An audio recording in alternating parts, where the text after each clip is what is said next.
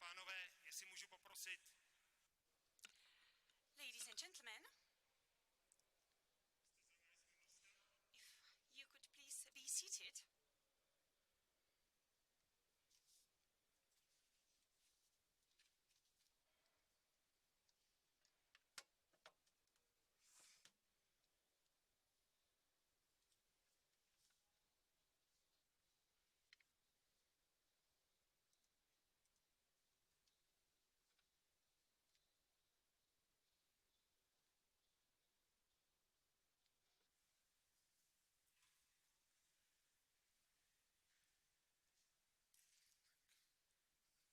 Vážený pane premiére, vážený pane první vicepremiére, vaše excelence. Dear Prime Minister, First Deputy Prime Minister, Excellencies, Ministers, Generals, ladies and gentlemen. It is a real honor to welcome you all personally to the 7th annual conference, Our Security Cannot Be Taken for Granted, held under the auspices of the Minister of Defense, Lubomír Metnar. This is the first event of this type after the easing of coronavirus restrictions, but still, unfortunately, the personal attendance of some speakers is not possible. So I am very pleased that several foreign speakers will join us through video conference. The first is the Deputy Secretary General of NATO, Mr. Mircea Joana, who is already connected directly from the headquarters in Brussels. We believe that this conference will go down in history, not only with its substantive contents, but also with the fact that we are wearing masks. And we do so not only for the sake of regulation, but also for our own health.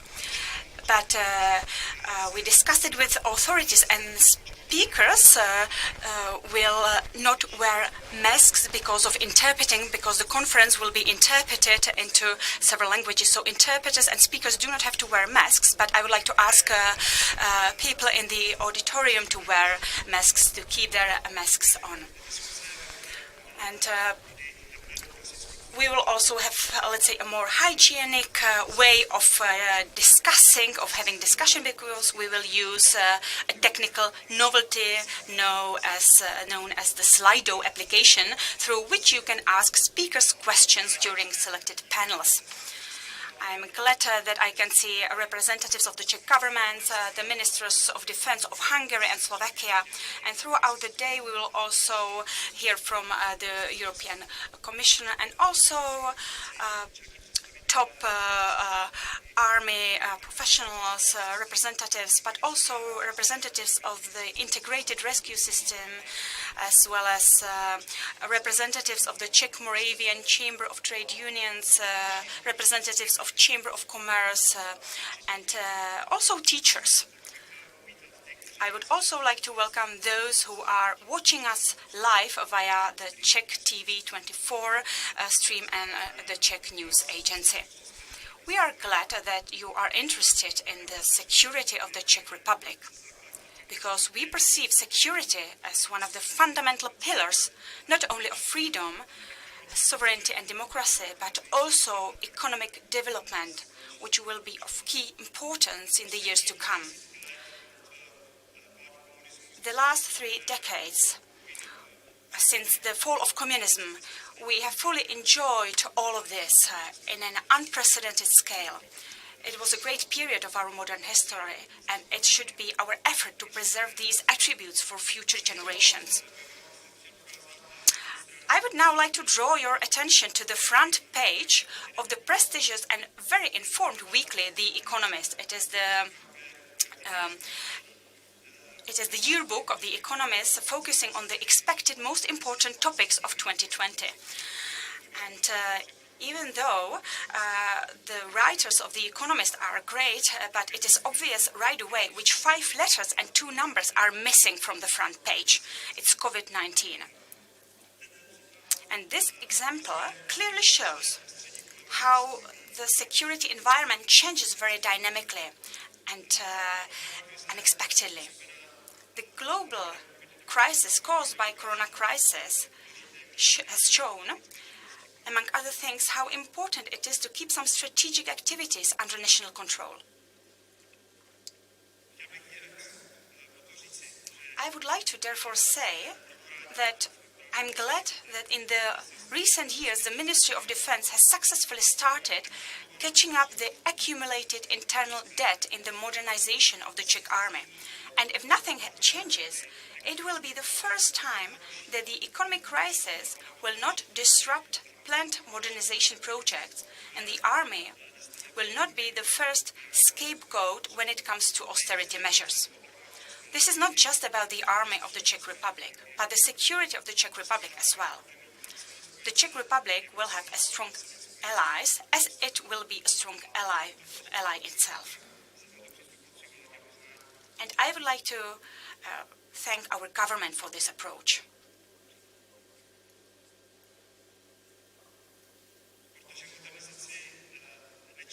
We do not modernize our army because of Brussels, but we do it for ourselves, to have good defense capabilities because we want to invest in our own economy and defense industry and sophisticated jobs. The post-COVID world will not be the same, and it will most likely not be safer. The recent conflict between the two most populous countries, China and India, or the recent cyber attacks in the Czech Republic could serve as an example. The Czech Republic is consistently in the top 10 safest countries in the world, which is, among other things, due to an effective system of collective security based on the transatlantic link. NATO has already entered the 8th decade of its successful history, and perhaps we could have a few suggestions for improvement. But there is no comparable alternative to the non-North Atlantic alliance for the Czech Republic. And perhaps the best reason for NATO's continued functioning is to look at the list of regimes that are against NATO and would like to see NATO disappear. In conclusion, I would like to thank the partners without whose support we would not be able to organize the conference. We would like to therefore thank NATO Public Diplomacy Division, the Ministry of Defense of the Czech Republic for their main support, and the partners of Česká zbrojovka, the top Czech firearms producers, CSG, General Dynamics, Tatra, Bell and Saturn. Now let me officially open the 7th Annual National Security Conference. Our security cannot be taken for granted, and pass the floor to Rudolf Jindřich, head of the Foreign Affairs Department of the Office of the President of the Czech Republic.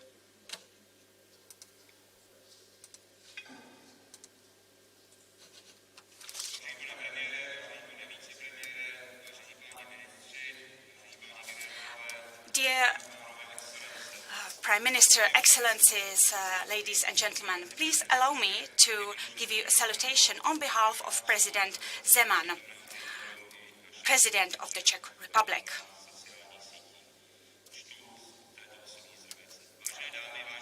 Ladies and gentlemen, dear guests, unfortunately, I cannot participate or attend this conference. Our security cannot be taken for granted in person. Over the years, the connection Security Jagiello 2000 Prague Castle has actually become traditional and to an extent taken for granted, which I am pleased to say. I would like to welcome you all, at least this way, to the Prague Castle ball game, a beautiful Renaissance building which in history has served not only for ball games but also as riding school stables and as a military warehouse. For today, however, it has become the center of the security debate in the Czech Republic. The organizers of the event, Jagiello 2000, would claim that one of the goals of the event is to support debate among top political leaders, pundits, members of the armed and security forces on the security situation. Therefore, I would like to contribute to the discussion. It will be only brief and concise, because there is nothing worse than a lengthy opening speech. Firstly, the name of the conference very rightly points out that our security cannot be taken for granted. We must not only repeat this, but above all be aware of it. Security issues must be discussed, not only in closed circles, but also in public. That's why we are here. Secondly, the current situation with the coronavirus pandemic cannot and should not be a reason not to address defense and security issues. On the contrary, it even shows us how and where we could be vulnerable.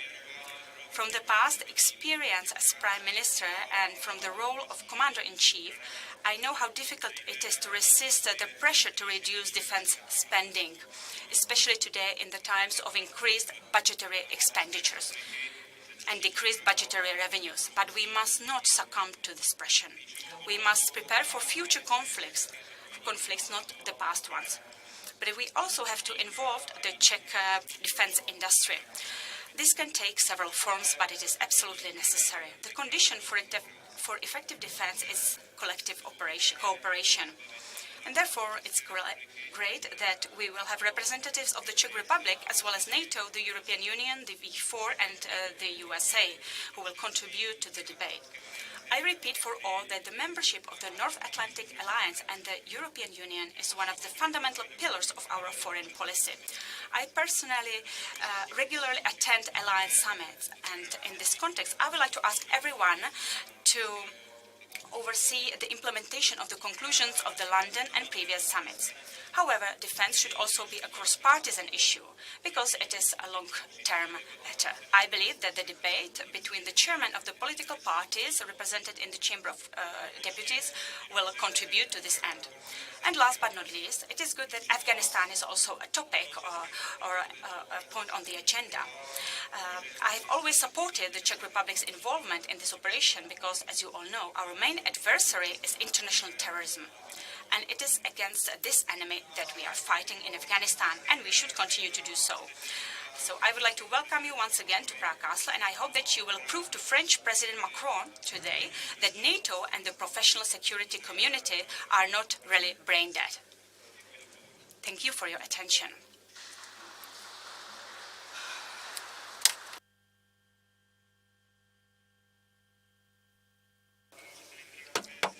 I would like to thank you for reading the salutation of the President of the Czech Republic.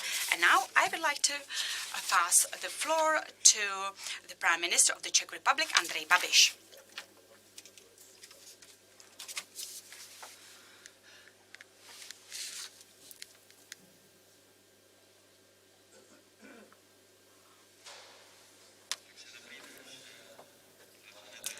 Good morning, ladies and gentlemen.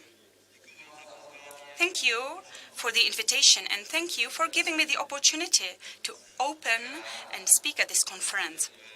I'm truly pleased that this conference addresses the issue of defense and security of the Czech Republic. On behalf of the Czech Republic, I would like to emphasize that despite the economic crisis caused by the pandemic of coronavirus, our government will not cut the defense spending, the defense budget of army. Quite the contrary, we massively invest in our security and even steeply increase our investments in security. And we will continue to do so in the future. After a while, we are the first Czech government that pledged to fulfill our commitments within NATO. Specifically, the commitment that each country will give 2% of its GDP on defense by 2024.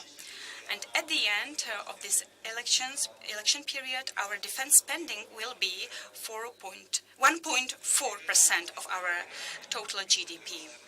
When we took over the Ministry of Defense in 2014, its budget was 42 billion Czech crowns. And at the end of this electoral period in 2021, the defense budget will be 85.3 billion, which means an increase by 100%.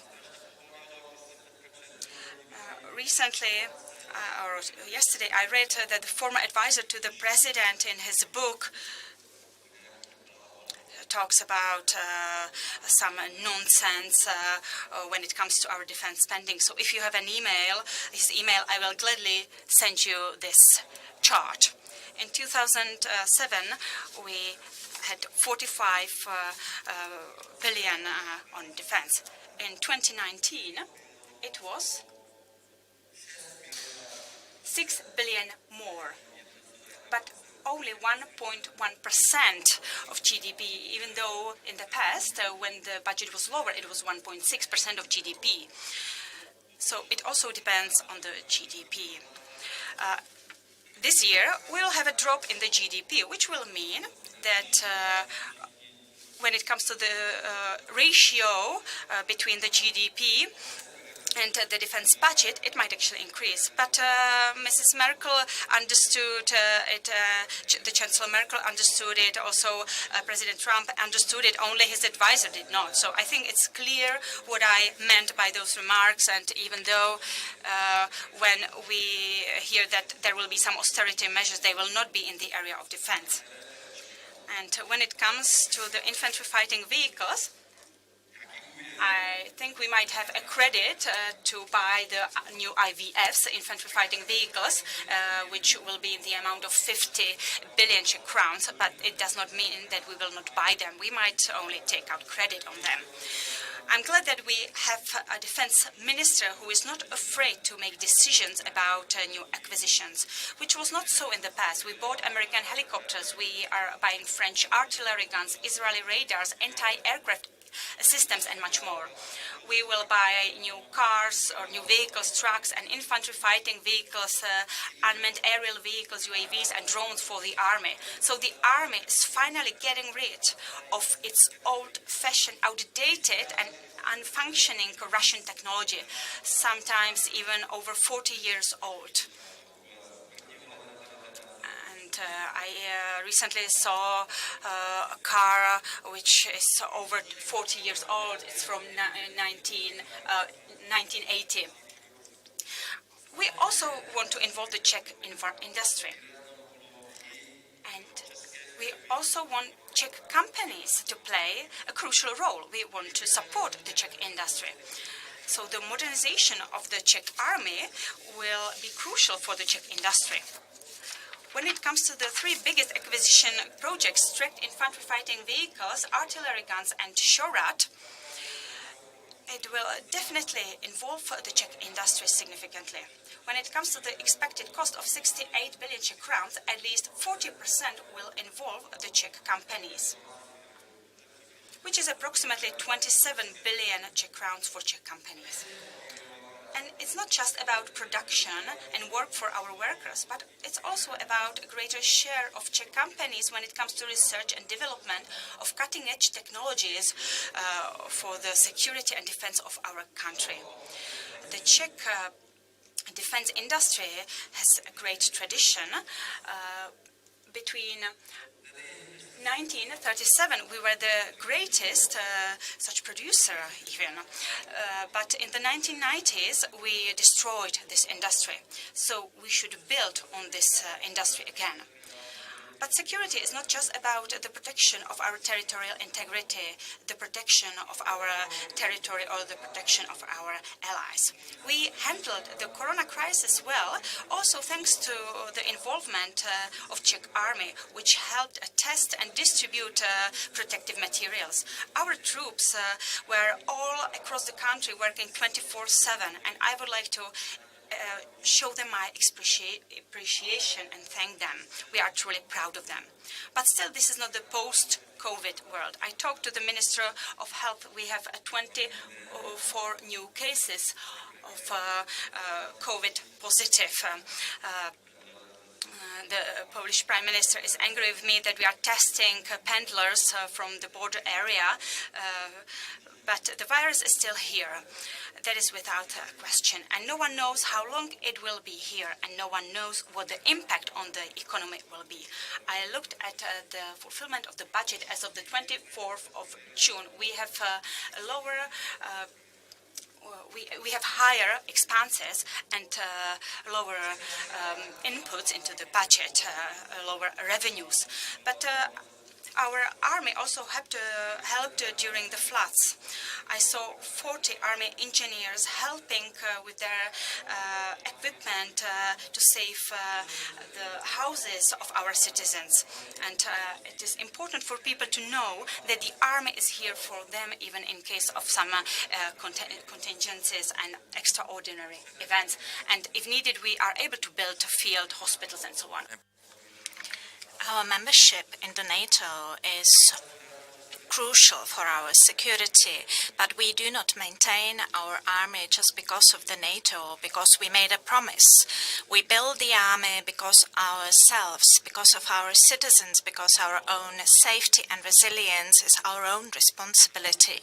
It is also an issue of our national pride and patriotism, protection of our statehood, democracy, institutions and tradition. We have to take care of protection of our country, not only because of future generations, but also because of our predecessors, because they risked their lives for this republic, and many of them lost it, from legionaries to resistance fighters and paratroopers, or famous heroes, Czechoslovak pilots during World War II. That's why I am so proud for the Czech troops in foreign missions, and particularly in Afghanistan. They did a great job there, and some of them lost their lives. I said that we are responsible for our own security and safety. That is true. But we are also part of the collective security, as we are a valid member of NATO, and as a government, we want to fulfill our 2% pledge in 2024. Apart from security, we also often hear about resilience, and I understand it as a security in a wider sense of the word. We actually experienced that during the corona crisis, and I believe that we have stood the test well. Part of resilience is also the ability to decide and act, and we proved that we can do it. It turned out that we have really capable experts and great hygiene and epidemiology service. We also focus on other aspects of resilience, such as the protection of our telecommunications network, strategic building, cyber security, protection of personal, corporate and state data. We need to be able to protect ourselves against hacker attacks. We actually faced attacks on our hospitals. Also, it's important to protect against disinformation. But a part of it is also to ensure that there is no data leakage into media. I do not want that classified information leaks into media, and I hope that relevant authorities will pose sanctions. Part of security also includes reliability and trustworthiness of the government, and I want to tell you that you can always rely on us. Thank you very much.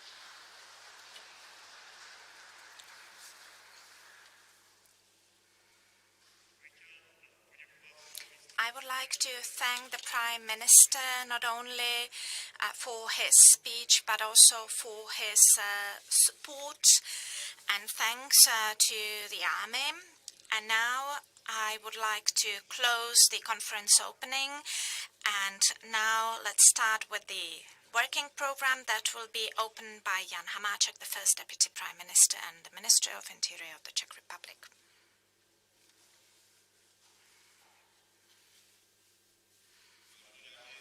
Ladies and gentlemen, dear guests, I would also like to use this opportunity and thank for the invitation, and also I would like to thank the organizers of this year of the event, Jagelo 2000, in particular its director Zbigněk Pavlačík.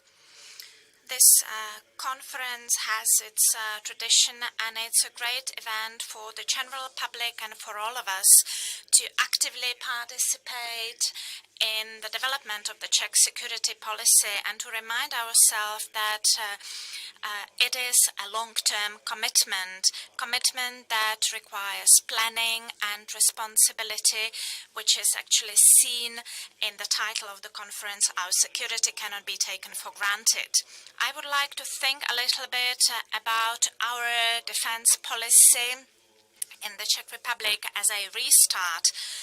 I remembered what Metternich said, if Paris sneezes, then the flu spreads throughout the whole Europe. And the same applies to COVID. Just remember a couple of months ago, people started having fever, started coughing and sneezing, and suddenly we lost all the things that we were used to. And it's difficult now to travel no matter for what person, and the freedom of traveling was also limited also in the Czech Republic. Also the freedom of conducting business was limited in the Czech Republic. You couldn't go to a pub. Hundreds of businesses were shut down. And the system in the 19th century was balanced, and today we also witness deep processes, and the solos of two superpowers has come to an end. And the society is changing, and international policy and security is impacted more by new superpowers, by non-state actors. And also there are new threats, including international terrorism, cyber attacks, climate change, environmental disasters, and the risk of pandemic. That is the most current topic perhaps today, but not the only topic. Last time I said at this conference that in the 21st century you cannot see separately internal and external policies, because the coronavirus or terrorism or hackers attacks ignore borders. And, for example, we had an attack on Czech hospitals, and, these hackers could have been in a desert or in Siberia, and no police can actually stop environmental disasters. What does it mean for us and for the European Union and the NATO? I have to say that the debate on Czechs is a nonsense. Not even larger countries can deal with similar disasters, and therefore our membership is also a necessity for us from many points of views. Of course, we do not have to be happy with everything, but for the first time we are part of it, and we can take our active part.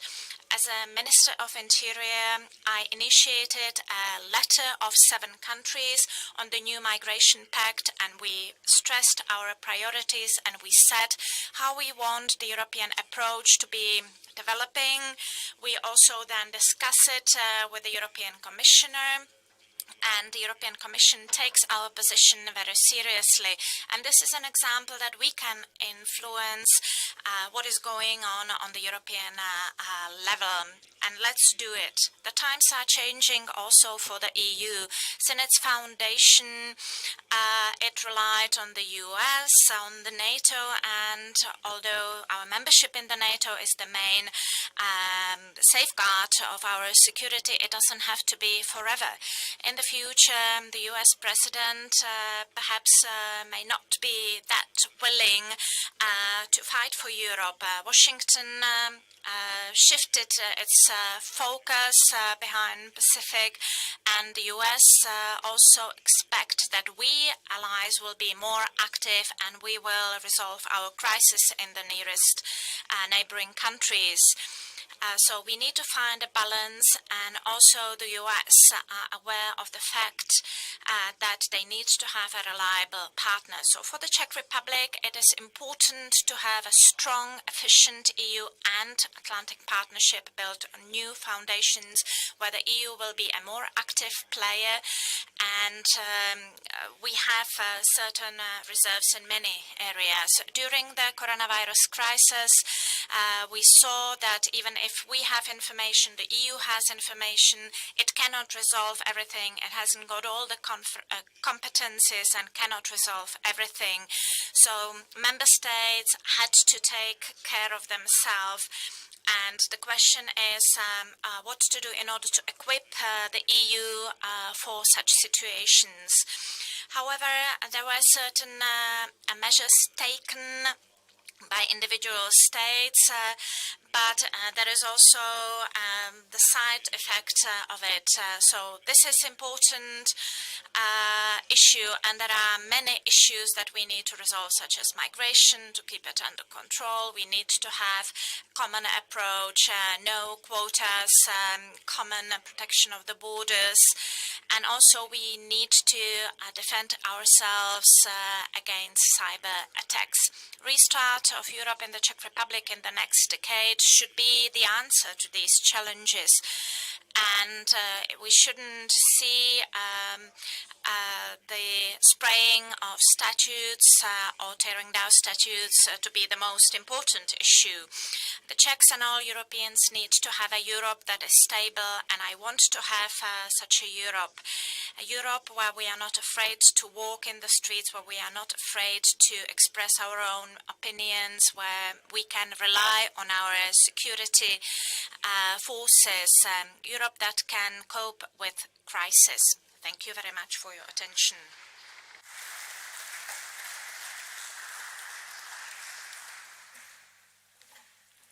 Také mi dovolte poděkovat za příspěvek panu. Thank you very much, Mr. Hamáček, and I would also like to thank you for your support when you still were the chairman of the Chamber of Deputies, so we had the opportunity to hold the conference there in the auspices of the Parliament of the Czech Republic before we moved here to the castle. And now I would like to ask Ambassador Landowski to introduce the next speaker.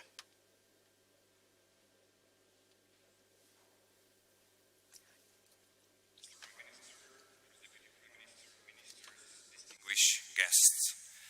The keynote speaker that I'm about to introduce briefly reinforced NATO leadership almost a year ago. And what a year it was, starting with the London summit, constant changes of the security environment in the Middle East, Afghanistan, changes in arms control. In the times like these, where you realize that our security cannot be taken for granted, we need both skillful diplomats and strong political leaders. Luckily for us, Deputy Secretary General Mircea Joana has an ample of both. He served his country as an ambassador in Washington and led Romania to NATO. He served his country as a minister. He was a president of the upper chamber of the parliament.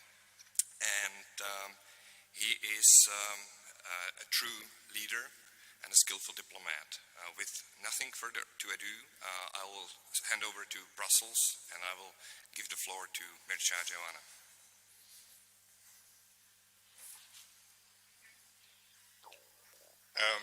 Thank you, Ambassador Landowski, dear Jakub. You're too kind. But let me say how privileged I am to be with you today.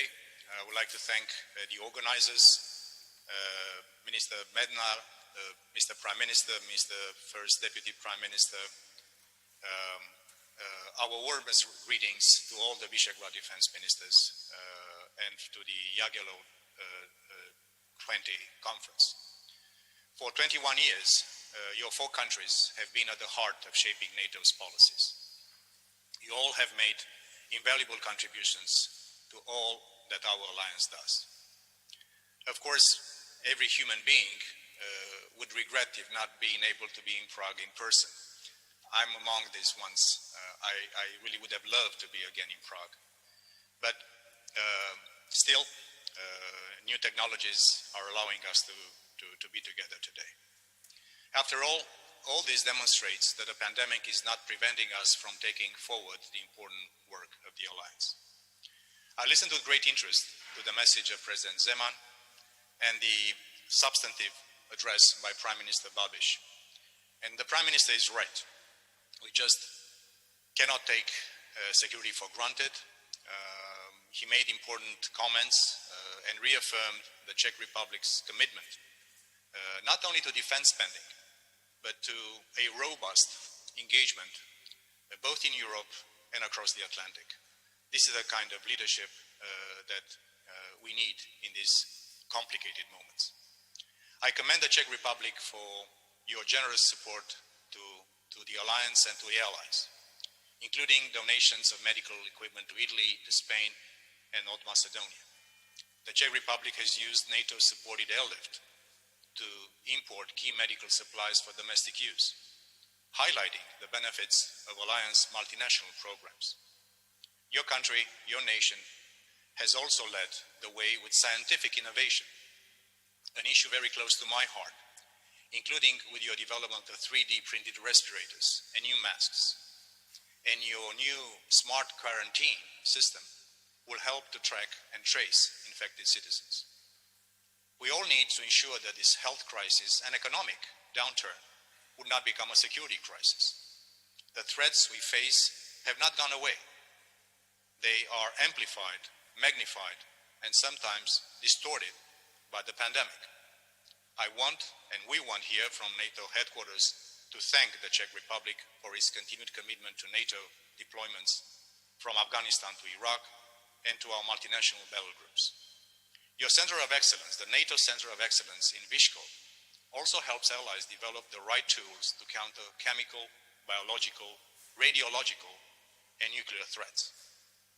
The Czech Republic has concretely shown how NATO solidarity is helping to deal with this crisis and save lives. I also have to commend all the other allies, including the Visegrad nations, for contributing to this effort of solidarity. Slovak medical doctors, civilian and military, helped our Italian friends and allies. The Medical Medicine Center in Budapest, another center of excellence of great quality, has done its part in helping us cope with this great crisis.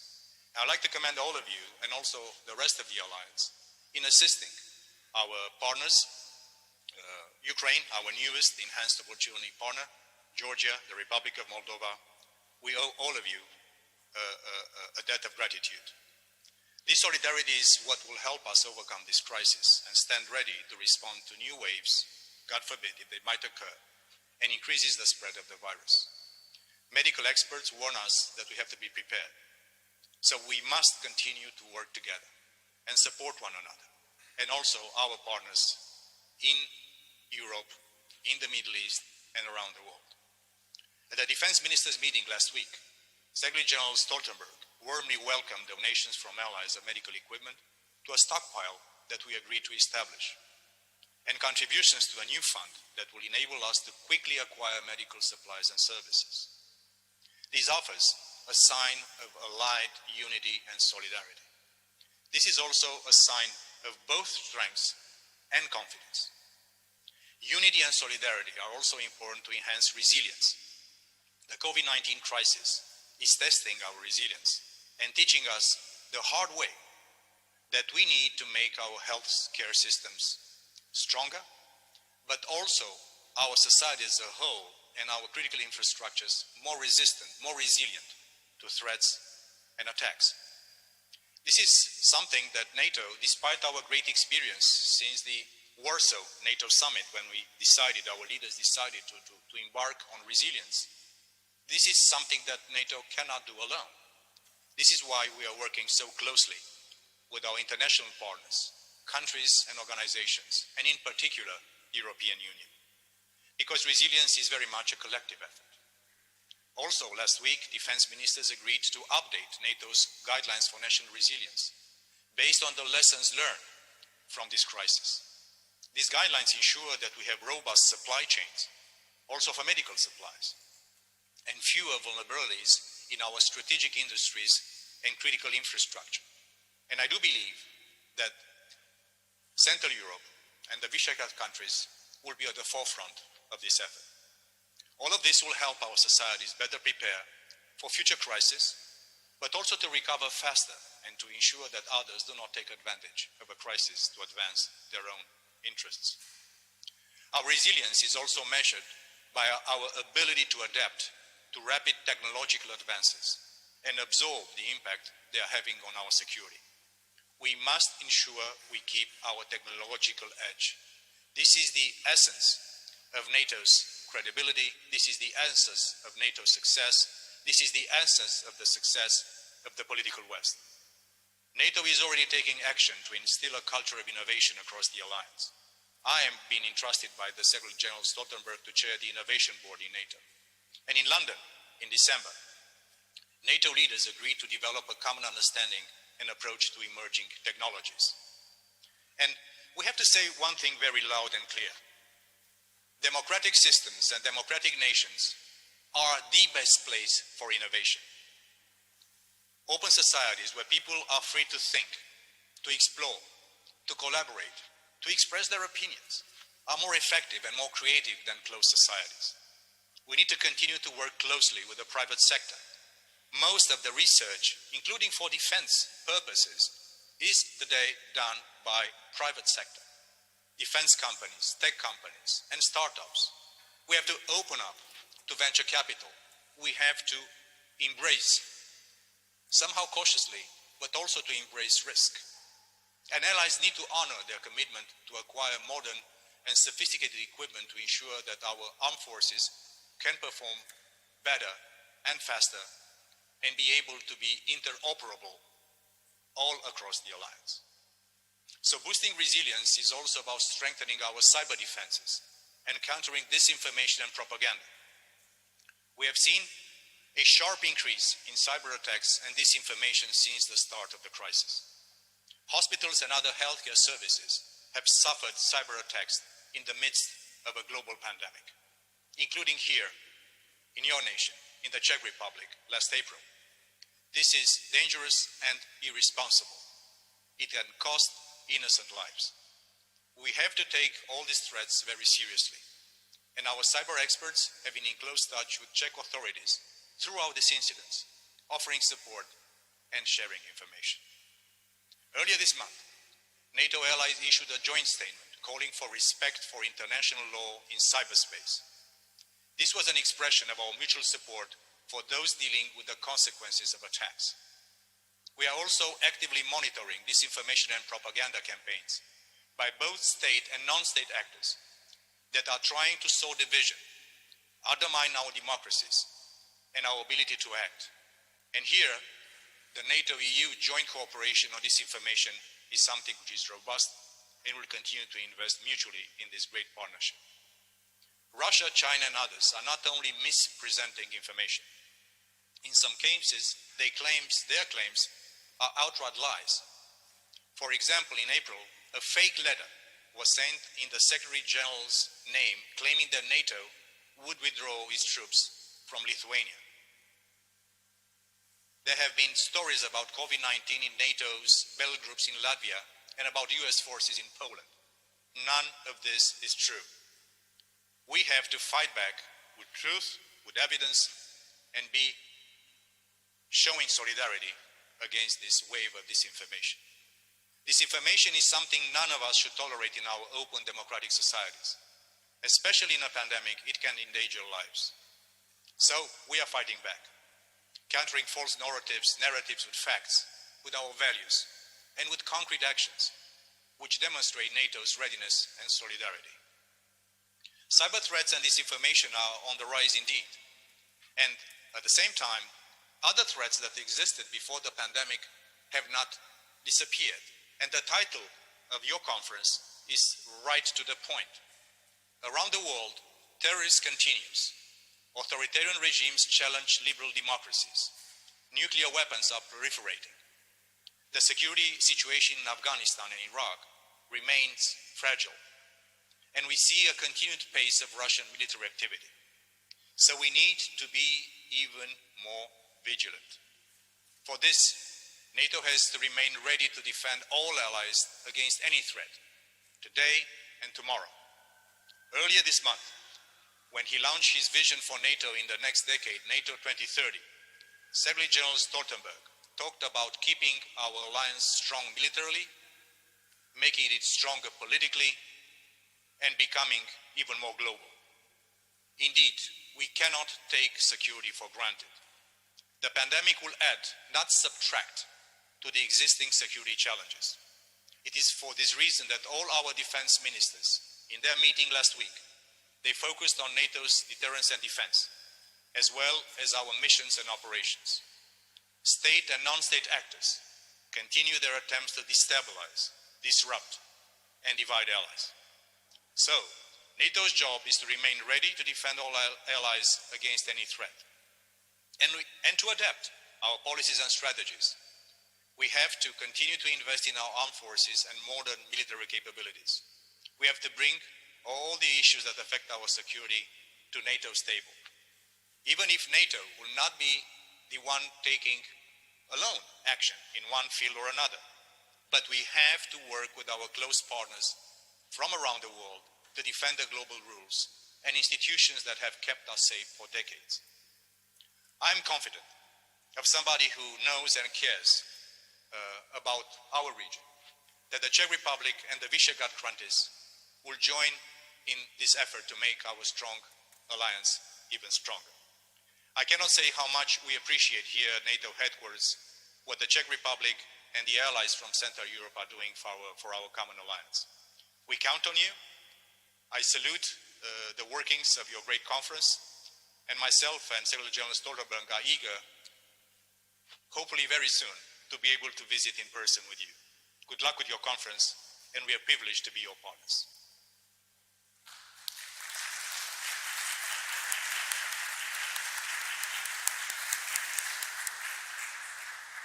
Thank you for your remarks, Deputy Secretary General, and please allow me a question. COVID crisis and its significance for the CBRN, opening of the new domains like space and cyber forces us as NATO to adapt. Is it useful to start a discussion about a fresh view of the military expenditure leading to the 2% in the view of these changes? Listen, there is a legitimate question in many corners. During a significant crisis like the health crisis that the pandemic has put on all of us, an economic downturn, hopefully this will be short-lived and we'll see a rebound of our economies. There's always a question on what's best for political leaders to do in such moments. And of course, we have to protect our populations, we have to strengthen our healthcare systems, we have to give incentives for our economy, for our businesses, and for the employees to be able to cope with this issue. What we are saying here in NATO, and I think it makes sense, and I heard your Prime Minister mentioning this in his speech, that we have to make sure that whilst we direct resources toward stringent necessities and emergencies, we are not losing sight to the fact that on the security front, things have become even more complicated. Now, how to spend, not only how much to spend, that's the question that you, Mr. Ambassador, dear Jakub, have asked many times also around the North Atlantic Council table. And I think that in our defense planning efforts, we have to incorporate also lessons learned from the resilience. We have to incorporate lessons learned from the innovation and transformation of technology when it comes to defense and security. We have to make sure that we keep our military strong, and this is something we have to continue to do, but also prepare our national security establishments, our military, our economies, our societies to resist and to weather any storm it might come. So I'm convinced that the conversation going towards the next fiscal cycles, not only one a year, but also the next fiscal cycles, will have a stronger conversation around these things. But I think keeping our promises from Wales, aiming and reaching the 2% threshold, investing better, smarter into defense, also making sure that nations that have stronger industrial and innovation capabilities will not be creating differences in interoperability with nations that have smaller economies is something that has to be kept in mind. So I think what the Visegrad countries are doing, pulling resources together, encouraging a better spending in defense and related areas is the way to go. So I think we'll be seeing not only interesting times, but also more creative times in terms not only in the volume of defense spending, which is paramount, but also in the quality and sophistication and the continuous adaptation of the way in which how we spend money is taxpayers' money and is the obligation of all of us in nations and here in NATO to make sure we make the best out of this. Dear Mircea, thank you very much, and now I will ask Tomáš Pojar to replace me as the moderator of the second panel.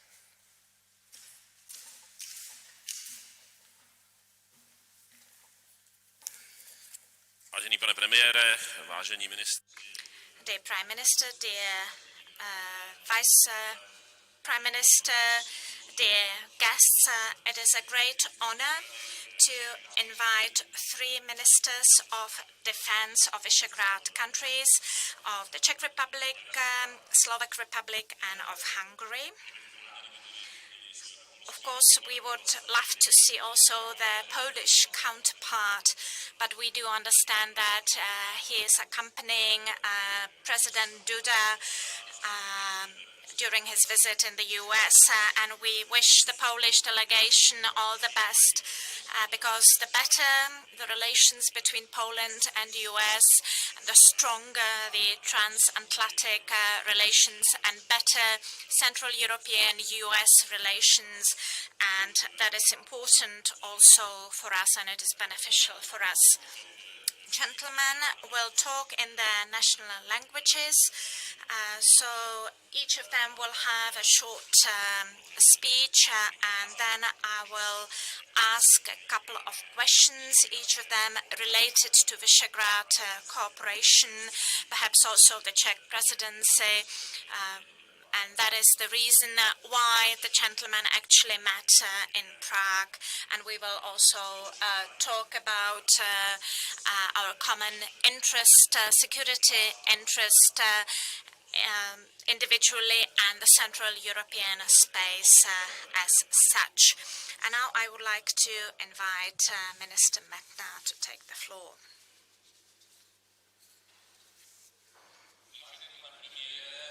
Dear Prime Minister, ministers, distinguished guests, ladies and gentlemen.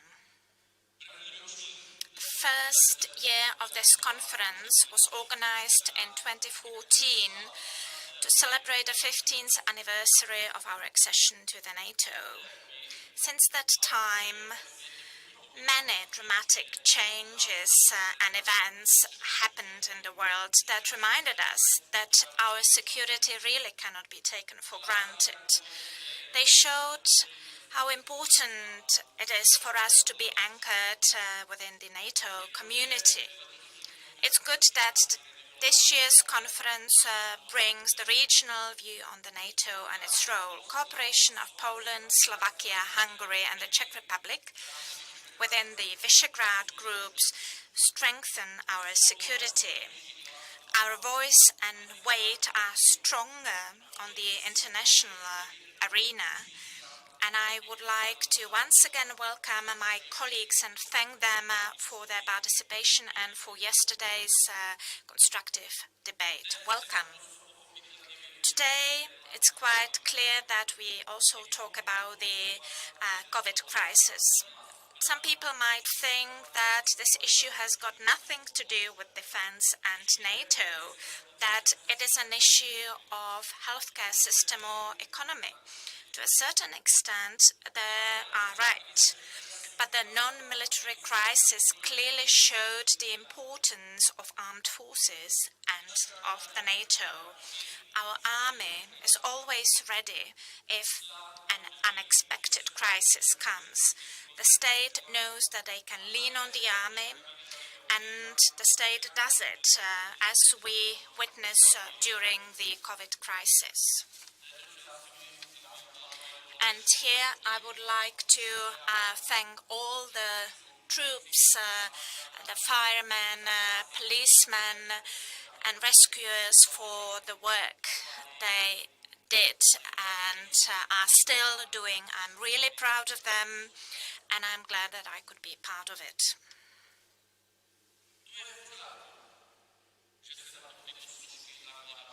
It's good, and it's okay that the army contributed, but we need to build and maintain the army. And similar words could be said about NATO as a whole. as NATO showed that it is useful, and it also provided tools to the civilian sectors to help fight the pandemic. The Czech Republic and Slovakia was one of the first countries that actually used the contracted capacities of the Strategic Airlift International Solution Program to transport needed medical supplies. And NATO played its role well. And I believe that it was the solidarity that led to the fact that we actually witnessed support and not export restrictions. And that's a tangible evidence of the main strength of NATO. That, if one ally is under threat, that means that the whole alliance is under threat. And we need to be aware of that. And also our adversaries need to be aware of that. The main tool of functioning of the system is to build our own and also collective defense capabilities. And we really do everything that we can. Recruiting is successfully continuing. Compared to the past, we do more intensive exercises.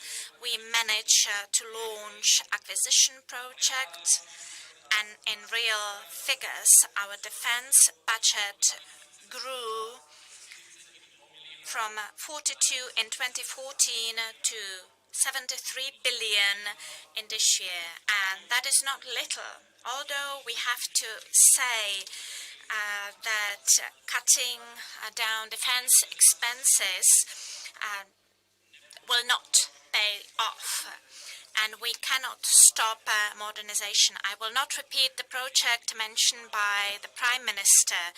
There are also many smaller projects, and I do appreciate the Prime Minister's support and statement. As for foreign missions and operations, our priority is the operation in Afghanistan, Iraq, and the Baltic countries. We will also continue with the CASA aircraft on the Sinai Peninsula. We are also ready to protect the airspace of the Baltic states. We also contribute to the NATO response force. You all perhaps noted that on the 12th of June, we are now in charge of the mission in Mali, of the EU mission. Special attention is paid also to regional Central European cooperation. That's why I'm so glad to have my colleagues from the Visegrad countries to conclude the Czech chairmanship.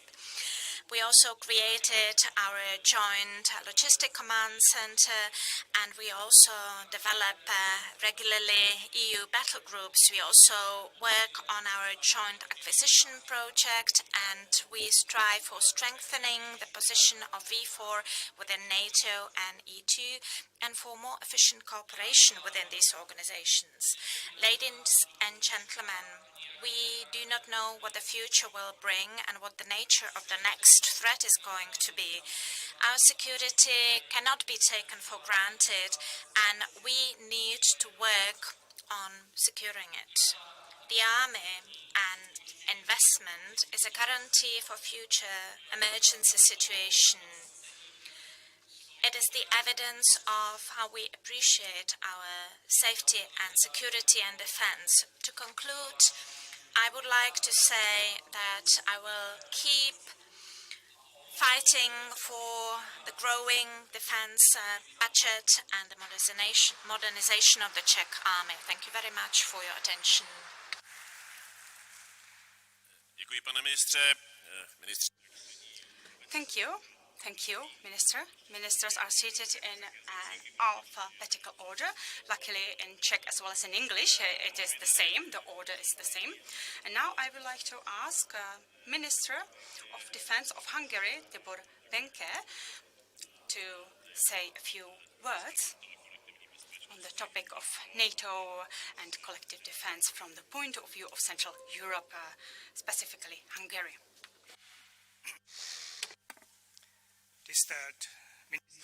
Distinguished Mr. Prime Minister, distinguished ministers, generals, ladies and gentlemen, distinguished guests. Thank you very much for this very honorable opportunity to be here at this conference, taking this very important topic on its agenda. I would like to thank the organizers. I would like to thank also Minister Metnar, my counterpart, for this opportunity. And let me start by saying that, as it is in the title of the conference, that security cannot be taken for granted, let me also add that peace and security does not exist in themselves. This is not just a creation. This is not just something that is there, granted in nature. No, we have to act, we have to do for peace and security. We have to make sacrifices for peace and security. There are new challenges, threats facing us in the world, which the Hungarian Defense Forces and all forces in the world need to be ready to face and need to be ready to tackle and to manage. At the same time, I would also say that in addition to conventional threats and challenges and conventional military doctrines and methodologies, in addition to them, there are new operational standards. Let me talk about standard operating procedures. Let me talk about hybrid, cyber, or information warfare. Or let me talk about COVID-19 pandemic. So all these things just demonstrate to us that in each and every field, in each and every direction, we need to be ready and we need to have capabilities. And this is not only in military terms. So we need to be ready to manage the challenges. If we look at the Russian military doctrine, then it is fair to say that in addition to having the conventional military capabilities, we need to be ready to face newer and newer challenges, increasingly emerging new challenges. Mr. Prime Minister mentioned national capabilities and the need to strengthen and enhance national capabilities. Yes, this is true, because what we're saying is that each and every country has its own values. They have those values and those traditions that were created by our predecessors and our ancestors, and we are just obliged to safeguard them, to sustain them, and to keep them up. Each and every nation has their own homeland, where there are our beloved ones, where there are our fellow citizens whom we need to protect, we need to take care of, and we need to defend. It just goes without saying, and it's very natural when we say that the Euro-Atlantic region, the peace and security of the Euro-Atlantic region is the responsibility of a collective organization that is NATO. They are the cornerstone of safeguarding security, peace, and stability. But NATO, as a collective defense organization and a collective alliance, is made up of countries and nations and uses the capabilities of nations and countries. So if our countries have better capabilities, defense capabilities and other capabilities, the more effective NATO will be and the more capable NATO will be to tackle all these challenges and to manage all these threats. And this immediately switches us into another idea, and this is Europe as a region, the peace and stability of European nations. Who is primarily responsible for European stability and peace? In the first place, it is ourselves within NATO.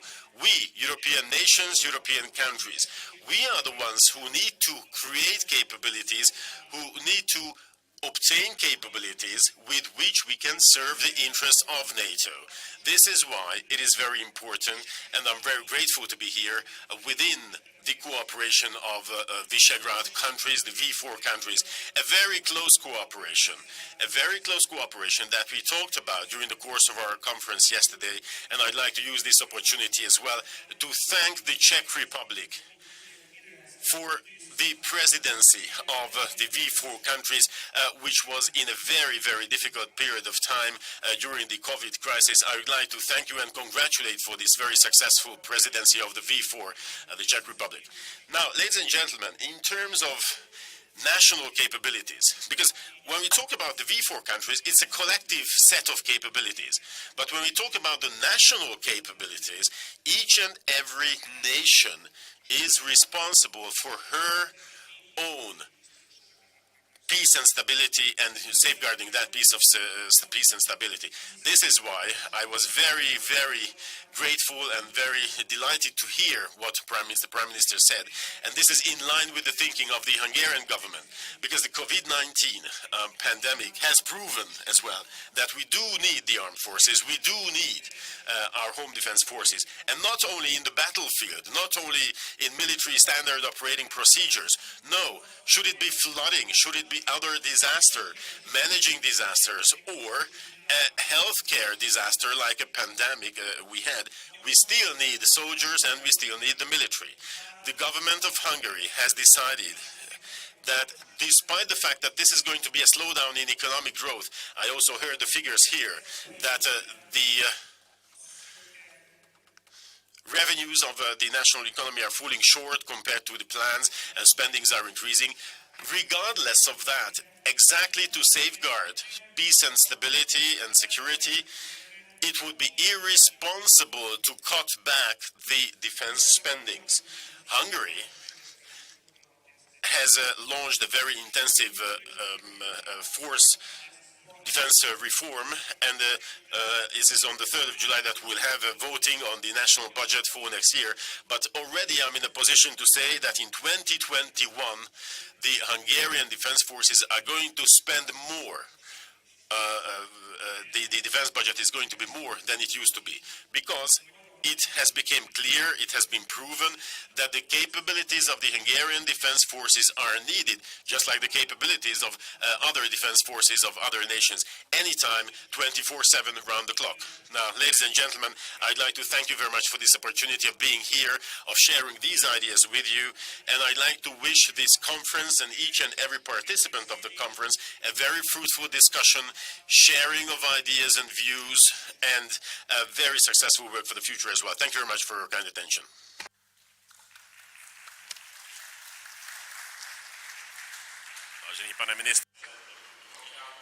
Thank you very much, dear Mr. Minister. And the last but not least, the Minister of Defense of the Slovak Republic. He has several times visited the Czech Republic as the Minister of Defense. So once again, welcome, Mr. Jaroslav Nať.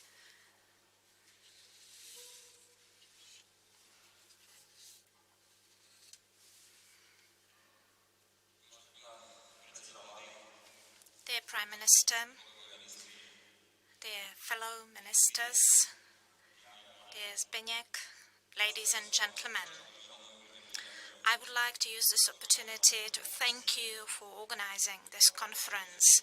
You know that I am a person that is focusing on defense industry for many years, and I am really glad that I got invited, and I'm also glad that this conference has such a good tradition. Our security cannot be taken for granted. This is a simple title of the conference, but no one perhaps could come up with a better one. It's short and to the point. And if there is one lesson learned from the current COVID-19 crisis, it's the fact that our security and many other things that we were used to, as Minister Hamáček said, such as free movement, public health, wearing or not wearing masks, stable employment figures, and the gravest economic impact are still to come. This cannot be taken for granted. Yesterday, our finance minister had a press conference, and he said that the drop in the economy will be over 10%. We will see the impact of the crisis starting from autumn. And of course, this will impact the functioning of the new government. On the 21st of March, the new government was formed, and it is a great challenge for us. And towards the end of March, the crisis peaked, the crisis of COVID-19. I can say that similarly to my colleagues, in April or May, 80% of my work related to resolving the COVID-19 situation, crisis management, 1,050 troops that were deployed within the whole country. Also, our military doctors were used, quarantine in various settlements, testing, providing for national and international transport. Yes, the armed forces did a great job. And as Luboš Metnar said in his speech, if really something worked well in the domestic emergency management, that was the work of armed forces of the Czech Republic, and I'm really proud for them. The alliance as such was underestimated in the media space, whether it can help when fighting similar pandemics. But the truth is different. Luboš mentioned SALIS, but also other mechanisms such as the strategic airlift capability, EAD, RCC, that's the Disaster Response Center, and SPA. All of that helped to the alliance and member state to cope with a huge problem that they all faced, and no one was expecting it. Over 300 flights and hundreds of tons of critical stock were transported. Also, the Czech Republic and Slovakia used this airlift of strategic material, medical supplies, etc., thanks to the SALIS project. What is even more important is not this support part, but as our troops in all our V4 countries were involved in fighting the pandemic, we didn't have to be worried about our security and protection of our territories. And that's why we could be grateful that we are members of the NATO, because we do not have to worry about the worsening of the defense situation, international situation. We could focus on what we really needed at that time, and we should be grateful to NATO for that. Of course, the NATO is adapting to the situation, and I believe that if the second wave comes, and we do not wish that, but I would confirm the words of Mr. Babiš, the number of infected people is growing. Yesterday we had a number that we have not experienced in the last 2 months per one day. That's the reality. And the pandemic also uncovered many other things, as security threats are comprehensive and complex. And this virus, who would have expected that such a virus from a market could derail the global economy? But this is globalization. But what we need to say clearly and openly is that it also uncovered for us, defense ministers and others, hybrid methods that adversaries undertake against our countries. those who oppose a free and democratic world use the pandemic situation and use fake news and try to attack our weaknesses. Let's be open. And that's why it's so important to keep our strategic communication, to focus on cybersecurity. We also faced cyber attacks in Slovakia, for example, related to the infrastructure of the Ministry of Foreign Affairs and Healthcare. And that's why the strategic reflection of the NATO is still on until 2024, and we need to know what we want to be part of it. What we as the Slovak Republic member of V4, what we could do to contribute. I personally want to confirm our effort to reach 2% of GDP in defense spendings. Yes, it is really paradoxical. Economy minus 10%, and we are closer to 2%. Of course, that might be nice from the political point of view. It's easy to communicate, but the reality for managers in the defense industry is that there won't be more funds available. But we still need to keep talking about where we want to spend these funds, and we really need to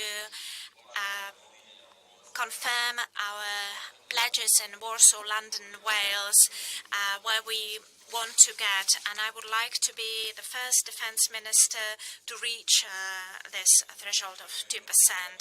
And I hope that also the Prime Minister will have a similar point of view as the Czech Prime Minister. The new strategic documents. In Slovakia, we will review the documents that were adopted in 2005. The former government adopted a new security strategy, but they were not able to submit it to the parliament. So we have documents that were adopted in 2005.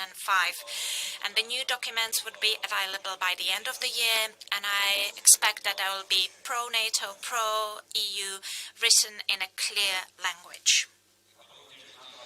I also call on us within the V4, but the whole alliance, not to forget about the eastern flank.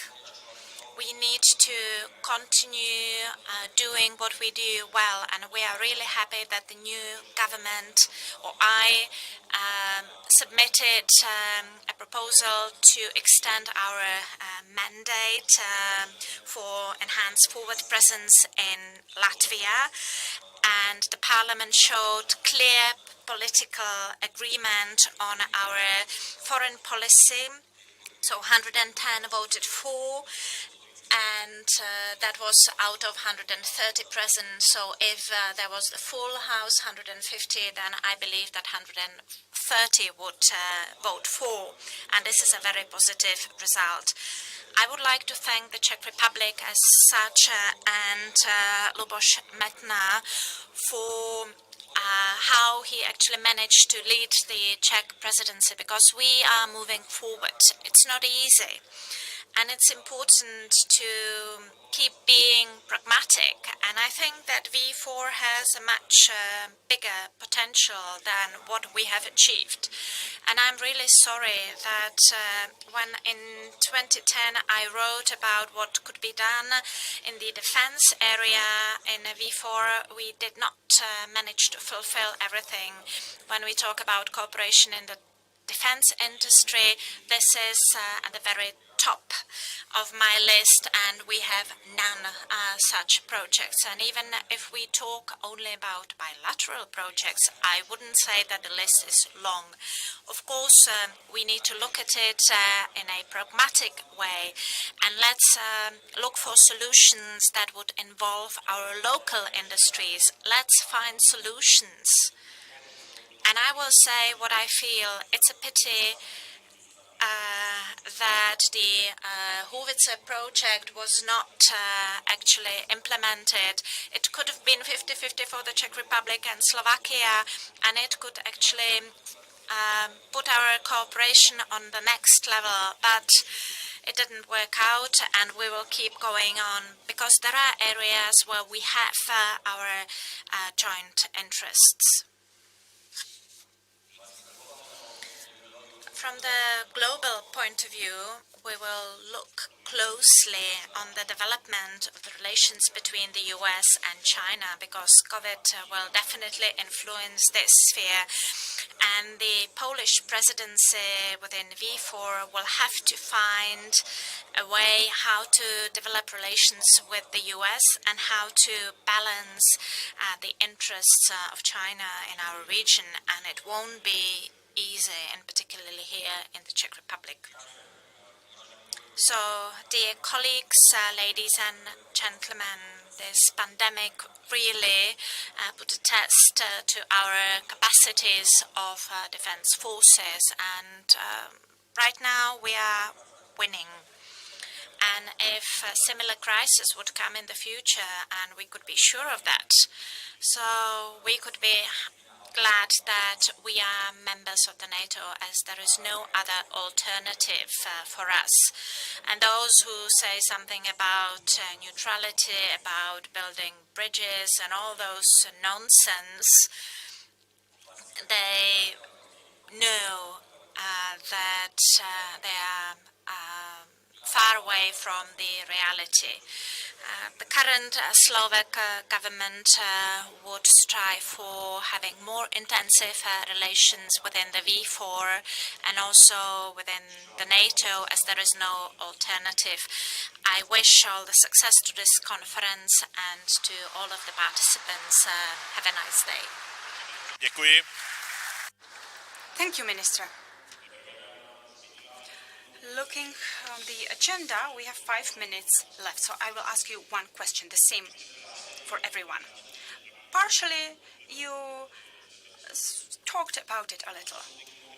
These are specific projects of cooperation, specific projects when it comes to armament, acquisition of new equipment, or the involvement of local domestic industry. We all know that it is sometimes difficult for 4 parties to strike an agreement. But still, recently we have seen that at least at the bilateral level there have been some progress. There has been some progress.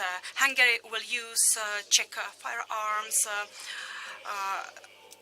Hungary is involved in Aero Vodochody, aircraft producer, and somewhere in the back Michal Strnad, owner of Czechoslovak Group, stands there, which is a group standing between the Czech Republic and Slovakia, involving both. Yesterday, you mentioned that you would like to jointly buy small caliber ammunition, and I hope that it will be produced in a town close to a town where I am from, Vlašim, but of course this is up to competition or the public procurement. But could you please name some specific potential projects, except for the small caliber ammunition, where you could cooperate, where you could join your forces, be it 2, 3, or all 4 V4 countries, so that we have deepened link at the defense level, at the security level. So some deepened cooperation. Well, thank you very much. I will say it as I feel it. We should act more and talk less. Because we hear time and again about all the projects that are in the pipeline, but not always are these projects materialized. So there were some past projects about radars and nothing happened. I remember modernization about IFVs, but nothing happened. So let's not go in this direction. I think we should less talk and act more.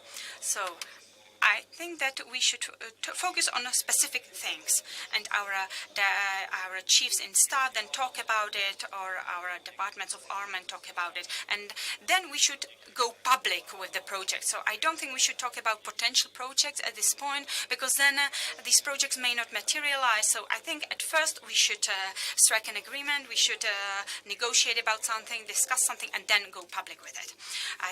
In 1 year you will have parliamentary elections, so my goal is to make sure that in 2021 we will have at least some specific successful project that we will announce. But it has to make sense for our countries. You mentioned aerovodochody.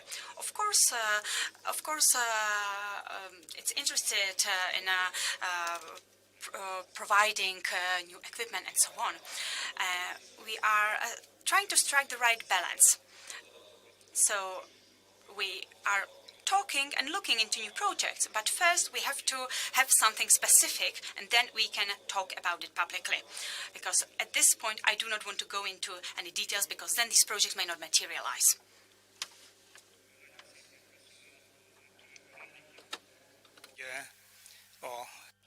Well, actually, you mentioned that bilateral ties are working better than the collective ties, like, in the case of the Visegrad Fours, V4s, so there are bilateral projects that are going on. Like you also mentioned, the ties between Hungary and the Czech Republic in terms of defense industry.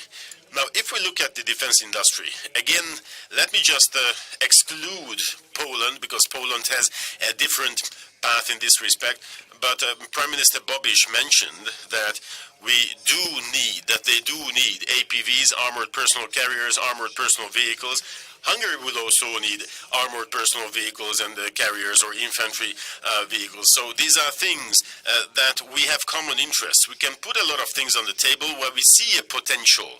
And of course, the interested parties started the negotiations. I'm talking about the NADs, the National Armament Directors, on the first place. They are the ones who can coordinate and harmonize this work. But when we talk about capabilities, this is not only about the cooperation of the defense industries. This is also about the use of the technical assets, military assets. If I look at the Czech Republic, let me say that there is a potential project, a joint project, which is Gripen fighters, because again, the Czech Republic has a contract till 2026, 2027. This is the time frame till which our contracts are running. We could have common and joint interests here. Or, again, just staying at Air Force, also pilot training. That could be a joint project. And we talked about preparation and training and preparations. When we prepare and train for peace missions, peacekeeping operations, we have a lot of things in common. We have a lot of common interests. And as we said in the very beginning, each and every nation has their own characteristics, peculiarities, and their values that they need to sustain. The same applies to the defense industry and the economy. This is why it's difficult to strike an agreement which would be equally beneficial for everyone, but it's not impossible. Thank you very much. Minister.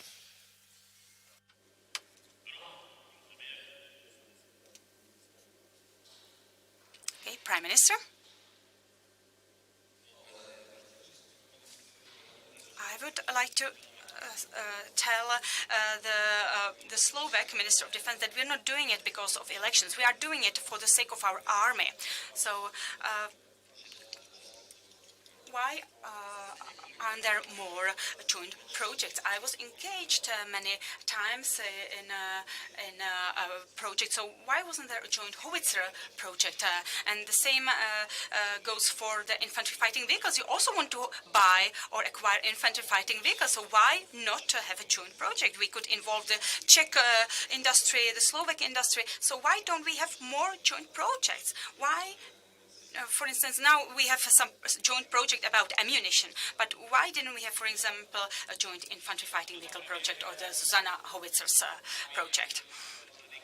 Well, thank you. Thank you, Prime Minister, for asking me this question, because I'm sure you know that we have had a long marketing preparation and assessment, and the answer is very clear. The experts compared assessed 8 types of equipment, and Zuzana howitzers made it to the next round. But then when it came to price and ammunition, it was Caesar which won, and then we decided that Caesar will provide these howitzers. So these are pragmatic matters that were decided by experts.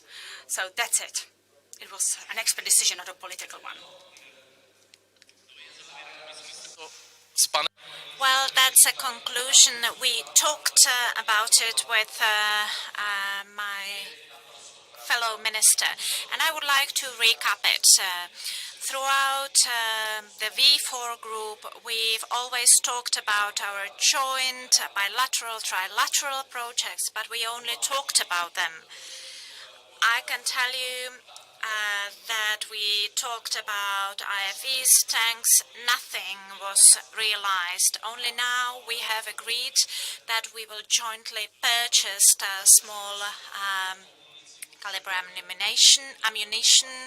We have agreed what type we need. Now we will discuss the amount, and then we will use the NSPA agency. When we know the exact amount, then we will be able to say what are the savings. And our ambition is to conclude the contract by the end of the year and do these purchases. As my colleague said, Tibor, there is a potential not only in land equipment, but also in training, pilot training,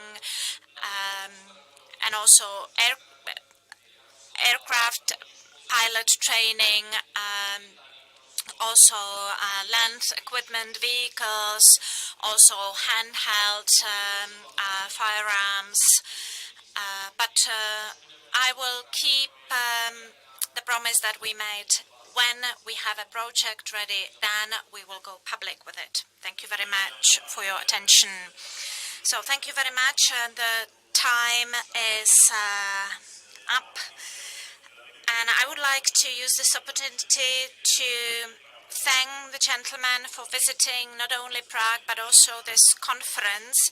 We look forward to our future cooperation, future meetings, and I hope that in a year, 2 years' time, we will see many more joint, concrete projects. I hope that we will get there. It's a slow journey, but we have moved forward. So thank you very much for being with us and have a safe journey back home. And Martin Povejšil will be the moderator of the next part of the conference.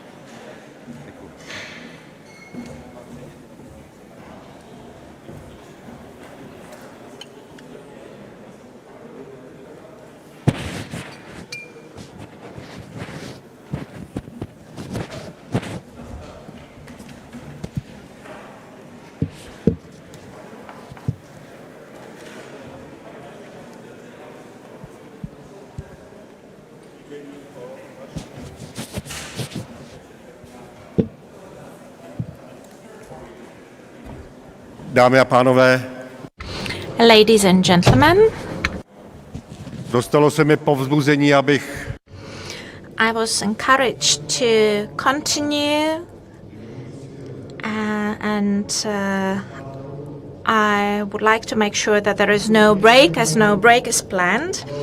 And now it is an honor for me to introduce a brief address by the Ministry of Foreign Affairs of the Czech Republic, Tomáš Petříček, who unfortunately cannot be with us right now And I would like to ask for his video address to be shown.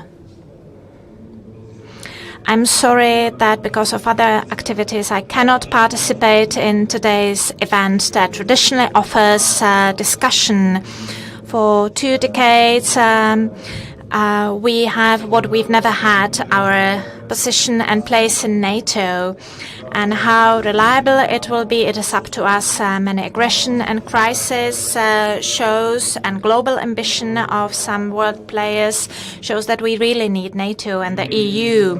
Most recently, this is also highlighted by the crisis of pandemic. Those who harm the West had an easier position. Russia and China used this time to more cyber activities, as the attention and life of people was mainly on social media, and our response has to be based on our resilience, and respect, solidarity and unity must be an integral part of partnership. We face many challenges, and our approach needs to be based on our experience. And I'm glad that today's conference offers many views and expertise in the debates. It is the way how to find answers to challenges that we face. I wish you an intensive and inspirational debate. Děkujem. So thank you.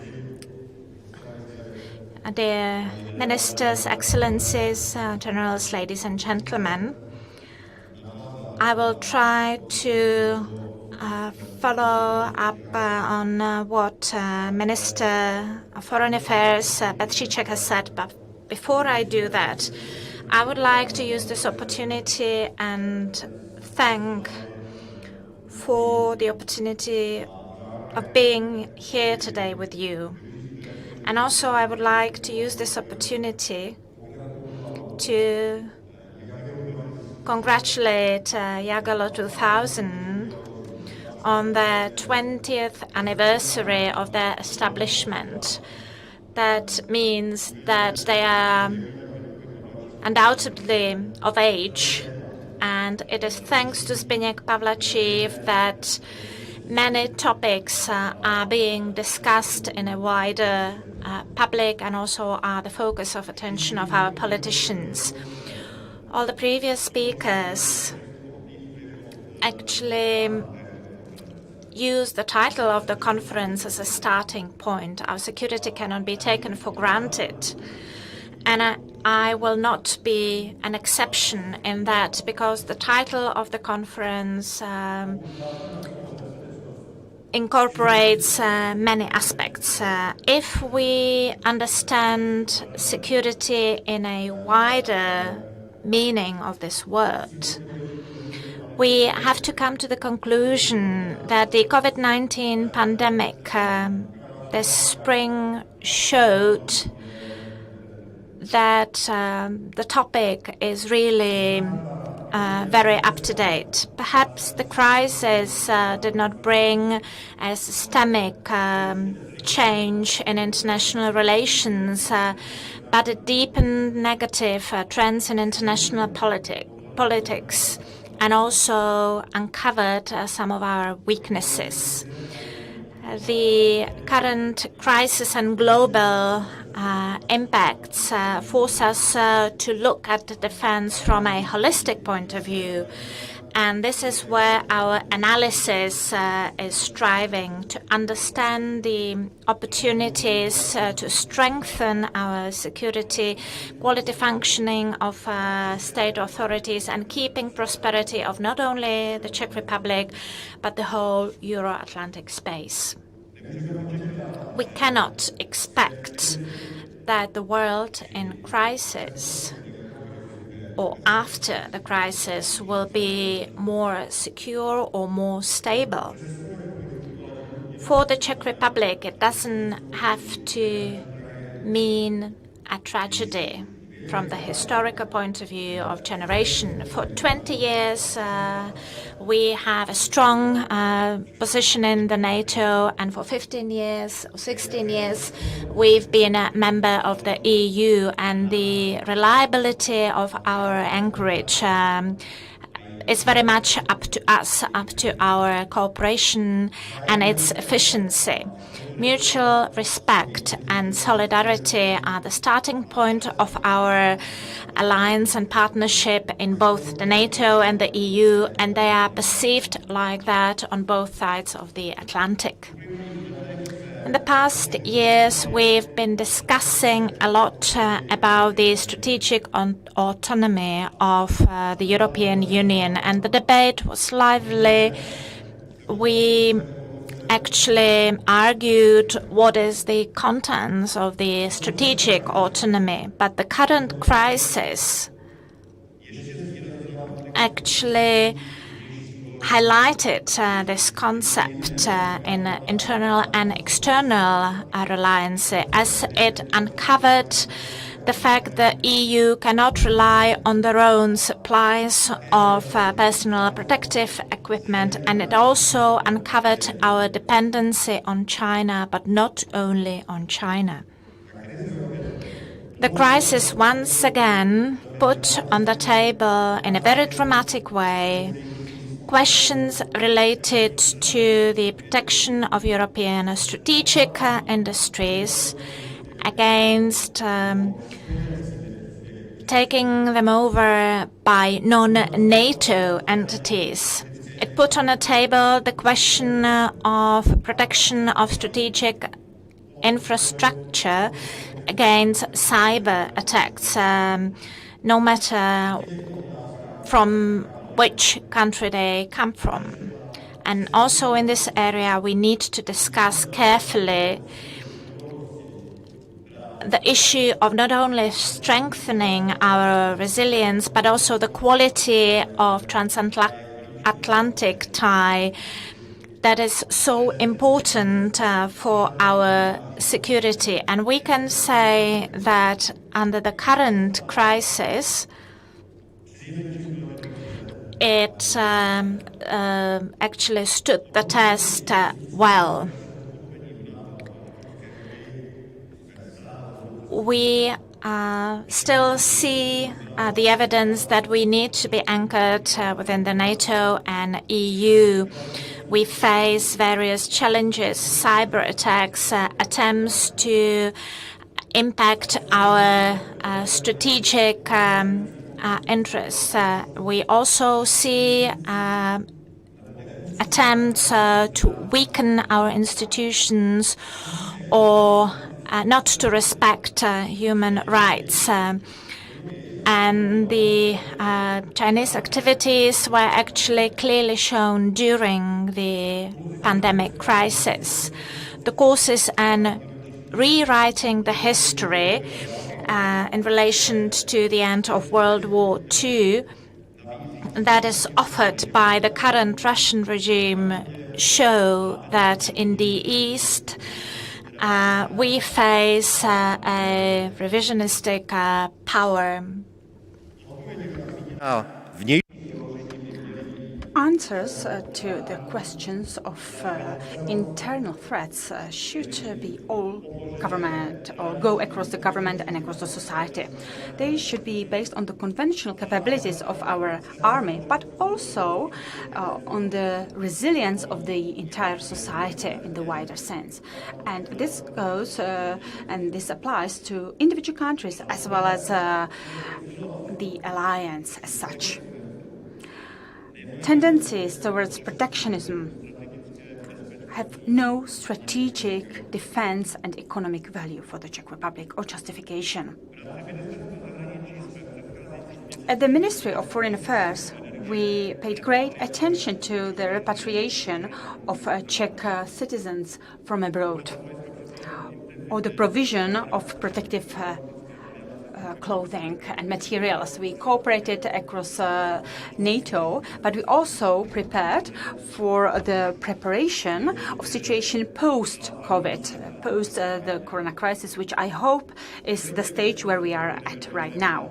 And therefore, our priority should be the restoration of fully functioning internal market of the EU, and perhaps a reorientation of some global supply chains, especially in the area of healthcare materials or medicines. We have to focus on our critical infrastructure and its protection, especially the cyberspace and strategic areas of our economy. But at the same time, we have to, under all circumstances, take into account the interests and concerns of our partners and allies, because we are all very intensively interconnected. Our foreign and defense policy, the foreign and defense policy of the Czech Republic, does not have to stand on fear and to go in the direction of securitization of new challenges, which of course is a trend that is here and will probably continue. But in order to successfully overcome the current crisis, we need to understand the crisis and view it as an opportunity to adapt, to innovate, to strengthen what is known as strategic culture of the Czech and European engagement at the international level, and use appropriate formats of international cooperation, all formats of international cooperation and all possibilities and tools available, be it defense, preventive, or even constructive or offensive. Thank you for your attention.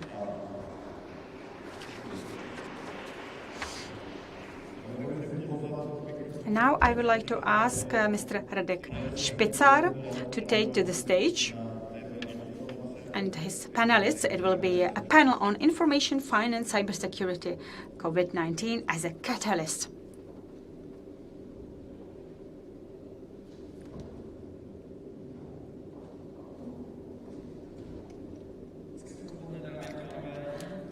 Good morning, ladies and gentlemen. Martin, thank you.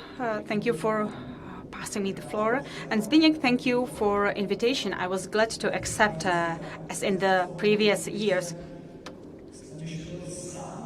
And it's not that I am looking forward to this event so much, which I am, but because I take this invitation as an invitation for the Czech community of employers, which I think should be interconnected with your community more so than in the past. And therefore, I am glad that I received your personal invitation, and since our industry is some 30% of the Czech GDP, I would also like to say that we do realize that our security cannot be taken for granted. And I can give you a specific example, which we like in the business sphere. In the past, I don't think that we spent so much time dealing with security and cybersecurity, and I don't remember ever using so much capacities for these matters and for dealing with topics such as military intelligence. We were engaged in the debate, involved in the debate, and I'm glad that it happened, because I think only through cooperation, tight cooperation, we can have the right results. But we are not here because of employers. We are not here because of me. We are here because we have three great pundits here with us, true experts. We have General Řehka here, then Michal Kořan. Thank you, Michal, for coming here. And the third speaker is Roman Chlupatý. Roman, can you come join us here? Oh, he's not even in the hall. Okay, we'll start without him. Hopefully, he'll arrive soon. When it comes to the public sphere, public space, we often talk about healthcare crisis. And I could talk for hours about the crisis that the healthcare crisis turned into, the economic crisis. But the previous speakers talked about it, mentioned it. A lot changed in the security area as well. And that should be the main topic of our panel. So, generally, you will be the first, as I'm sure you are used to from your previous job. So, what changed in your world? We witnessed some cyber attacks during the pandemic. So, how did your world change at the national as well as the international level? You will have some 10 to 15 minutes. The same goes for other speakers, and hopefully we will also have a few minutes left for a final debate. If you would like to ask questions yourself, please use the Slido system, and you can ask your questions through Slido. You can see the login and the password, and at the end of your agendas, you can see instructions on how to use Slido. In general, the floor is yours. Please open the second panel. Thank you for the introduction. Excellencies, generals, ladies and gentlemen. Perhaps I will have just a brief speech, and then I will focus on the debate. Perhaps I am not a typical representative of the community of employer, but if you would like to work for the National Cyber and Information Security Agency, we are hiring and recruiting.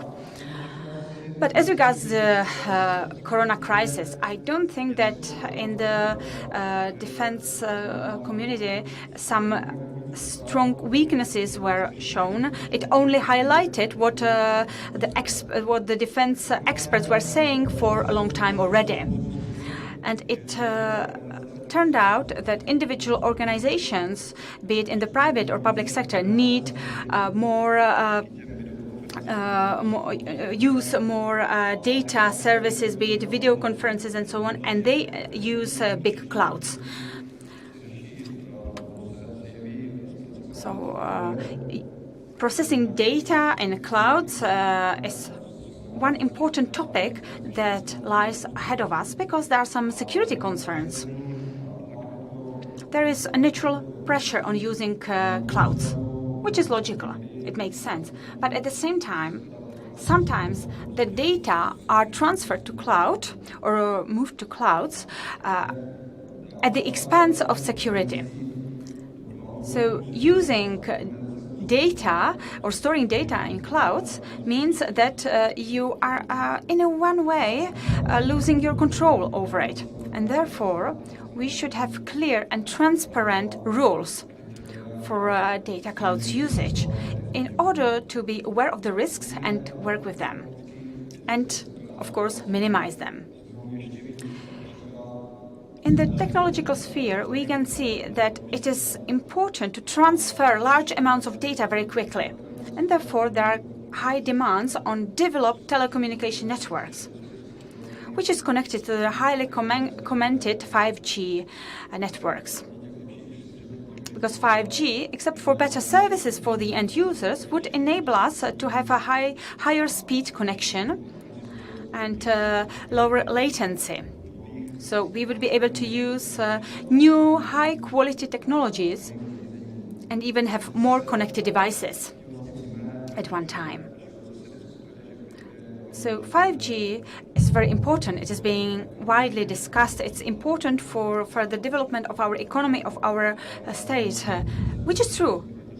But at the same time, security must go hand in hand, because we will not build the network twice. So right from the very beginning, it needs to be protected.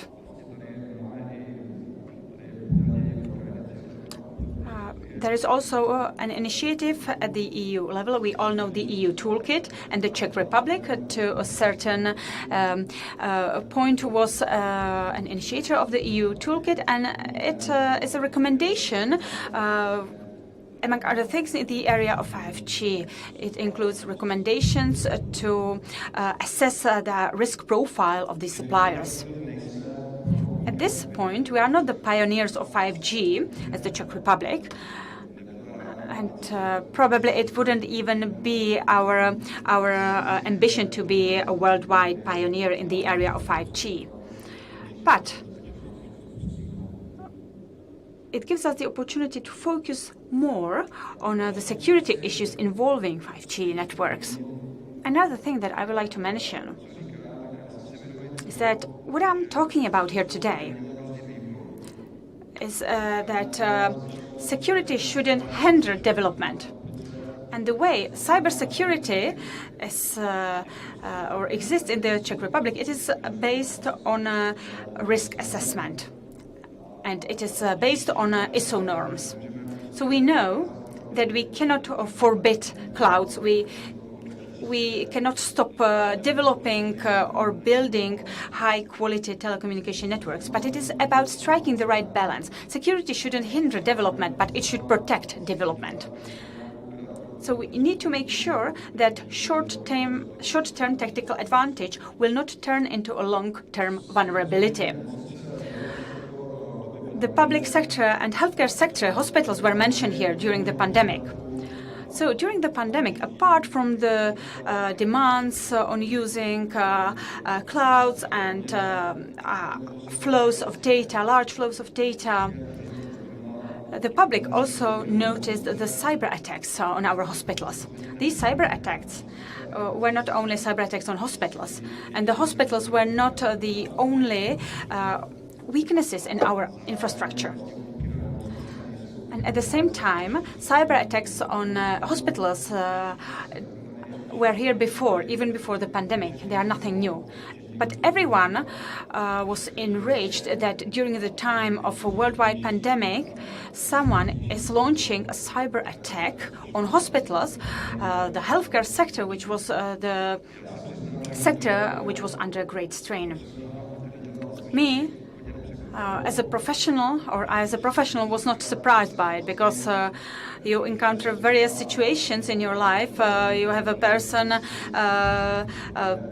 detonating a bomb in the crowd because it hurts as many people as possible. So you have many similar situations in the area of terrorism. So then you are not taken aback by the fact that someone misuses hospitals during a pandemic.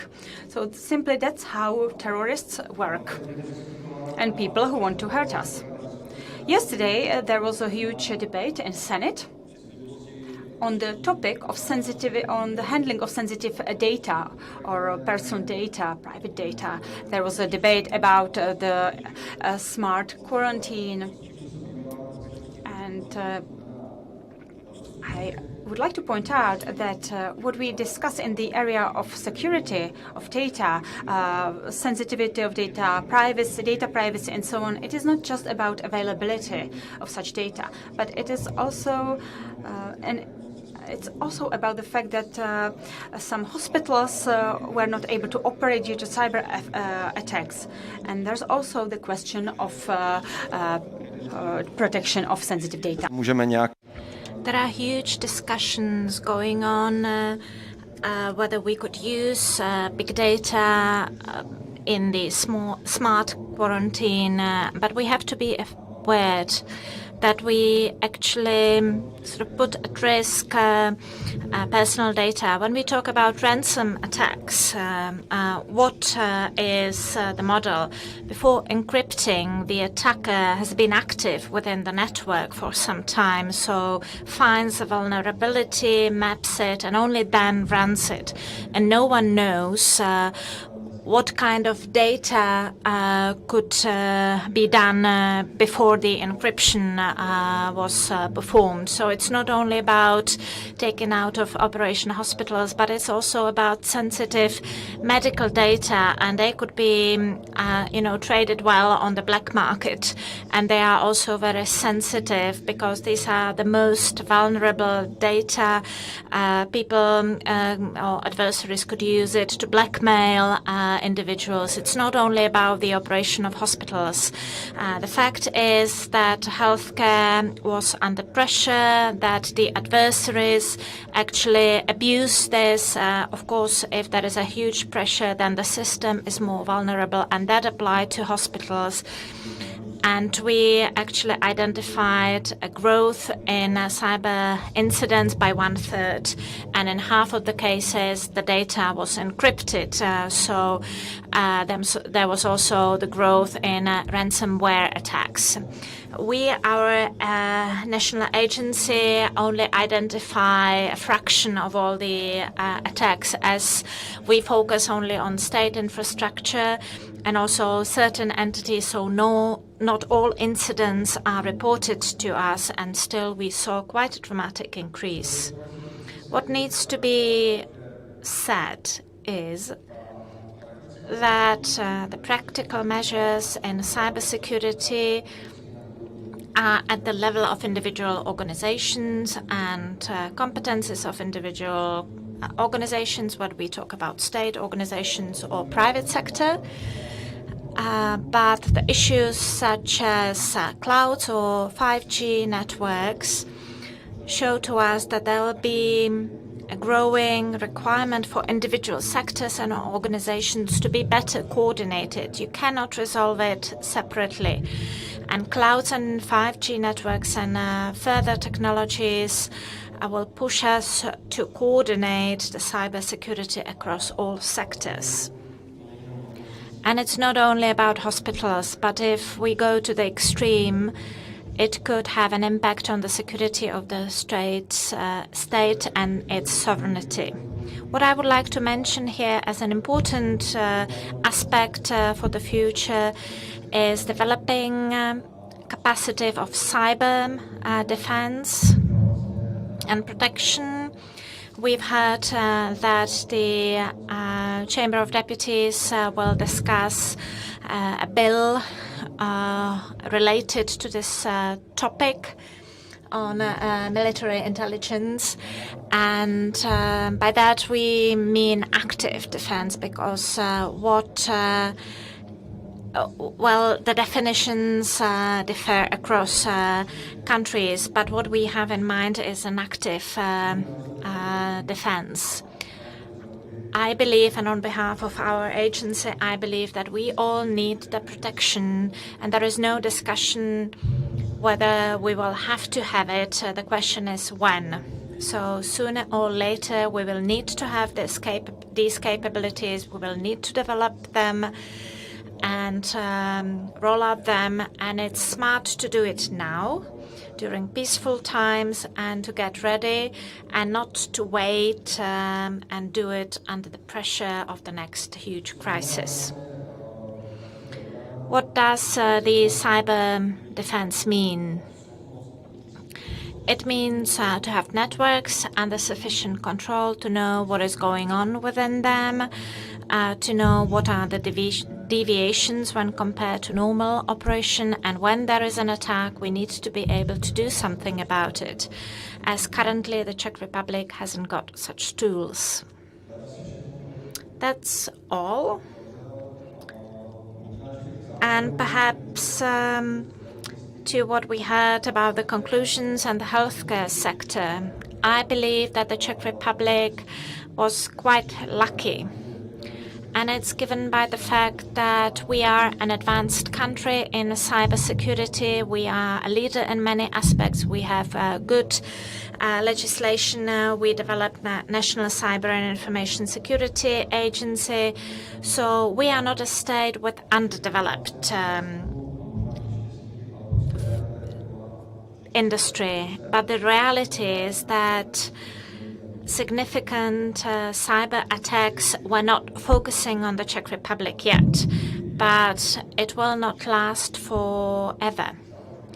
But those significant attacks, if you look what is going on in the world, what kind of attacks there were, I see the damage of billions of crowns, or 1.7 billion attacked in Norway, etc. So if you look at the real impacts and compare it to the situation in our country, when we talk about dozens of millions of crowns, we were relatively happy, although there was a lot of attention paid to that. But we do not only talk about those real damage, but we also talk about the threat to national security when we talk about ransomware attacks, in particularly if it is coupled with other threats and attacks, and also, for example, economic damage because of the leak of intellectual property. And I know that there is an analysis, and it estimates that industrial cyber espionage slowed down the economic growth by over 1 billion crowns and resulted in loss of several hundreds of jobs. And 1 to 3% of GDP is the cost of fighting these attacks and not being able to always fight it. And I know that cyber security and defense is not the only problem in the world, but cyber security is cross-cutting. It relates to internal security, diplomacy, economic security, general security. It relates to everything. So to conclude, I believe that security experts were not perhaps surprised by the cyber activities during the pandemic, as we've talked about it, that it will come. But it uncovered the problems, and it also uncovered the political and managerial levels. And in this sense, the pandemic is useful, as we could take a lesson from that and to know what to focus on in the future. We know that the society is becoming more digital. We are dependent on digital technologies, and every single dependency is linked to vulnerability. So it's not a surprise, but it was a good, real example of what the consequences might be. So that was the first point. And the second point, cybersecurity is not an IT issue. Often we hear that it's an IT issue, that IT specialists will deal with it. But I think that we should leave aside this type of thinking. It's an issue of managers and leaders as any other security issue. There's the issue of security policies, legislation, organization, staff, funding, etc. Yes, cyberspace is of technical nature, so information technologies are involved, but it's not a problem of IT specialists, but of leaders and managers, and we need to look at it from this perspective, because just shifting it to IT specialists and saying, give money to IT specialists and they will deal with it, that's harmful. And I said that it's a cross-cutting issue. And fourth, the pandemic showed to us in the cyberspace, and that's perhaps the most important issue, that to build security during a crisis, it's too late. So if you come to hospitals during a crisis and offer them many measures, the system is overloaded and it cannot cope with it. It's the same as in many other areas. Security is a long-term issue. If you build it in the long run, it will function well or not that well during the crisis, but you cannot improve it too much when the crisis is peaking. So that's all. Thank you very much for your attention. Thank you very much for your introductory words. The next two presenters will have PowerPoint presentations. The first one will be Michal Kořán. I would like to ask you to mention the topic that has been mentioned several times, and that's the topic of global supply chains. If I was to pick one topic that is discussed On the international level, it's the vulnerability of international supply chains. We will talk about how to shorten them. There was such an opportunity and discussion about it. So could you please mention that? What does it mean for the national and international political area? The floor is yours. Thank you very much, Radek. It will look like as we've talked about it earlier, because this is what I cover in my presentation. Thank you very much for the invitation. I really appreciate it. And I congratulate to this conference, and I congratulate Jagelo, because when you say security, everybody actually first things about Jagelo. It really enriches the debate and the discussion. We heard from General Řehka about cyber area. Then we also talk about investment and financial flows. And I will talk about maritime trade, and hopefully I will convince you that it makes sense. Just a personal note. About 6 years ago, I started noticing one thing that is not taken for granted, and that is the seamless flow of international trade from the point of view of capital and people.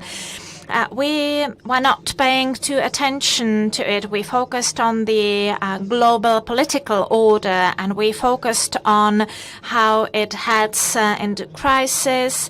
As far as I remember, we talk about worsening of the situation. But then there is the flow order, and it was flourishing. And I remember that I once mentioned that it is not taken for granted. And I was reproached that I was a dreamer and an optimist. But what I had in mind at that time was that if there is a crisis to the second world that is seamless, let's have a look at what political crisis are we to face. And I'm glad that this pandemic proves me right. And I'm glad that we started to collect data at our Global Arena Research Institute in order to be able to analyze the situation. As regards the current state of globalization, the United States, they are the most open area when it comes to capital and information flows. But Europe is the most interconnected region and the most open from the point of view of trade and human migration, which makes us very vulnerable, more vulnerable than the United States. The current data shows that Europe is dependent on physical trade, on the flow of services, and here is a list of the services that we export the most. It's finance and business, research and development, technical services, of course, tourism and ICTs. And this is not the Czech Republic, but Europe as such. Let's now look. Do I have a pen or something to point with? No? Okay, I will explain. So let's look at several charts. This chart shows the trade between the US and Europe. And look how diverse the map is, or the chart is. On the top you can see trade, and below you can see services. So this is a more sophisticated version of globalization, and a warning sign should be a drop in direct investments between the two blocks, between the EU and the US. And now let's look at the comparison. That's the same chart, but between Europe and China. So you can see that the sophistication of the interconnectedness is very low. We are dependent on physical trade, but there is no upward trend in the area of services. When it comes to the overall volume, it is similar as with the United States, but when we look at the regionally biggest partner, which is Asia without China, it is some 1.2 trillion. And the curve is not here, but if it were here, you would see that when it comes to services, the investments in services are very low. Here you can see a US-China chart, again similar, and you can even see the result of the decoupling that is already starting to show. So, what are the lessons to be learned? Two lessons. First of all, Europe is more dependent on the highly sophisticated transatlantic relationship. And there it is, and there is no similar trend between Europe and Asia. We have data for other areas, other continents as well. But this is perhaps a chart for geeks or businessmen. This is a map of how we are able to predict various areas of trade, be it chemical trade, arms deals, and so on. And here, the relationship between the US and Europe is as follows. The dark blue are items which are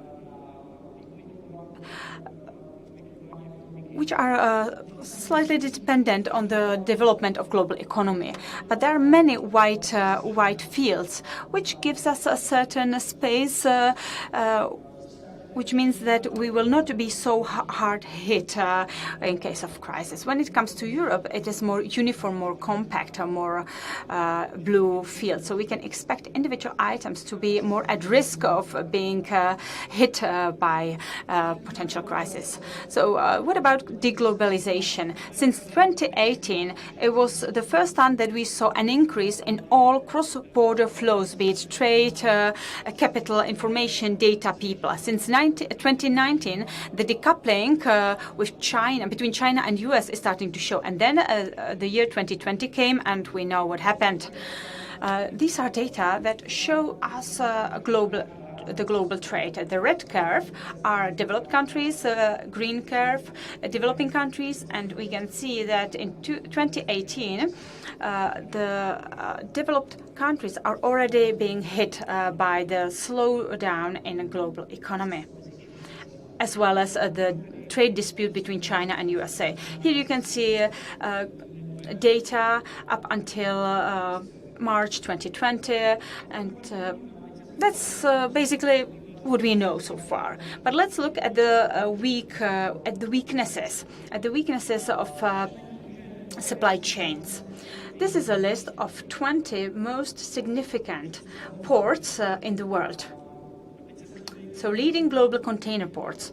And you can see that there are 14 Asian ports. And these 14 Asian ports make 33% of naval trade or maritime trade. And if we know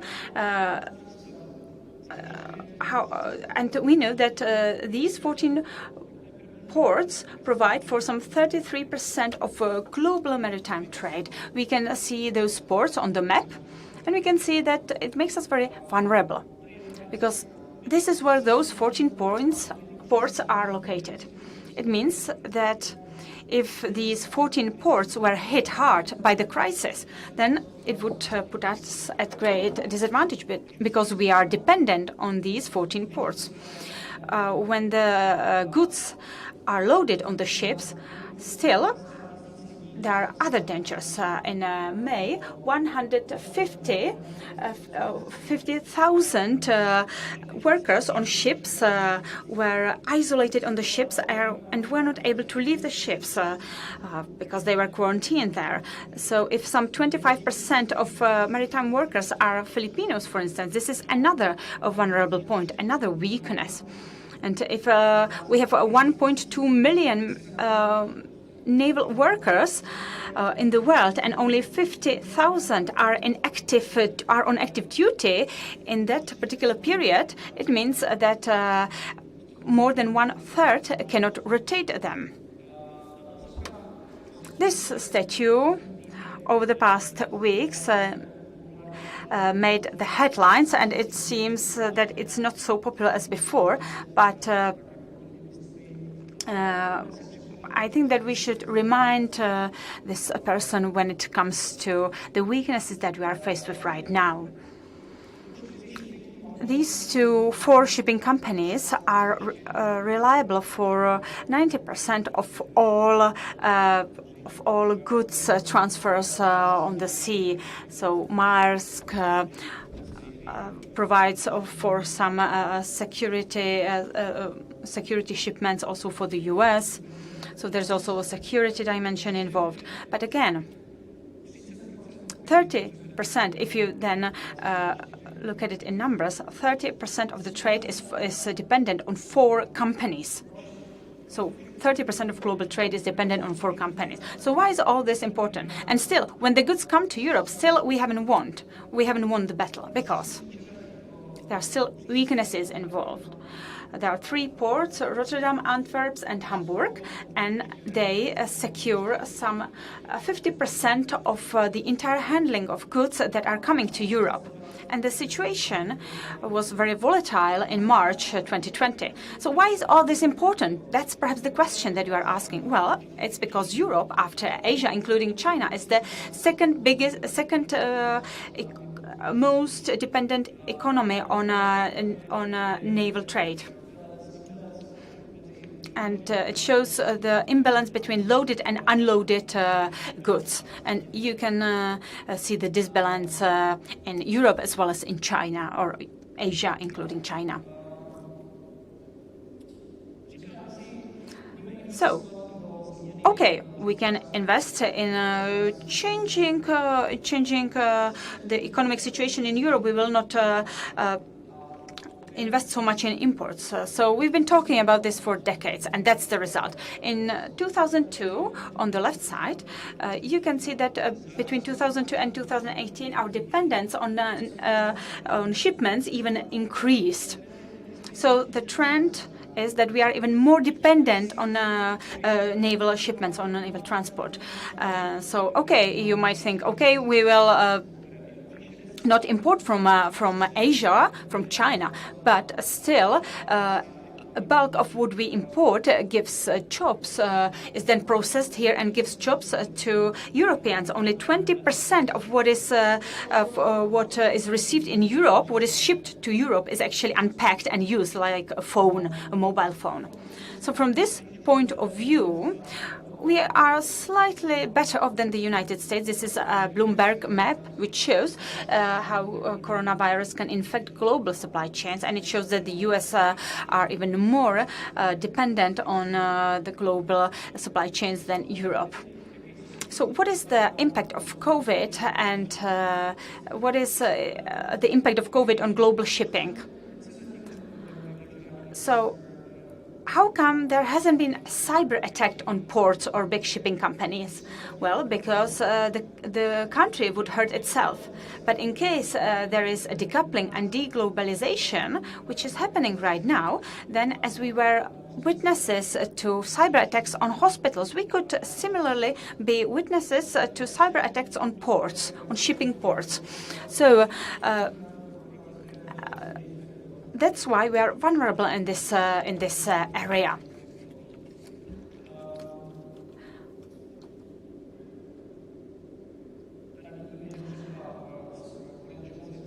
Here you can see that Boris Johnson and Macron want to simplify global supply chains, and I've heard that supply chains are in the position of banks in 2008, when banks were the synonym for a crisis.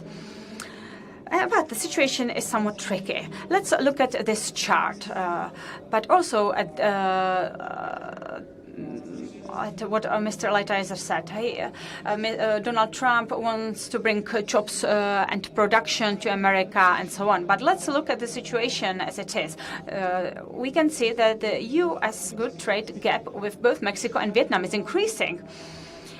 And this is because the activities are shifting there. So, okay, you might think, all right, so let's cut the ties with these countries and we will not be vulnerable when it comes to global supply chains. But who can guarantee that problems will always be the problems of others, but not at us? Let's look at Wendy's. Wendy's had no burgers for several weeks and they had to close down because no one was producing or importing beef or pork. We can see that there was a huge pork price surge. So I'm not saying this because I want to laugh at the United States or so on, but I want to show how fluid the global trade situation is. This is a very simplified scheme of global supply chains. And if you want to simplify them even further, then you can probably imagine that it would lead to nowhere, and it would perhaps make us even more vulnerable. But no jokes, so jokes aside.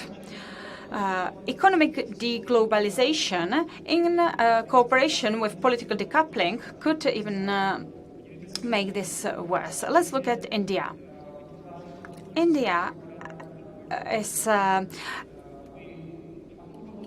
India wants to accommodate companies leaving China now. One think tank says that we will be self-reliable, we will penetrate global markets and so on. This was the beginning of June in India, but I'm sure you all know the situation in India now, on the India-Chinese border.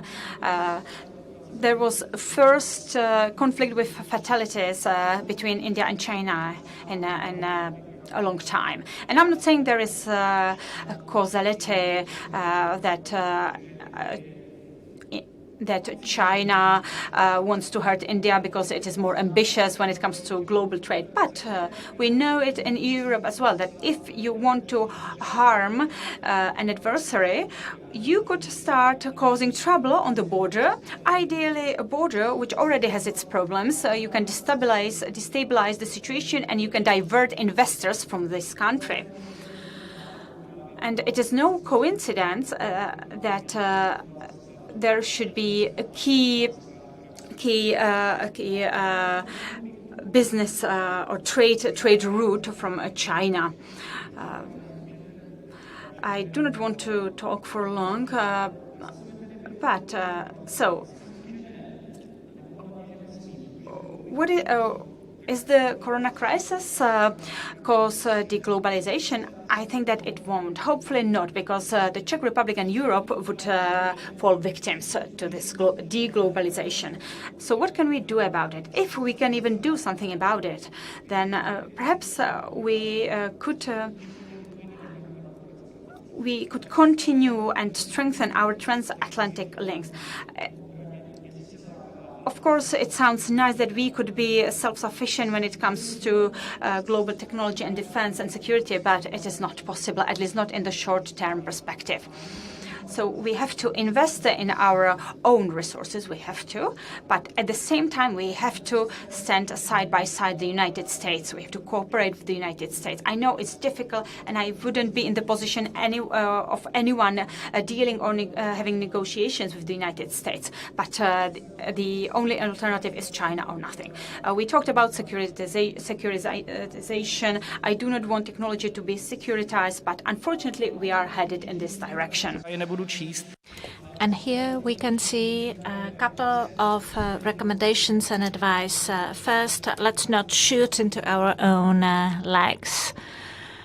And we really can do it nicely, and we've experienced it here from the point of tactical and strategic thinking. So thank you once again for your attention. Thank you very much for a very interesting presentation. As it is a great bridge to Roman's presentation, as you are going to talk about very intensive financial flows and information technologies and the huge dependence of Europe on physical trade. So we will learn what will change. You have 10 to 15 minutes. And please be brief as we are getting late. Thank you very much. Good morning, ladies and gentlemen. I would like to thank Michal for his presentation. Well, I will have to actually learn from the person who did the presentation for you, because mine will look like a better version. So one point that Michal made was that the world is interconnected. In particular, when we talk about historic experience. This is a simplified view of what he mentioned. That's the ties. Across borders, physical infrastructure or non-physical ties. We compare supply chains from the beginning of the century and the end of the century. And if you look at the beginning of the century, which is the upper part, the whole production in the US, but not only in the US, but a small territory. And then you can see how it continues. The supply chains are getting longer and longer, and dependency on neural nodes is growing. Now, when we produce mobile phones, we have neural nodes in Asia, in Europe, and the United States. And if one goes down, we cannot replace it immediately. And if in a long term or medium term we could replace it, despite all the efforts, it is not possible, or not possible in a simple, cheap and short horizon. So apart from those political maps, those people who plan, who consider strategies, whether it's army or politicians, they should also think within the dimension of Parakana, who wrote a book called Connectography, and I really recommend it. Also with his next book. It's extremely interesting, and you will get a much wider context that is relevant to what we discussed today. When we look at these links and ties, well, the growing vulnerability, but B is that there is no efficient and fair policeman, global policeman or judge. And as these are hectic times, and Global Research Institute McKinsey quantified that is 10 times faster the changes and much deeper than what the Industrial Revolution has brought. So we have no global policeman, no global judge, and that's why a growing number of active state and non-state actors abuse it. Nathan Freyer, who is a professor from Pennsylvania, came up with the concept of a weaponization of everything. So everything can be and is weaponized. That's why you read about trade wars and information wars, wars in supply chains, etc., and it will not disappear. As if you look, this is a simplified version of the cross-border flows, trade, etc., and their development after 28 or 2007 in the US, and what followed when people started talking about it, and many entities focused on decoupling. And the truth is that the growth of global trade and cross-border trade has slowed down as much, almost stopped, but it is still growing in all categories in, let's say, the past decade. But then there are places where you cannot unscramble the scrambled egg. And this relates to the finances mainly. And I will focus on finances most in my presentation. the financial global infrastructure, its architecture and administrator is the United States. There are some attempts to create parallel worlds, but it's not easy. Michal talked about ports and global maritime trade. I would perhaps use a metaphor. It is said that the change in the finance segment on the global level is similar to do a U-turn of a huge tanker. And the same is happening, and the history is showing that despite all the efforts that date back to the global crisis of 2007-2008, if you look at global financial infrastructure and cross-border flows of ones and zeros depends on the U.S., on what the U.S. provides. And I simplified as this is a technical discussion, a dollar as a reserve currency, dollar as a means for trade and currency for most commodities. But there are also some technical issues such as the SWIFT code, which is sort of a postal code and that allows you to credit payments to the right account. The U.S. as the architect and the administrators benefited from the system, and the whole world also benefited from it. When I give you a small example, during the Vietnam War, President Johnson did not have to raise taxes. He had an opportunity how to launch a social welfare state program. He didn't have to push on the fiscal parts as the allies were buying assets in dollars, and they actually paid for the war in Vietnam, although many of the allies were against the war, either openly or not that openly. So that dates back to, let's say, 2001, the attack on Washington and Pentagon, or the global crisis of 27. The U.S. is perhaps pushing harder and implies sanctions. I know that there was a question about new round of sanctions. Spain and other countries, and also it might relate to vehicles, cars, and beer as well. So that's why China, Russia, and also the EU are thinking about how to create a resistance, how to insulate from a system that could hurt us intentionally in case of sanction. The example are German companies that wanted to trade with Iran.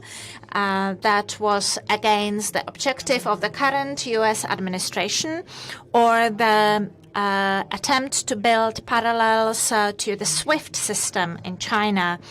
In China, there is a testing of beta version, including Russia, but also careful Turkey, that is a partner from NATO. They also expressed their interest in being involved. So the current situation could be coined as sort of disintegrating the system, the world that we were used to. And that brings threats and opportunities.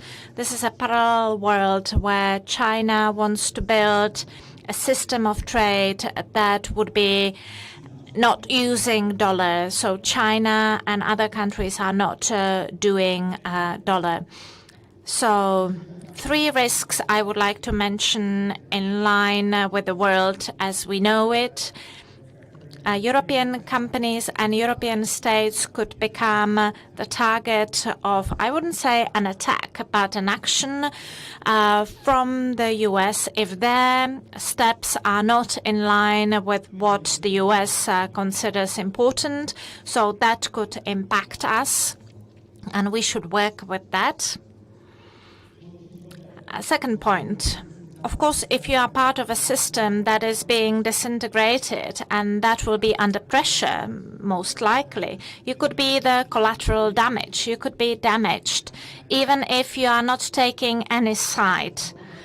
And most probably, and these are the voices from both sides of the Pacific Ocean, the second round of the US-Chinese fight will be in the finance world, and we can expect some attacks and actions and counter actions and measures, and Europe might fall the victim. And the third, once something is disappearing, there are opportunities with something new appearing. So Europe should think about it, and it should build something and perhaps think whether there is a parallel world being developed, and to join it under certain conditions. What to do with it?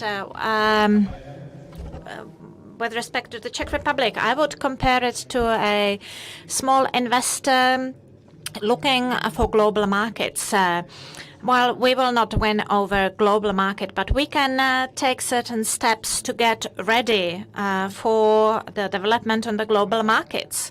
First of all, to increase the resistance. And the Czech National Bank and the banking sector is in a very good position, and we do good job. We need to diversify, and there is a lot to be done, as there will be many changes, and we should be more active. And thirdly, we need to be ready for what will come. We need to be ready to respond. This is a reactive part, and then there is a proactive part. With the help of our allies, in particularly the EU, when we look at the development of the GDP of the Czech Republic, Germany and the EU, well, we are European, our economy is European, and it is in our national interest for the EU to prosper. And this is a topic for lectures over the whole semester. Europe should find the common voice, should define what economic sovereignty means, and should defend it. We are strong enough, we are educated enough, we just need to find the thin red line that will tie it all, and then we could go back into it, what could be involved during the debate.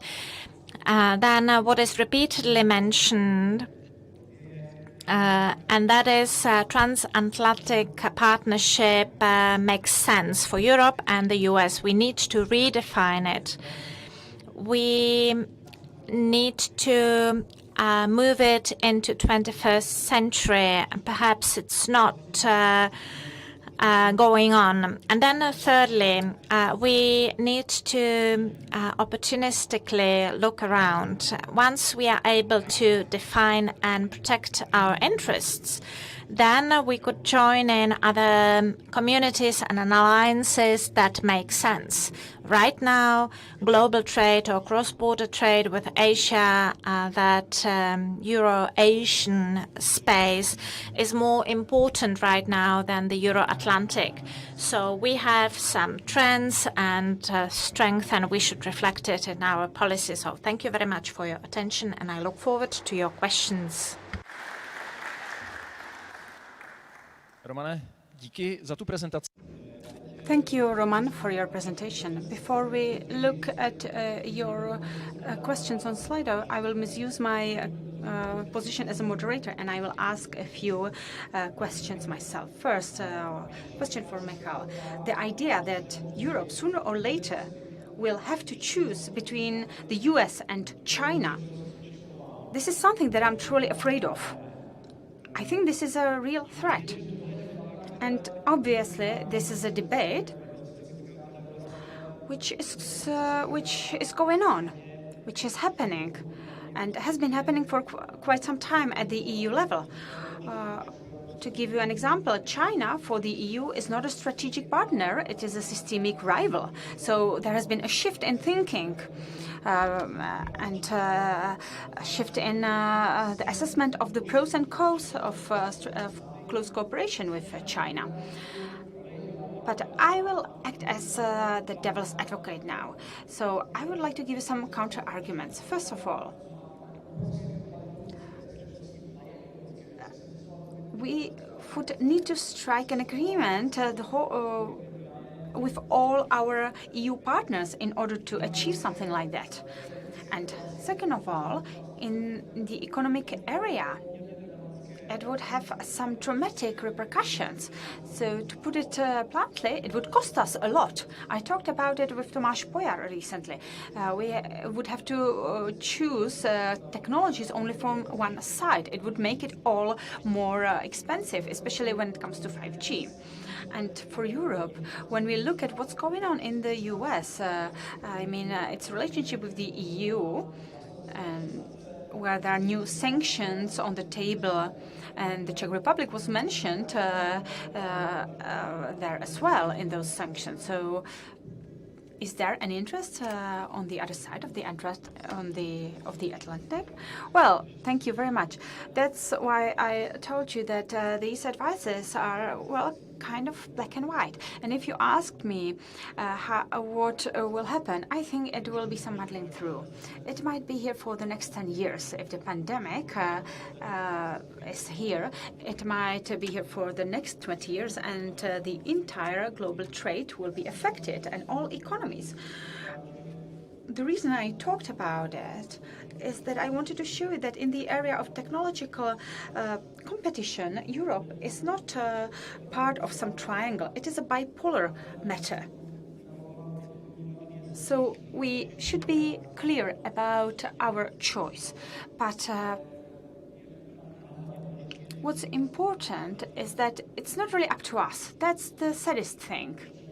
If China misuses its technologies the way it has been misusing it so far, and the EU now adopted new AI or has codes of conduct and so on. So what I'm trying to say is that, unfortunately, the way we have invested in research and development and are not able to cooperate at the EU level in research and development, we are not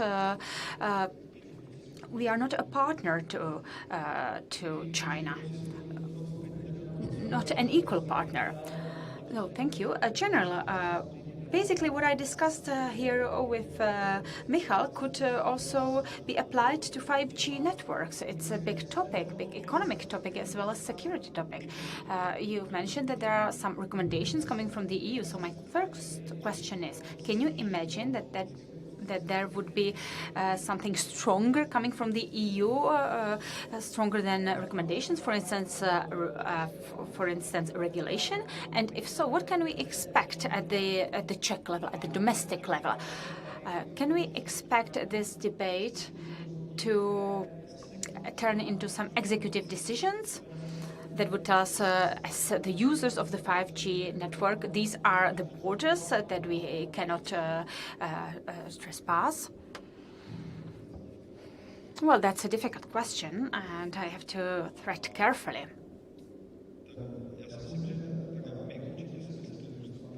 I think that we will continue being leaders when it comes to having a discussion on 5G. We had a conference on 5G. Now we are planning another conference. It will be partially physical conference, partially virtual. And now we are trying to strike cooperation with like-minded countries that have a similar view of global supply chains and 5G networks. So there is a debate in the community of these countries. It's a lively debate, and in the days to come there will be a repository initiative. Basically, It's a joint repository of knowledge, so a knowledge sharing repository where these like-minded countries will share methodologies and their guidelines and so on, or their approaches to this matter. And as regards the toolbox recommendation, yes, that's a recommendation. But when it comes to key measures or key provisions, it will still have to be assessed and evaluated. Whether there will be something stronger than a recommendation, let's say regulation, it's hard to say. There would have to be a political agreement. Perhaps some countries could benefit from it, especially if they have a complicated national decision-making process. But I think this is a question that diplomats should answer, not me. I'm not an expert in this field, and I wouldn't dare making any predictions.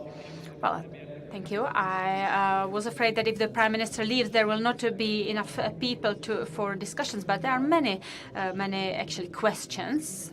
So the first question, or perhaps you can read the question. I think it's a question for you. If you could continue answering. You can read the question on the Slido. So, hi Vlado, the author of the question. Yes, that's what I was talking about. So, I think that the COVID crisis highlighted our dependence on these global supply chains and so on. So I think that on the one side, no one really knew what was going to happen. So governments had to adopt very stringent measures in order to make sure that we will flatten the curve of the new positive people. But the question is to what extent you can turn this screw, because you do not want to suffocate the economy. And some parliamentary committees or the government and some institutions actually had to act in the digital space. They had negotiations through video conferences and so on. So there is a certain tendency towards more vulnerability, but I don't think that it's just because of the pandemic. I just think that the pandemic highlighted it. But the trend is here. When you look at the healthcare sector, it's not that if the computers are down, the doctor will write you a prescription in hand and we can continue business as usual. That's not so. It doesn't work like that anymore. Okay. I was given a green light to extend this panel to 11:45. Then we will have a lunch break. So, Michal, there is one question for you. It's the last question on Slido.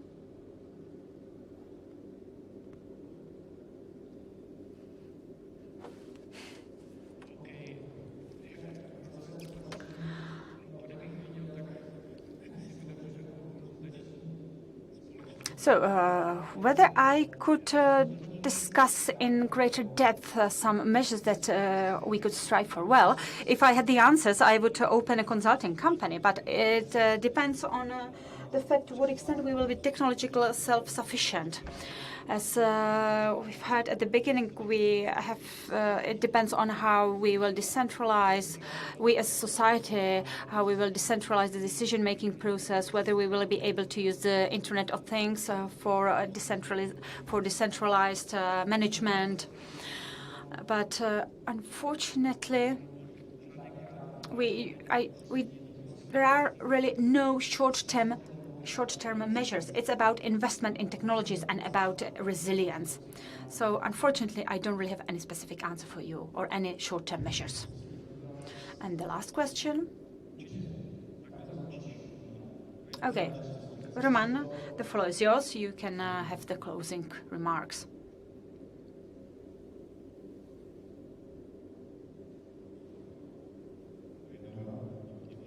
One, two, three. Can you hear me?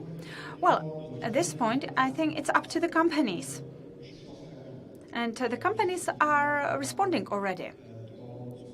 When we look at the corporate sphere, the corporate sector, and I'm sure Radek will concur that it's the word of the day, so to say.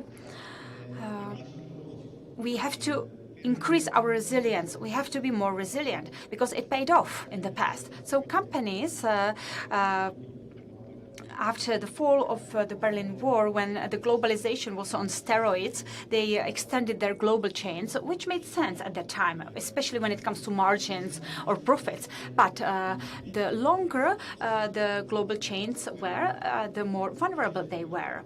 So now they are more exposed and they are starting to react and they are starting to think about how to approach this situation, how to increase their resilience, especially vis-à-vis global supply chains. And as Michal mentioned, we will not go back to national economies. Because if we were to do that, the cost would be so steep that it we would have to start globalization process from scratch. So, thank you, panelists. Thank you for joining me. Thank you for your great presentation. Thank you for your questions. And now I would like to pass the floor to Zbigniew, who I'm sure wants to invite us to lunch. So, good, almost noon. Thank you for your attention. Thank you for sticking with us until the end, because it's very difficult to combine official part of the program with the unofficial part of the program, to combine it with the program of the agenda of the Prime Minister and the agendas of the defense ministers. So it was very difficult, and that's why we didn't have a coffee break during our morning session, and that's why we will have a longer lunch break. So I would like to ask you to come back around 1 p.m.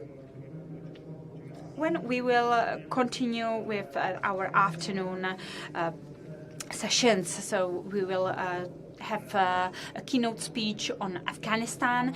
Afghanistan has been somewhere in the background recently, but it doesn't mean that it is not an important issue. And then we will have a speech by the Vice President of the European Commission and also by the President of the Czech Chamber of Commerce. And then we will have the fourth panel, which is a very unique panel. It's a political debate with the chairman of all parties represented in the Chamber of Deputies in the Czech Parliament.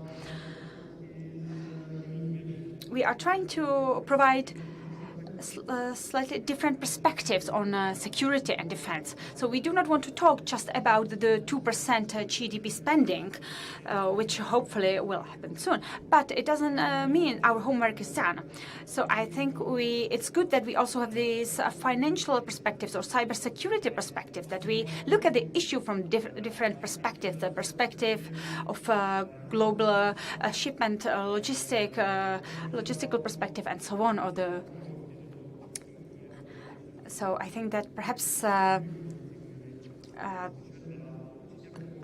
this was one of the best panels that we've had in the past. And hopefully in the future we will also have experts on pandemics here, because this is becoming a new security issue, as we've heard. So perhaps in the future we will have experts on pandemics here as well, because we can see that healthcare crisis can spill over into security and economy spheres as well. So bon appetit, and see you again around 1. Thank you.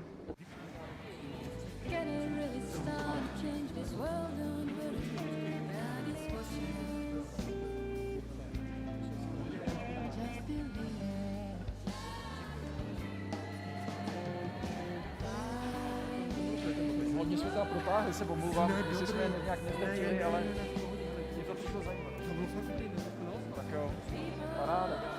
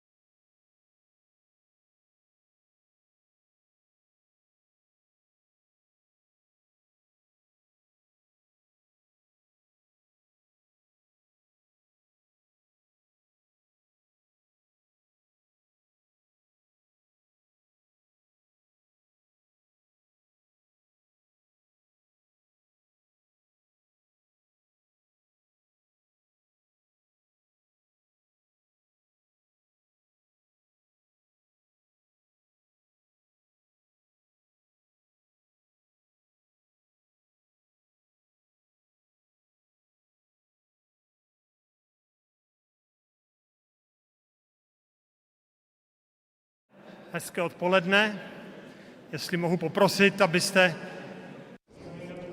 Ladies and gentlemen, please, if you could be seated so that we can start our afternoon session, the second part of our national conference, 7th annual national conference. Our security cannot be taken for granted.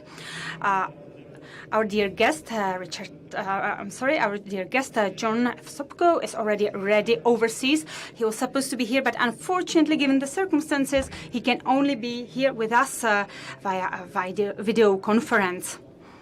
And now I would like to pass the floor to Martin Povejšil, who will be the moderator. He is the Deputy Minister for Foreign Affairs of the Czech Republic. Thank you, Zbigněk. If you allow, I will start talking in English so that our dear guest understands. Ladies and gentlemen, welcome to our first afternoon session. It's afternoon in Europe, it's early morning in America, and I'd like to welcome John F. Sobko, Special Inspector General for Afghanistan Reconstruction.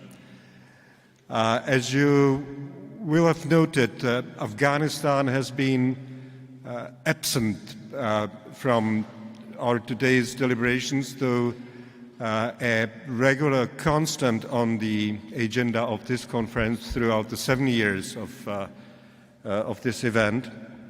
And I'm happy that we do not pass by Afghanistan on this year's edition. John Sobko is an indicated person who can tell us about Afghanistan at a moment when politics is deep in deliberations what to do with Afghanistan in the next months and years.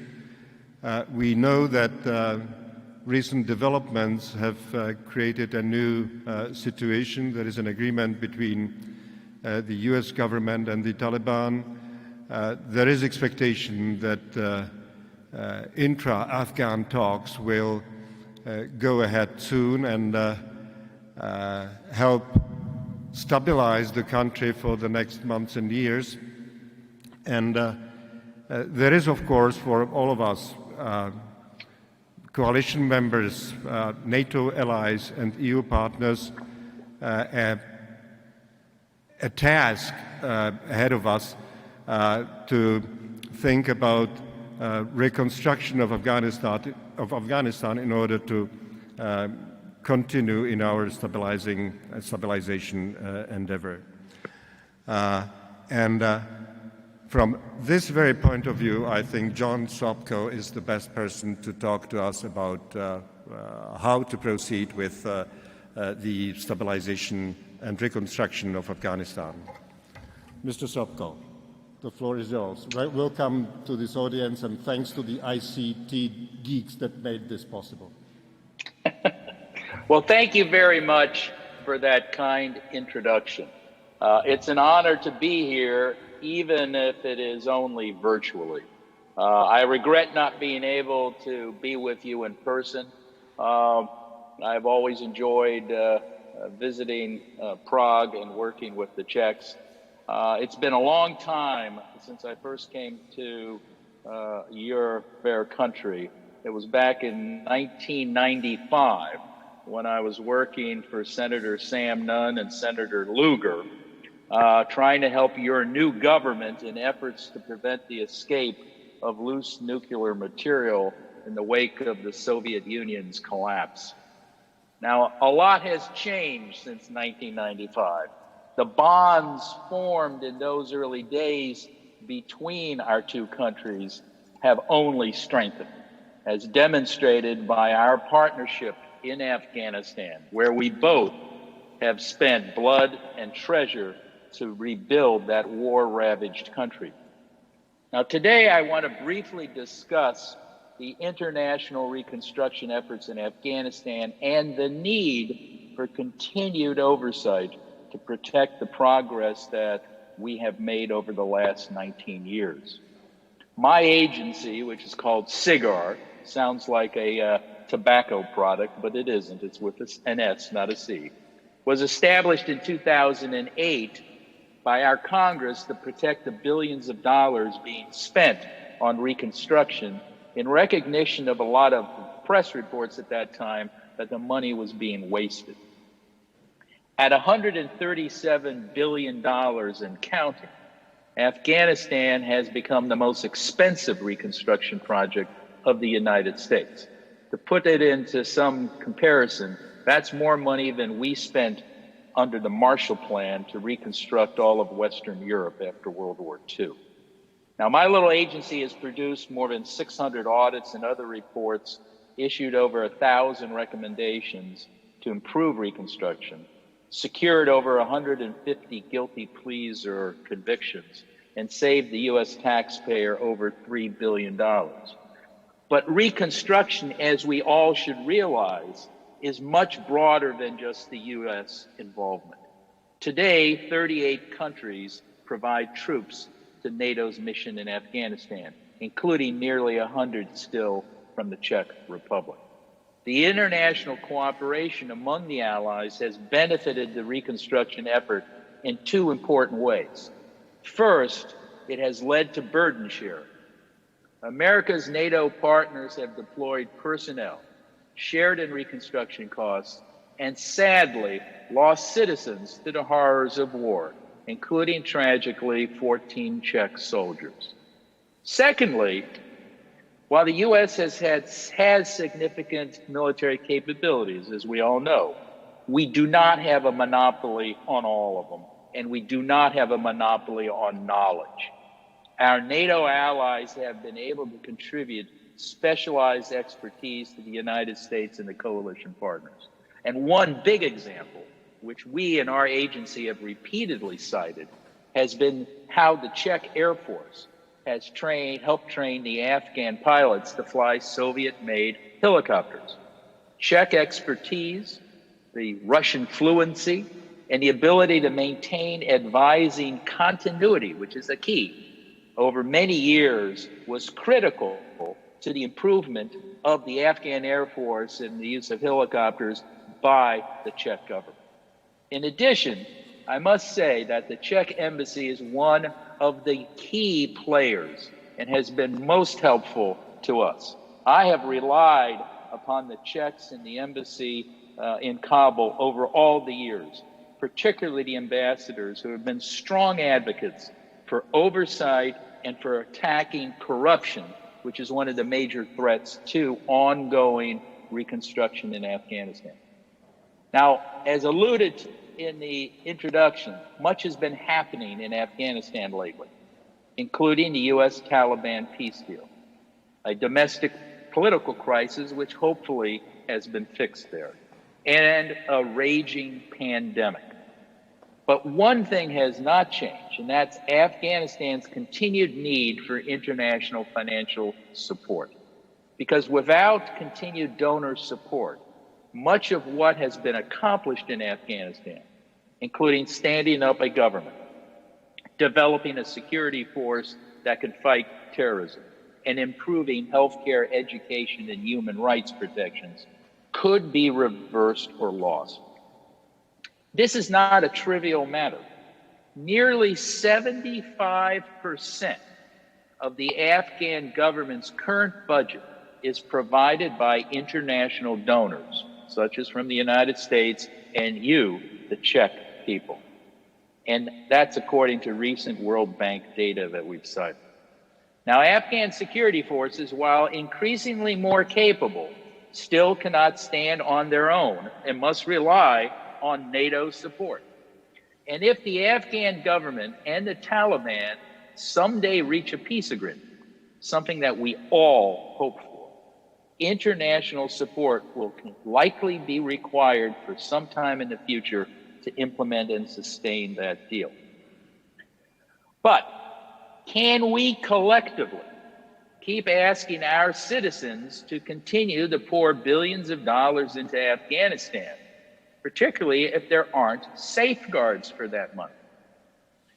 I don't think so. From my discussions with many of the donor ambassadors, as well as with with Congress, who have testified before many times. So oversight like what's provided by SIGAR and provided by embassies such as the Czech government will be necessary to protect that money in the future from waste, fraud, and abuse.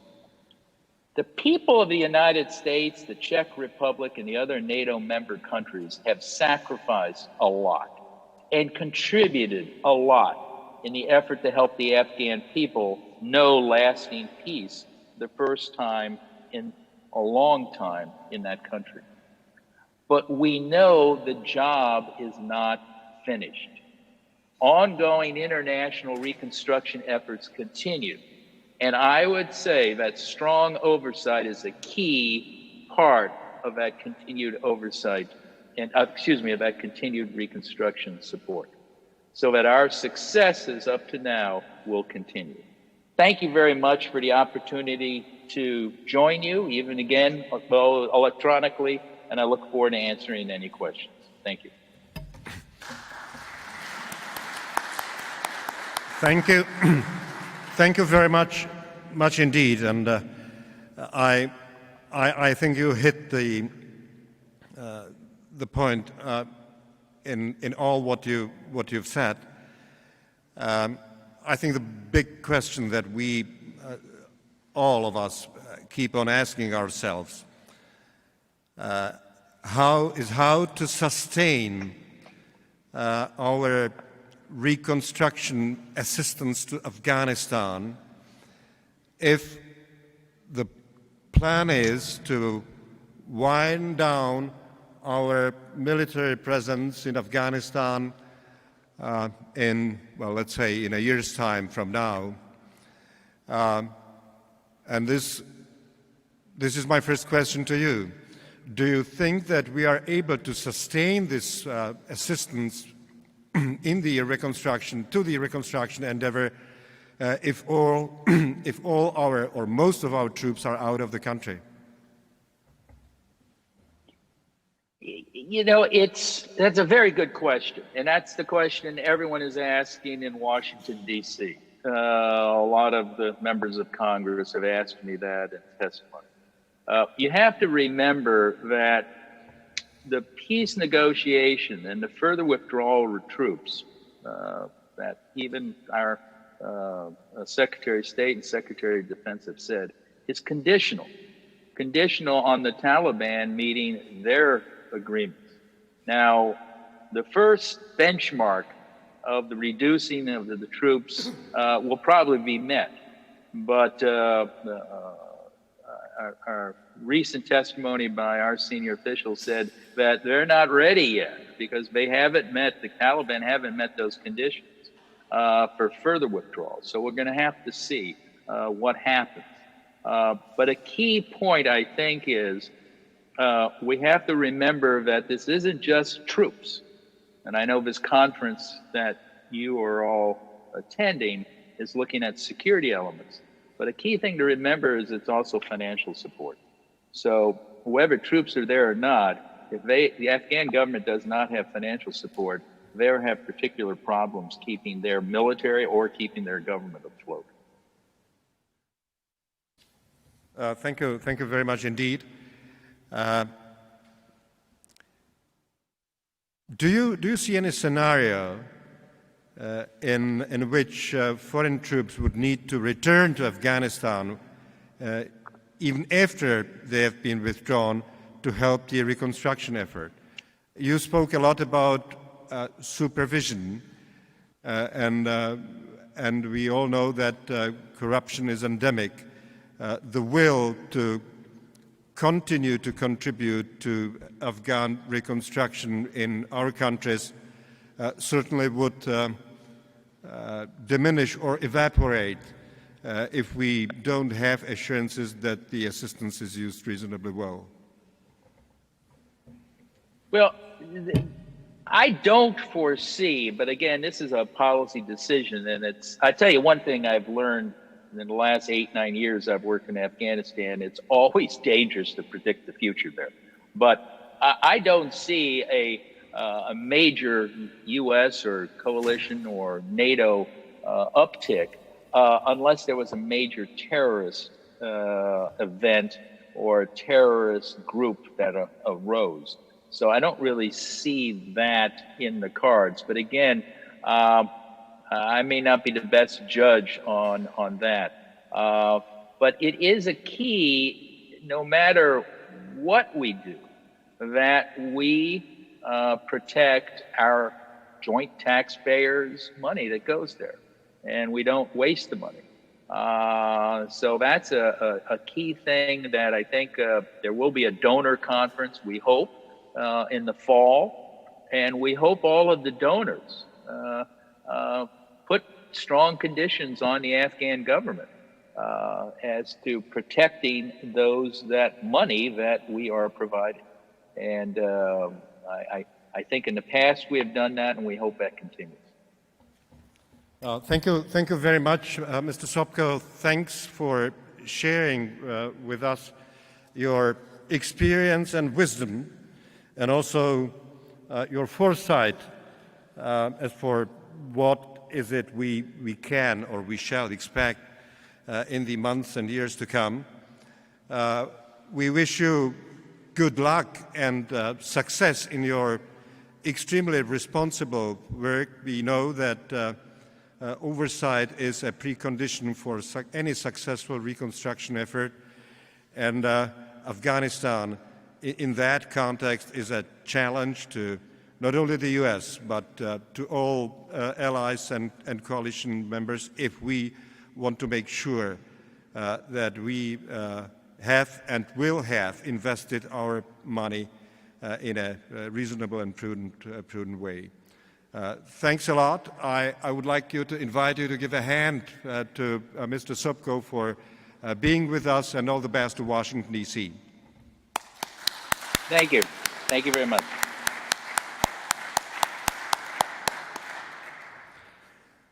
Tak děkuji So thank you very much. And now I can see that I moderate also the next panel. And it is a pleasure for me to invite two well-known guests, known to all of you and dear to me, as we've known each other for many years, and we spent a lot of time together, and we went through many interesting processes and events. One of them is the Vice President for Values and Transparency of the European Commission, Věra Jourová. I'm not quite sure whether I understand her portfolio, but I do understand she is responsible for human rights, democracy, and our values. Welcome.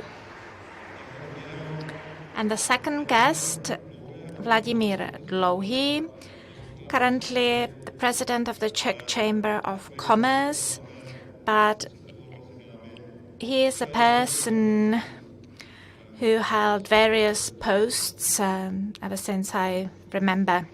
Welcome.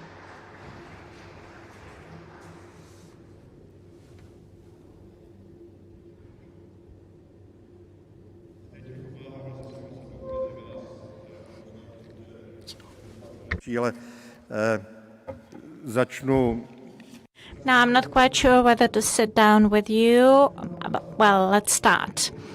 When I look at the title of this afternoon panel,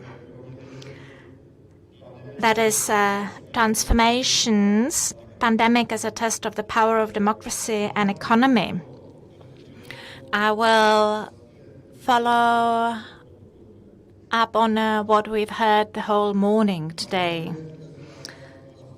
The pandemic led us to a crisis. A crisis is a reality. And in fact, it weakens us and uncovers our weaknesses. And it is not possible,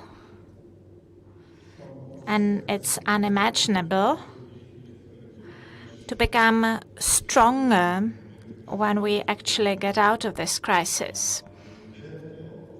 And compared to the situation before the situation. And what is important is to be able to draw lessons that will help us in the future and will strengthen us for the future so that we are better prepared. The challenges that we face multiple. Many European countries went through emergency situations, and that is a restriction of democracy, and the question is how to get out of it so that such restrictions do not become the new normal.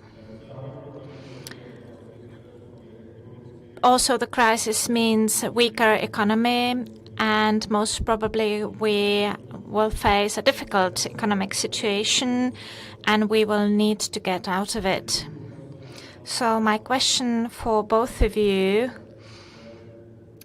each of you in your respective field, the question is simple: how to get out of it so that our democracy does not suffer, and how to get out of it, Vladimir, so that our economy does not disintegrate. Thank you. Good afternoon. Thank you for the invitation, and thank you for your uneasy question. Despite the fact that it's not easy to answer your question, I'm glad to be here and have the opportunity to present how to get out of the crisis without sacrificing democracy. I think that the introduction of emergency situations was unavoidable. And of course, the governments then take huge responsibility, powers with responsibility, and the governments should avoid introduction of authoritarian methods forever with ease. So such emergency status should be introduced only for a limited and necessary time, and a restriction of freedoms and rights should be reasonable and proportionate. And these are rules that are complied with in European countries. The emergencies situations or states were introduced in 24 countries. 3 did not introduce such regimes, but we always saw that such introduction did not mean switching off constitution. So it meant that all the measures are under the control of the citizens as well as courts. So of citizens through parliaments or directly through objective information in media. So the European Commission also followed these aspects. If constitutions are still observed, if all European rules are still observed. And of course, right now, we see return back to the normal in some of the countries to the normal situation prior to COVID. And now, as I actually saw what countries are planning, the longest measures are envisaged until the end of the year. But of course, it might happen that we would have to go back if the situation requires so. So the COVID cannot kill democracy. And I don't think this is a real threat, but we have to be cautious. And what you said, Martin, that we go through a crisis that uncovers weaknesses. Well, this crisis actually strengthens all the negative trends that were here even before the crisis, such as the strengthening of worries of people, and the fact that people are somehow overburdened with fake information that could have even a health negative effect. And now there will be perhaps a link to the economy, as we do not want to kill everything that was already before the crisis weak and threatened, and that had high demands for help from the public sector. We do not want to see that. We want the public budgets to be used to areas where it is needed, and we need to make sure that the Darwin theory does not apply in its most raw shape. And we will have to adopt something, the lessons learned after 1968, and we should really take a lesson and take it seriously. One of them is that Europe needs to strengthen its sovereignty and independence on the rest of the world in critical infrastructure and in areas that are necessary for life. So you will definitely see these things funded also in the new proposal of the budget of the EU. Often we hear that the pandemic accelerates trends and phenomena that have been here before. Does that apply to the economy as well? Thank you very much for the invitation. It's an honor to sit side by side with Madam Commissioner. And it is a pleasure to see familiar faces, and some of them, I haven't seen some of them for a long time, although they are from Poland. What I wanted to say, Martin, is that many crisis phenomena that somehow undermined the economic and political system that we returned to intensively after 1989, and in which we believed. And that was, to a certain extent, disappointment, and to a certain extent, fulfillment of our expectations. So after those huge economic downturns in 2007 and 2008, and this system was undermined, and its basic building blocks, such as the free trade, removing barriers in terms of free flow of capital, goods, and people, these things were undermined by the top representatives and leaders, elected leaders in advanced countries. So that was the case, and the question is what this crisis will do about it. I'll mention two aspects. The first one is an immediate economic response. It is quite good that we have developed something what was not here in 2008 after the fall of Lehman Brothers, that there is a common wisdom of how the government responded. All those short-term measures and the liberation tax packages, meaning postponement of the need to pay certain taxes and fees and levies, etc.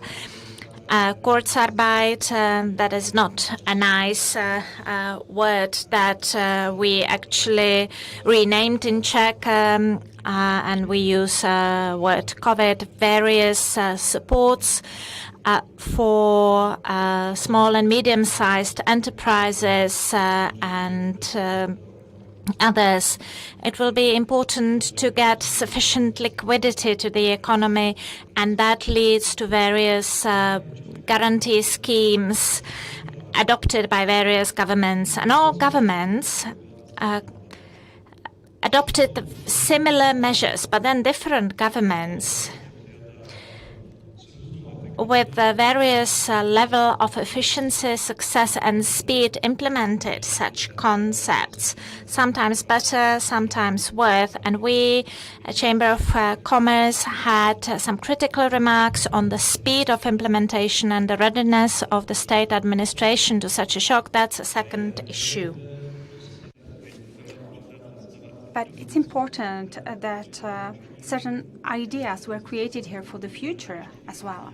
And if we talk today about being prepared for the next crisis in terms of healthcare, state reserves, and certain measures being implemented with the pressing of one button, then I think that economic measures should be included as well, so that we can adopt them in case of crisis.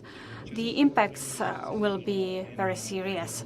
When I looked at the reconstructed or the updated data on the GDP, and when I looked at the past GDP development, there was such a drop in GDP only between 1930 and 1931 during the great global economic crisis. So there might be certain increase next year, but it might be additional 4 to 6%, but it's coming from a lower base. So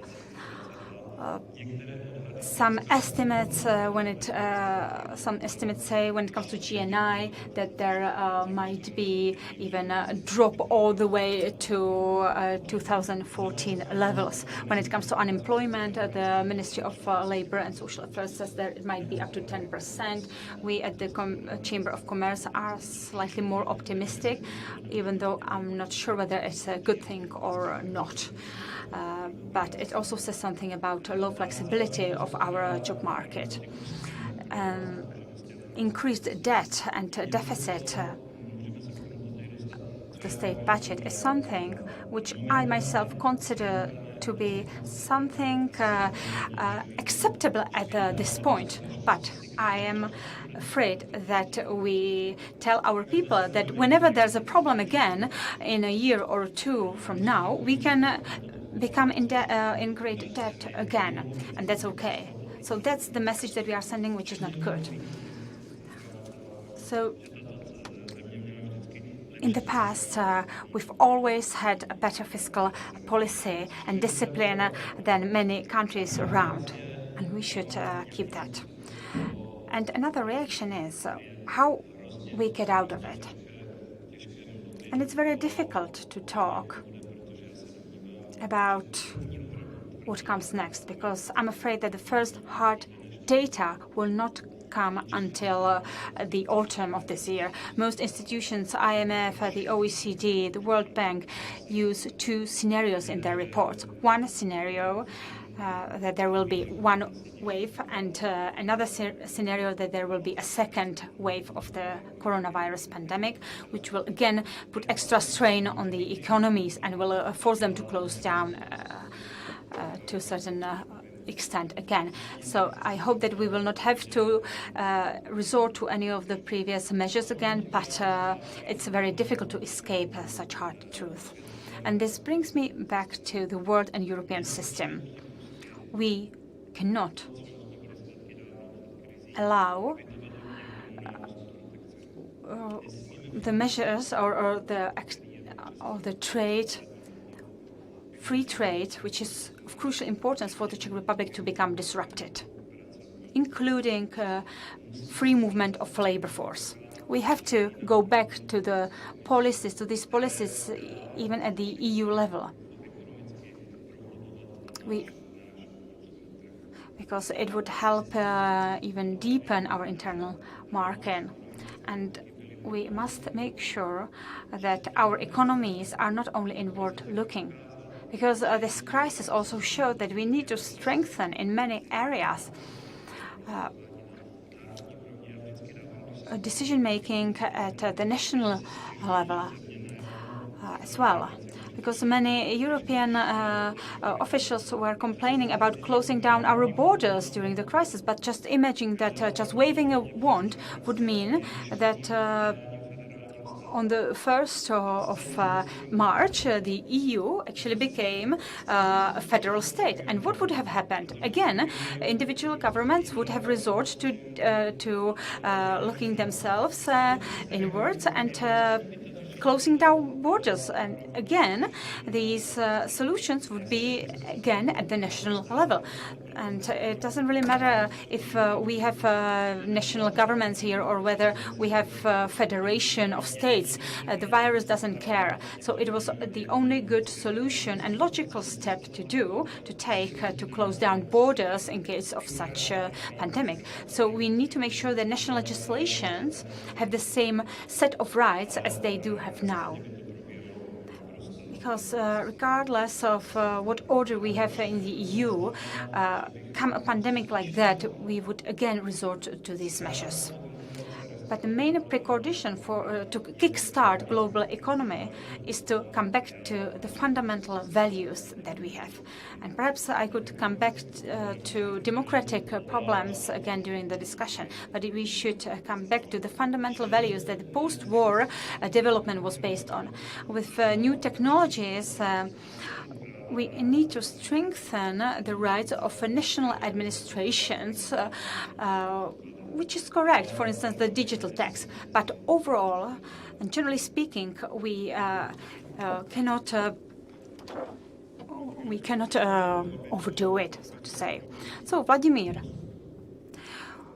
what to do so that the period of depression is as brief as possible, so that it's a V-shaped development, not U-shaped or even a longer period of economic depression. Any prognosing means looking into a crystal ball. I'm afraid it will not be a V-shaped development, it will be a U-shaped development. And the only question is how long the bottom line will be. And first of all, I think that, and it's not just an economic question, we need to give our society certain assurance that state institutions know what to do. And we need to continue looking ahead and staying positive, because except for certain countries in the Latin America and perhaps some states in the US, we can see that we are actually starting to getting hold of the crisis, are handling it well. And this is the message we have to send to our businessmen. We also need to provide liquidity in our economy, be it from our financial institutions or provided by commercial banks. So if the governments can afford it, they should provide extra liquidity. But of course, the Czech government situation is different from, let's say, Italian government situation or Spanish. So, Vera, 24 countries, or 24 member states had some form of emergency state. The other 3 had different or used different mechanisms, different constitutional mechanisms. Right now, all member states are returning back to normal. Of course, it is not a simultaneous process, which is due to the fact that the situation across Europe is different in individual member states. But it's been a while since in Europe we had a crisis that would be resolved by declaring state of emergency. So how difficult will it be to monitor, or how difficult will it be for the Commission to monitor the standard of what's normal, whether we are actually returning back to normal, to the pre-crisis normal, to the parameters of liberal democracy. We all know there was a big debate about the measures that the Hungarian government adopted. It raised a few eyebrows. and it caused some doubts about the state of affairs in Hungary after the end of the emergency state. But are we back to normal, or is there a new reality today? One interview, I think it was in Czech TV, I remained calm when it came to the Hungarian state of emergency, and then Viktor Orbán applauded me for that, which was not a good moment for me. But I cannot be an activist. I have rules to follow, rules to observe. So whenever the acquis is not being respected, I have to act. But whether we are coming back to normal, business as usual, in September we will publish the first report on this, on the rule of law in Europe. So we will look at the balance of power, or balance of powers within the individual member states. We will look at the functioning of the justice system, what the governments do against corruption, and we will look at the freedom of speech and the functioning of media in individual member states. So we've never looked at member states through this prism, the prism of these four categories. And this report will also include the current situation of going back to normal, and we will have a debate. And the German presidency wants to address this and in greater detail. So whenever we see a warning sign that things are not going well in one particular member state, we want to pay attention to it, just like we did when it came to the Polish justice system reform in 2015. But we also have to look at the distribution of power, so to say, in Europe, and whether the distribution is correct. I think it's good that when it comes to civil protection and healthcare, that it's within the remit of individual member states, because civilian systems or integrated rescue system worked great. And I think we should strengthen the coordination role of the EU, perhaps trust one another more. But generally speaking, I think that the competences are divided just right and reasonably. And if you ask me how to get out of the crisis, well, again, this is a question of funding. We need to draw lessons from the past. In the past, the European funds did not react swiftly enough to the previous economic crisis, but now it's different. So now we are able to react, but the question is how and for what we will use these funds. And we have to start 4 main flows of funding, which the member states should use until the last penny, which is cohesion and agriculture or farming, package for transformation of economies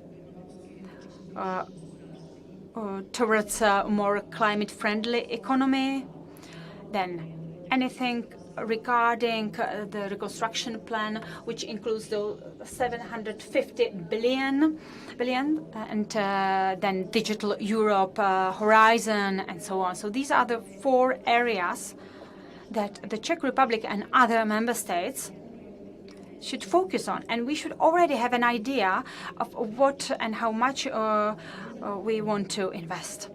Reconstruction funding will be here until 2024. So we have to act swiftly in order to have the right absorption capacity. And so whether we manage to adopt the budget, current budget and the budget for 2021, so there is not a drop in cash flow, then I think that next year we can come back to some, let's say, average growth of 4 or 4.1 or 4.2%, which is the current prognosis of the International Monetary Fund. Vladimir, I see you want to react. No. I just wanted to come back to you. The European programs. Well, they are green in all their aspects. Is that right? And I'm not saying that we shouldn't fight the climate change. I'm not saying that. Plus, there's one criterion, and correct me if I'm wrong, when it comes to the recovery fund, the funding should be allocated depending on their unemployment, on the highest unemployment in the past years. And I can, and if I'm not mistaken, I think that this is also thanks to our measures that we did not have high unemployment. So why should we be punished for that, for our low unemployment in the past years? So if the money will be distributed depending on the highest unemployment, then, or depending on how green it is, then, well, again, I'm not saying we shouldn't focus on climate change, but if we're talking about recovery, then I don't think there should be these conditions. Because this climate change for 2050 decarbonization of or 2030 goal of 30% or the decarbonization from 50 to 65%, then it might cost us a great advantage, and it might actually put us at a disadvantage when it comes to the recovery efforts. But again, I agree with you. Climate change is important. We need to fight it, but we should be pragmatic when it comes to recovery in the next years, because we should fund top-notch technologies, added value technologies, areas that will enable us to kickstart our economy, and something that we should adopt and look for effective ways to implement. But at the same time, we need to be able to stand up and be against something if we don't think that it is correct. And I think that it goes hand in hand with the discussion of the pandemic. Unfortunately, we will not have too much time for other topics. I just wanted to add that climate change as a risk for the humanity is still here. And if we are to make changes in the economy, why don't we take the environmental aspect into account? But these issues will definitely be discussed at the level of the Council, and I'm sure that the member states will also come up with proposals to take into account data on unemployment during the COVID. We actually believe that that might be a strong point for the debate. So thank you very much, and that is all. And to conclude, well, you asked whether we will be stronger or not. Every politician knows, never miss a good crisis. That's exactly what I wanted to use as a conclusion of this debate.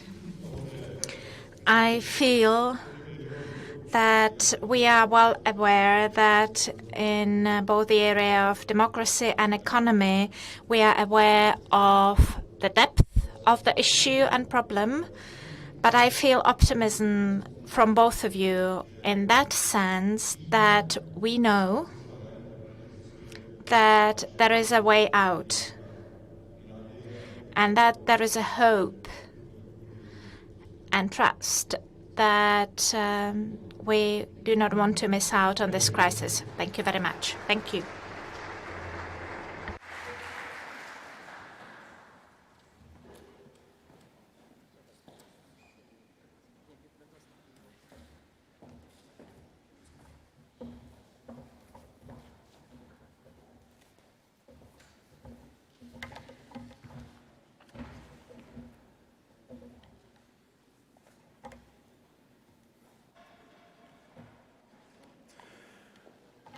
Dámy a pánové. Ladies and gentlemen, I think that you had enough of me, I guess. But please bear with me for a little while. I will not go away yet.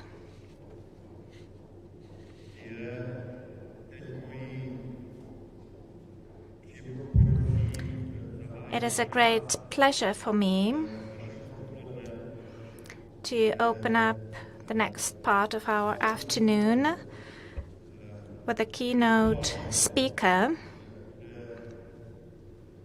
Will be yet another representative of the U.S. administration, Richard B. Landolt, U.S. Secretary of Defense representative in Europe. Is the defense advisor and representative of the Secretary of Defense in Europe, and at the same time the defense advisor to the U.S. ambassador to NATO. I do not want to describe his long career, ranging from military service up to this top job in Europe, but you can certainly find his profile in the files that you have. And without any more ado, would like to welcome you, sir, to our conference. Welcome to Prague. We are very sorry that you are unable to be here with us in presence, but we appreciate your disponibility and the possibilities of our ICT services to have you among us in this virtual way. One of the collateral effects of this pandemic.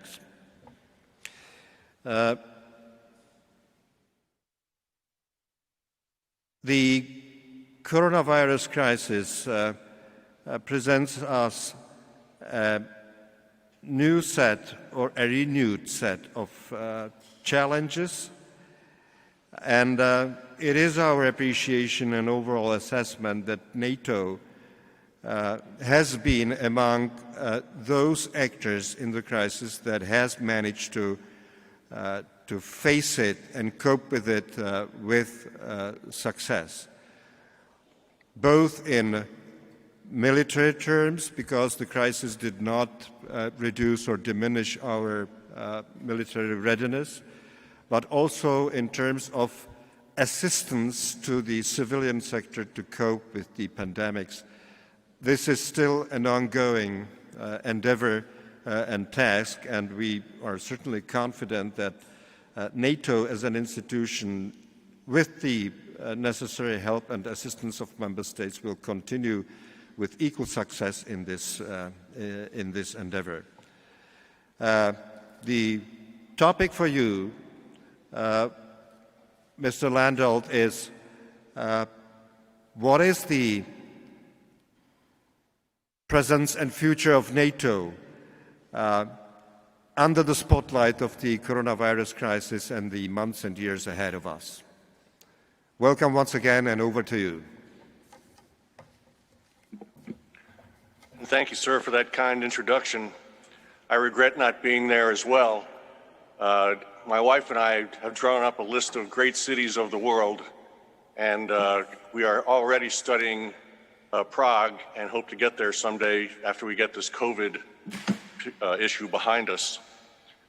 That said, Prime Minister Babiš, distinguished cabinet members and parliamentarians, Ambassador King, security policy and public diplomacy experts and conference organizers, it's an honor and privilege to address you at this year's Jaglo Conference, a premier event hosted by a prestigious organization that is well known throughout the EU and NATO for shaping the debate on security policy initiatives and raising awareness through effective public diplomacy.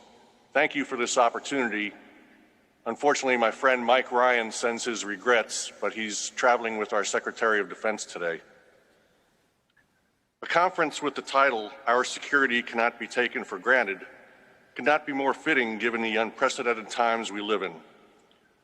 While the coronavirus pandemic has presented us with enormous challenges, it has also provided opportunities to rethink the ways our values-based transatlantic community can come together and focus on what comes next. NATO's 70th anniversary in Washington, D.C. last year showcased the full commitment and confidence in NATO from all allies. The past 70 years of cooperation have created the conditions for us to address COVID and other global challenges as an alliance. Our continued commitment to working together, both bilaterally and multilaterally, is critical to combating this virus, as well as defending against adversaries that may look to take advantage of this crisis to further their own interests. Put simply, and as Secretary General Stoltenberg has said repeatedly, we must ensure that this health crisis does not become a security crisis. During last week's defense ministerial here, ministers endorsed NATO's work to prepare for a second wave of the coronavirus. Meaningful work that will enable a more effective NATO response to the pandemic and help us to prepare in a better able way to carry on NATO's core tasks. The United States military, along with our allies and partners, is ready to deter any actions of aggression and defend our shared interests in any domain. We need to reinforce the free and open international order and the conditions that enable us to address future threats in a way that is transparent, accountable, and resilient. NATO remains as relevant today as ever, but NATO's continued relevancy and continued success depends on its ability to adapt.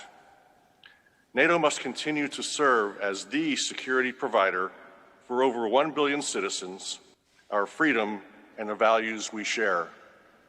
We should not take this task lightly because there is no greater responsibility, especially given the challenges we face. The most successful alliance in the history of our planet is reliant on our shared contributions and commitments to one another. This means all allies need to do their share to develop new, high-end capabilities and to increase the readiness of their forces.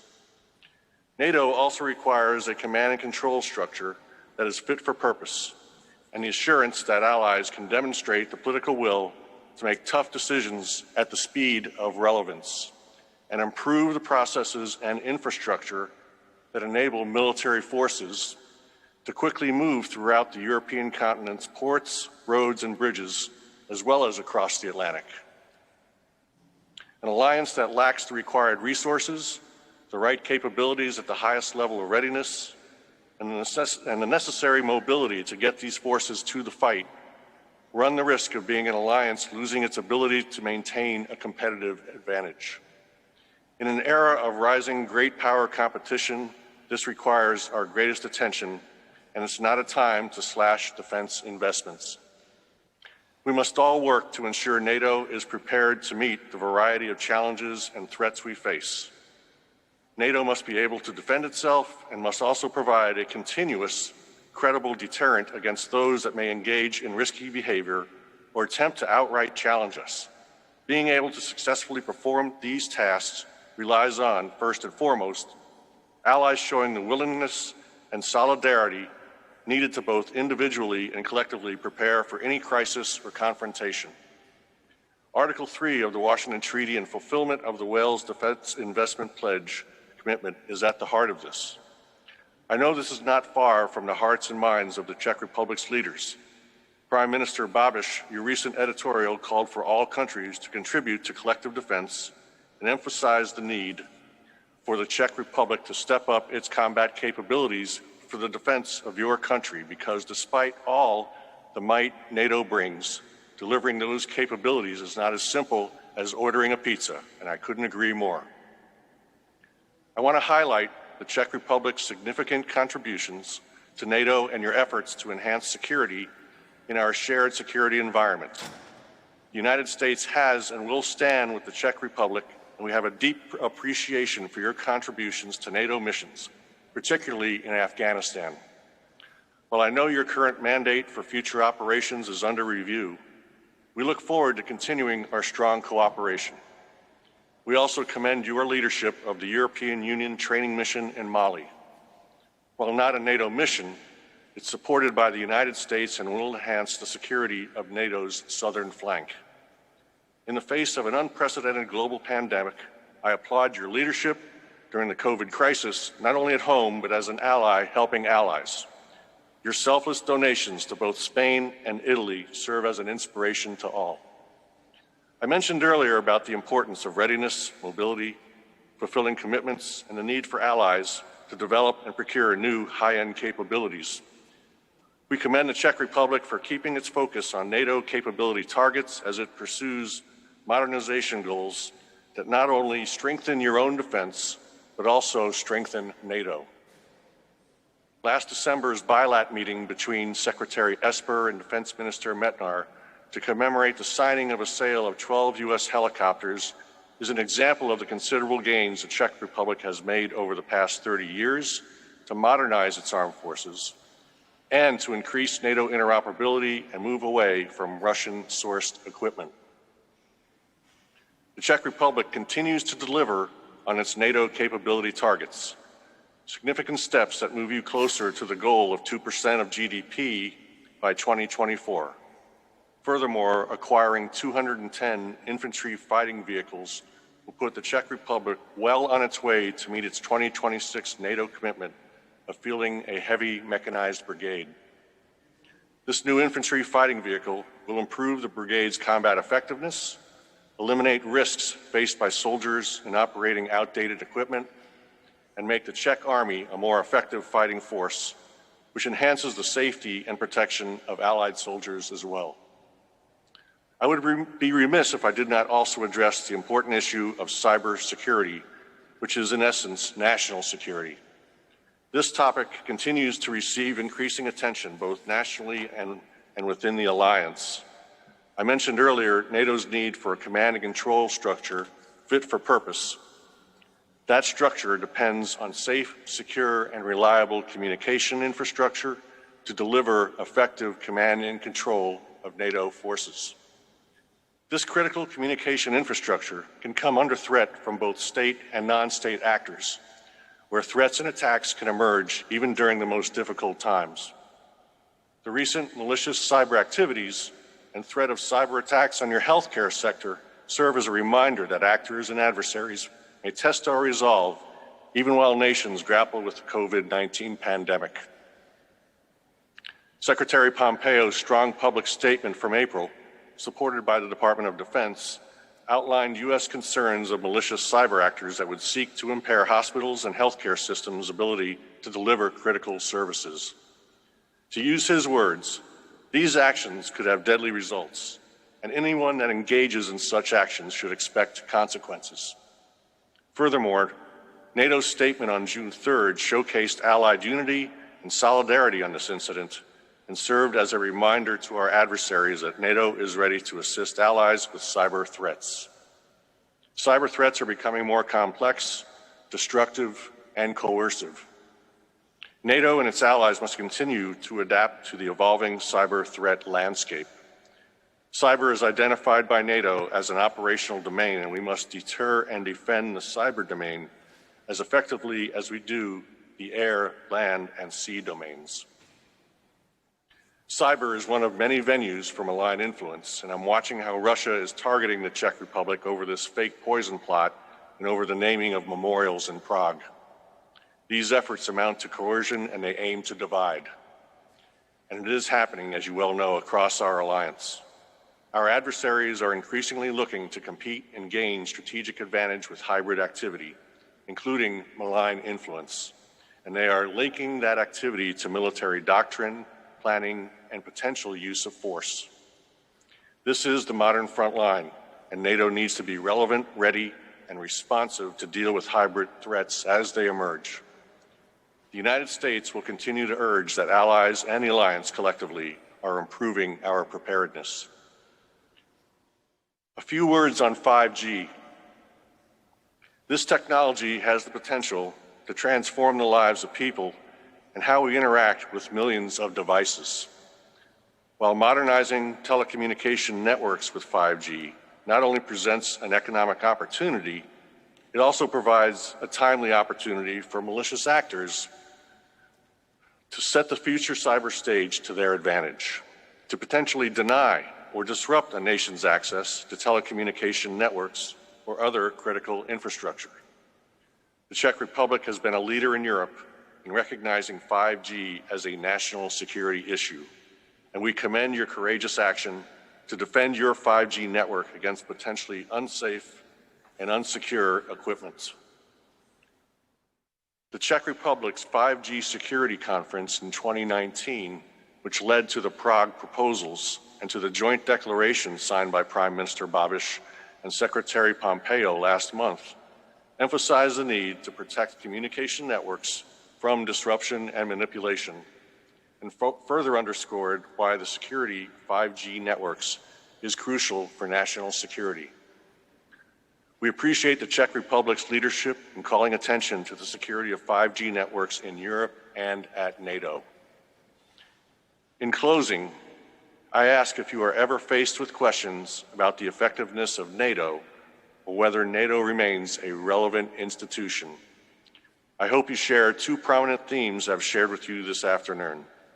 First, NATO has been undertaking significant adaptations in how it assesses the strategic environment and in developing the strategy, capabilities, posture, and readiness required to address the full range of the alliance's challenges and threats, and that these adaptations are reliant on the contributions and work of all allies. The Czech Republic plays a critical role in leading these efforts at NATO and within Europe. And second, the United States is fully committed to NATO, to its European allies, and maintaining a close bilateral relationship with the Czech Republic. Our leadership and our aligned efforts to advance critical security policies will help keep NATO strong, relevant, and ready to meet any emerging challenge. NATO matters to the United States. The alliance has enhanced our security by ensuring peace and stability in Europe for over 70 years and remains the essential backbone of transatlantic security. Likewise, NATO is also vitally important to Europeans. No other institution can replicate its capability to address European security challenges and to promote solidarity throughout the Euro-Atlantic area. This mutual understanding is durable, but we cannot take it for granted. I'm confident we will rise to the challenge now and in the years to come. Thank you for your time and attention, and again, I regret not being there in person. Thank you.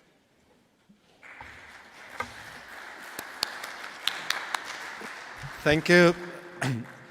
Thank you, Mr. Landolt, for your wise and insightful and comprehensive remarks on where we stand. I want to make just two very, very short comments. Comment number one. I know you know, but I want to restate that. Rest assured that Czech Republic remains firmly committed to NATO. NATO is the bedrock of our security and defense, and we will do our utmost to make sure that we meet all the expectations across all the targets and tasks that NATO sets ahead of itself. Secondly, I want to underline that this morning we heard once again from the highest political level of the Czech Republic, that is from the Prime Minister and the Minister of Defense, the unwavering commitment of the Czech Republic to meet its targets in terms of defense spending and in the structure as it was outlined during the Wales summit. I do think, that this is very important to hear it from those with political responsibility time and again, despite the crisis that we have been facing right now, and assure ourselves and our allies that this commitment is not changing. Thank you once again very much for your insightful contribution to this conference. I want to invite the audience to give Mr. Landau a hand for his contribution, and hope to see you soon in Prague in person. Thanks a lot.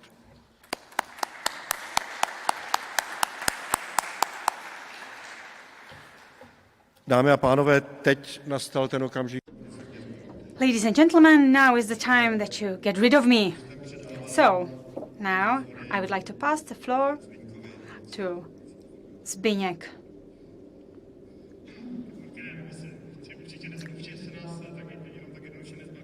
Martin, so you won't get rid of us so easily. I would like to thank you for being a moderator of this panel. And now, just a small housekeeping comment before I come to the highlight of the conference. We have 6 out of 7 representatives or members of our traditional political panel.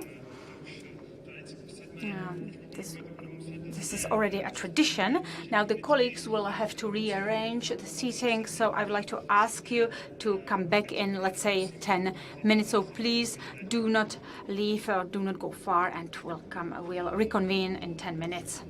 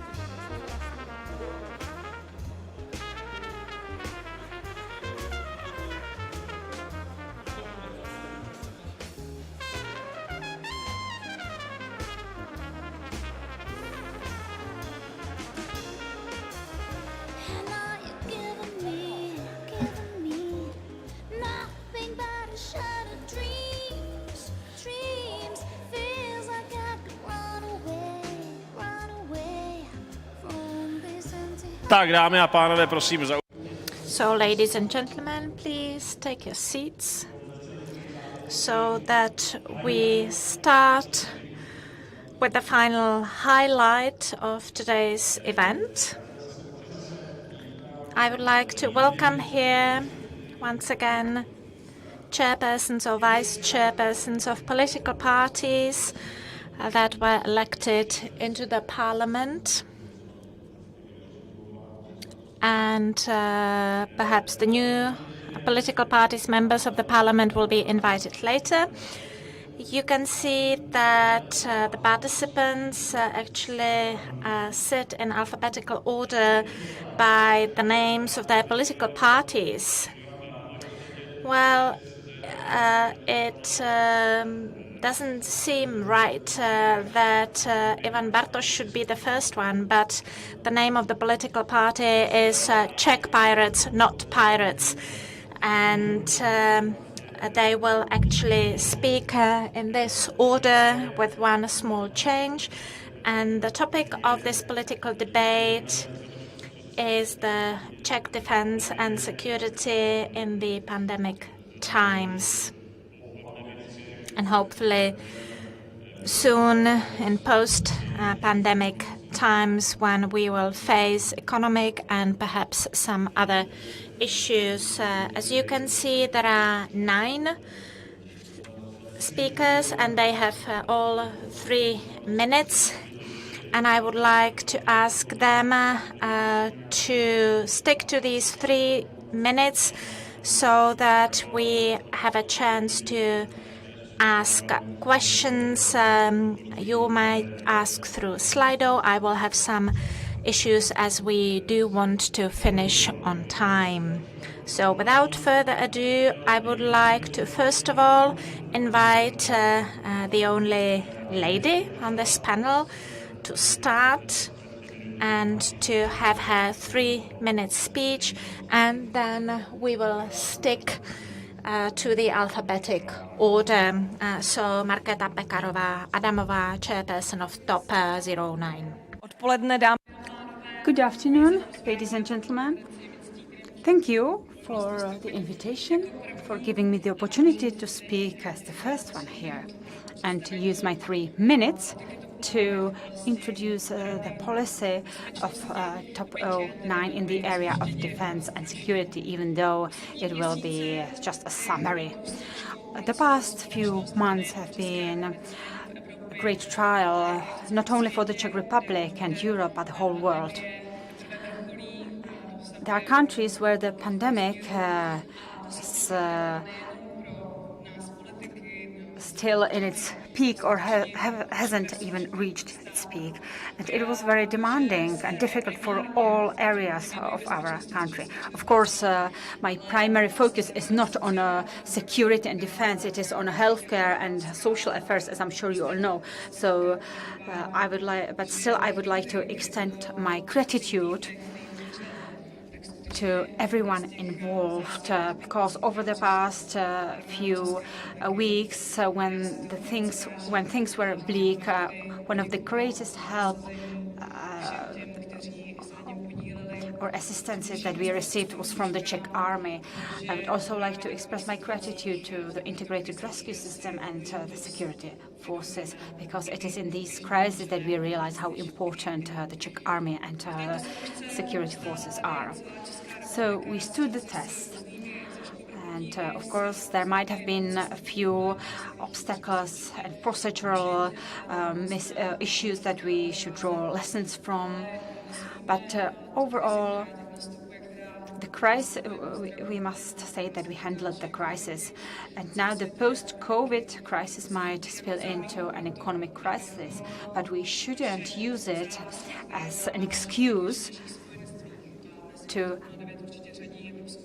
withdraw from our commitments that we have vis-à-vis NATO, and to use them as a scapegoat to austerity measures. Of course, austerity measures will be important, but we must continue fulfilling the commitments as we had planned. And we must do everything in our power to achieve the 2% GDP defense spending. I would like to underline the Czech Republic's membership in various structures, and I would like to refuse the efforts to nationalize the defense and security. We cannot go the national way. There are no alternatives to our membership in NATO, the EU, unless we want to renew or reintroduce conscription and give even more on our defense than before. So international cooperation and multilateral institutions have a significant role to play. And not only today, but also in the post-pandemic, post-COVID world. The world is not safer, that's clear. And most of us had to deal with other issues, but still there are challenges that still lie ahead of us. The security threats and challenges that have been here before the pandemic are still here today. That's why we need a strong NATO alliance, and we need to be able to fulfill our NATO commitments. So not only the 2% GDP defense spending, but also our willingness to contribute to alliance missions and operations. We also have to be able to contribute to mutual consensus and setting of priorities. That's why the Czech Republic should also declare what kind of NATO we want. What kind of NATO we want to have in 10 years. Because currently there is a campaign called NATO 2030, which should help move the alliance into the 21st century. So NATO needs to be visible, it needs to be heard, and we need to be able to formulate our position. Okay, I will be very brief because I'm running out of time. So, what's essential when it comes to security risks, be it hybrid warfare or cyber threats? We need to be able to strengthen our resilience, but also strengthen our resilience. We need to comply with or fulfill the commitments that we have. But we also have to fight the increasing influence of authoritarian regimes like China and Russia. So we need to bear that in mind as well. And I would like to emphasize an initiative of Top 09. Okay, you have 10 seconds left. Okay, the last sentence. We created an investigative commission in the Parliament in order to assess the impact and influence of authoritarian regimes on the Czech security, which I hope will contribute to better future or better security of the Czech Republic. Thank you very much. And now we will see the great discipline of all gentlemen who will stick to the 3-minute time frame. So now I would like to pass the floor to Defense Minister Metnar, who represents the ANO movement, the Prime Minister, chairman of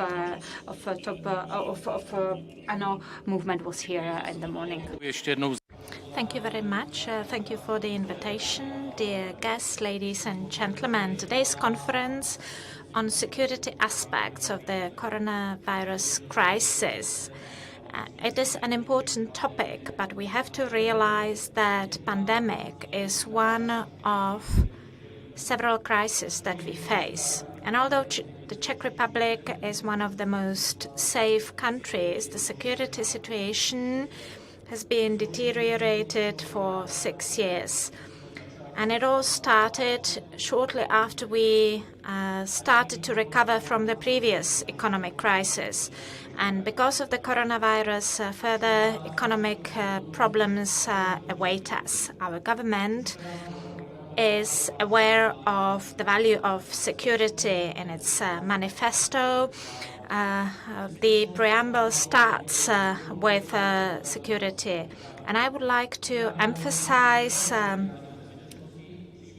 defense as an expression of safety, as defense is an extreme expression of security, preparation and reaction to the worst, what might happen, and that is the military conflict. From the point of view of Central Europe, it might seem that it is remote and unlikely, this military conflict, but we are not isolated. We are closely linked to our trading partners, and we cannot lock ourselves even if we want it. Therefore, we need to be ready to protect our security, not only within our territory, but also far away. It's nothing new. Our troops been in Afghanistan for the past 18 years, in the Balkans even longer. Last week, we took over the command of the EU training mission in Mali. And all these missions are important as they protect us from the problems outside coming to us, including instability, terrorism, and illegal migration. These are missions where we protect our interests, but not vital interests. Missions where we do not fight for survival. 10 years ago, there was an opinion that such a struggle for survival in the 21st century is not possible. But then comes the war in Ukraine, in Syria, in Iraq, in Libya, in close neighborhood of the NATO and EU, close to the economic space from which our prosperity depends. We need to rely on the collective protection of the whole NATO and contribute to it. That's why we need to modernize the Czech army. Also, during the coronavirus times, we need to think about our security and safety and protection. All people appreciate the army, as the army always comes quickly during the crisis, but whenever the government had to cut costs, the army was the first one. But with old equipment, we cannot actually ensure defensive capacities. The pandemic showed that crises come quickly. And we need to be responsible from the budget point of view, and we need to make sure that the level of our security will not drop under acceptable threshold. And this is perhaps the most important issue, the defense spending. We believe we are a reliable ally, and it's in our fundamental security interest to be perceived by others as such. We are going towards 2%. And the interim step is 1.4% until 2021. But that needs to correspond also to growing defense spending that will allow us to develop our capabilities. And that's why we need to increase defense budget. We really take it seriously, even under the COVID-19 crisis. And that is evidenced by the declaration that we will buy 52 howitzers. And this contract is important as it has an important contribution of labor for Czech companies. And I could go on. We need to modernize counter-air defense and also purchase new IFVs. And all these contracts rely on involvement of the Czech industry. And I believe that with the participation of the Czech industry, the government and the public, we will be able to keep the necessary standard. Thank you very much. Now Ivan Bartoš, Pirates chairman. Thank you, ladies and gentlemen. Thank you for the invitation. It is not the first time that I'm here, but this conference is always very useful, provides a very useful view, and I'm glad that there are several other topics on the agenda today, including economic topics and so on, that are not directly connected to security. I would like to focus on two areas. That's the positive one, the role of army that it played during the pandemic, and the second topic, the second area, which is our resilience of our country. I would like to thank the rescue services who helped with the pandemic, and I would also like to thank the Czech army, which helped in areas where the civilian forces or services could not help. So the army played a crucial role. When I looked at some opinion polls, the Czech army, 82% of Czechs were satisfied with the Czech army. It helped with the smart quarantine, it helped with logistics, Czech troops helped with the distribution of protective materials. They cooperated with firefighters, and through army we managed to bring through airlift from China protective masks and clothing.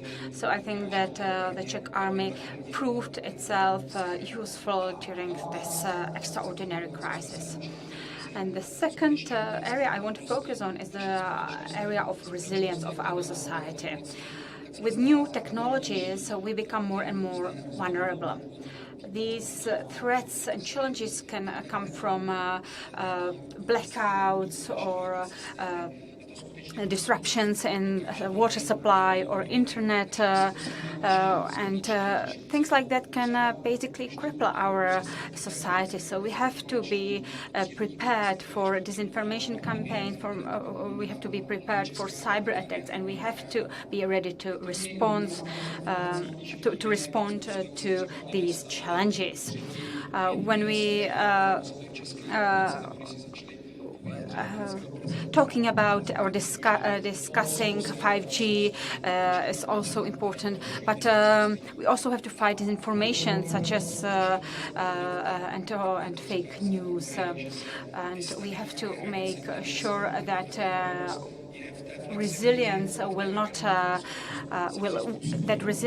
will be our ability to adapt to the new situation. We created a new commission for hybrid warfare. It is a political commission in the Chamber of Deputies, which should identify threats and challenges. I hope that we will continue or we will finish act on a screening of foreign investments in order to increase cybersecurity. Minister also mentioned the fact that it is also often an issue of funding, but also of expertise. We have to invest in new cybersecurity. We have to increase our literacy, cyber literacy. We also have to increase or support the National Cyber and Information Security Agency.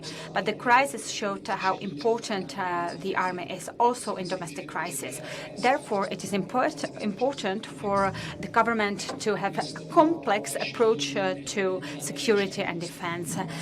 Look at this issue holistically, and I've heard quotation from someone that information literacy is the conscription of future. So if the Czech Republic should invest in something, it should be a functional and modern and agile army.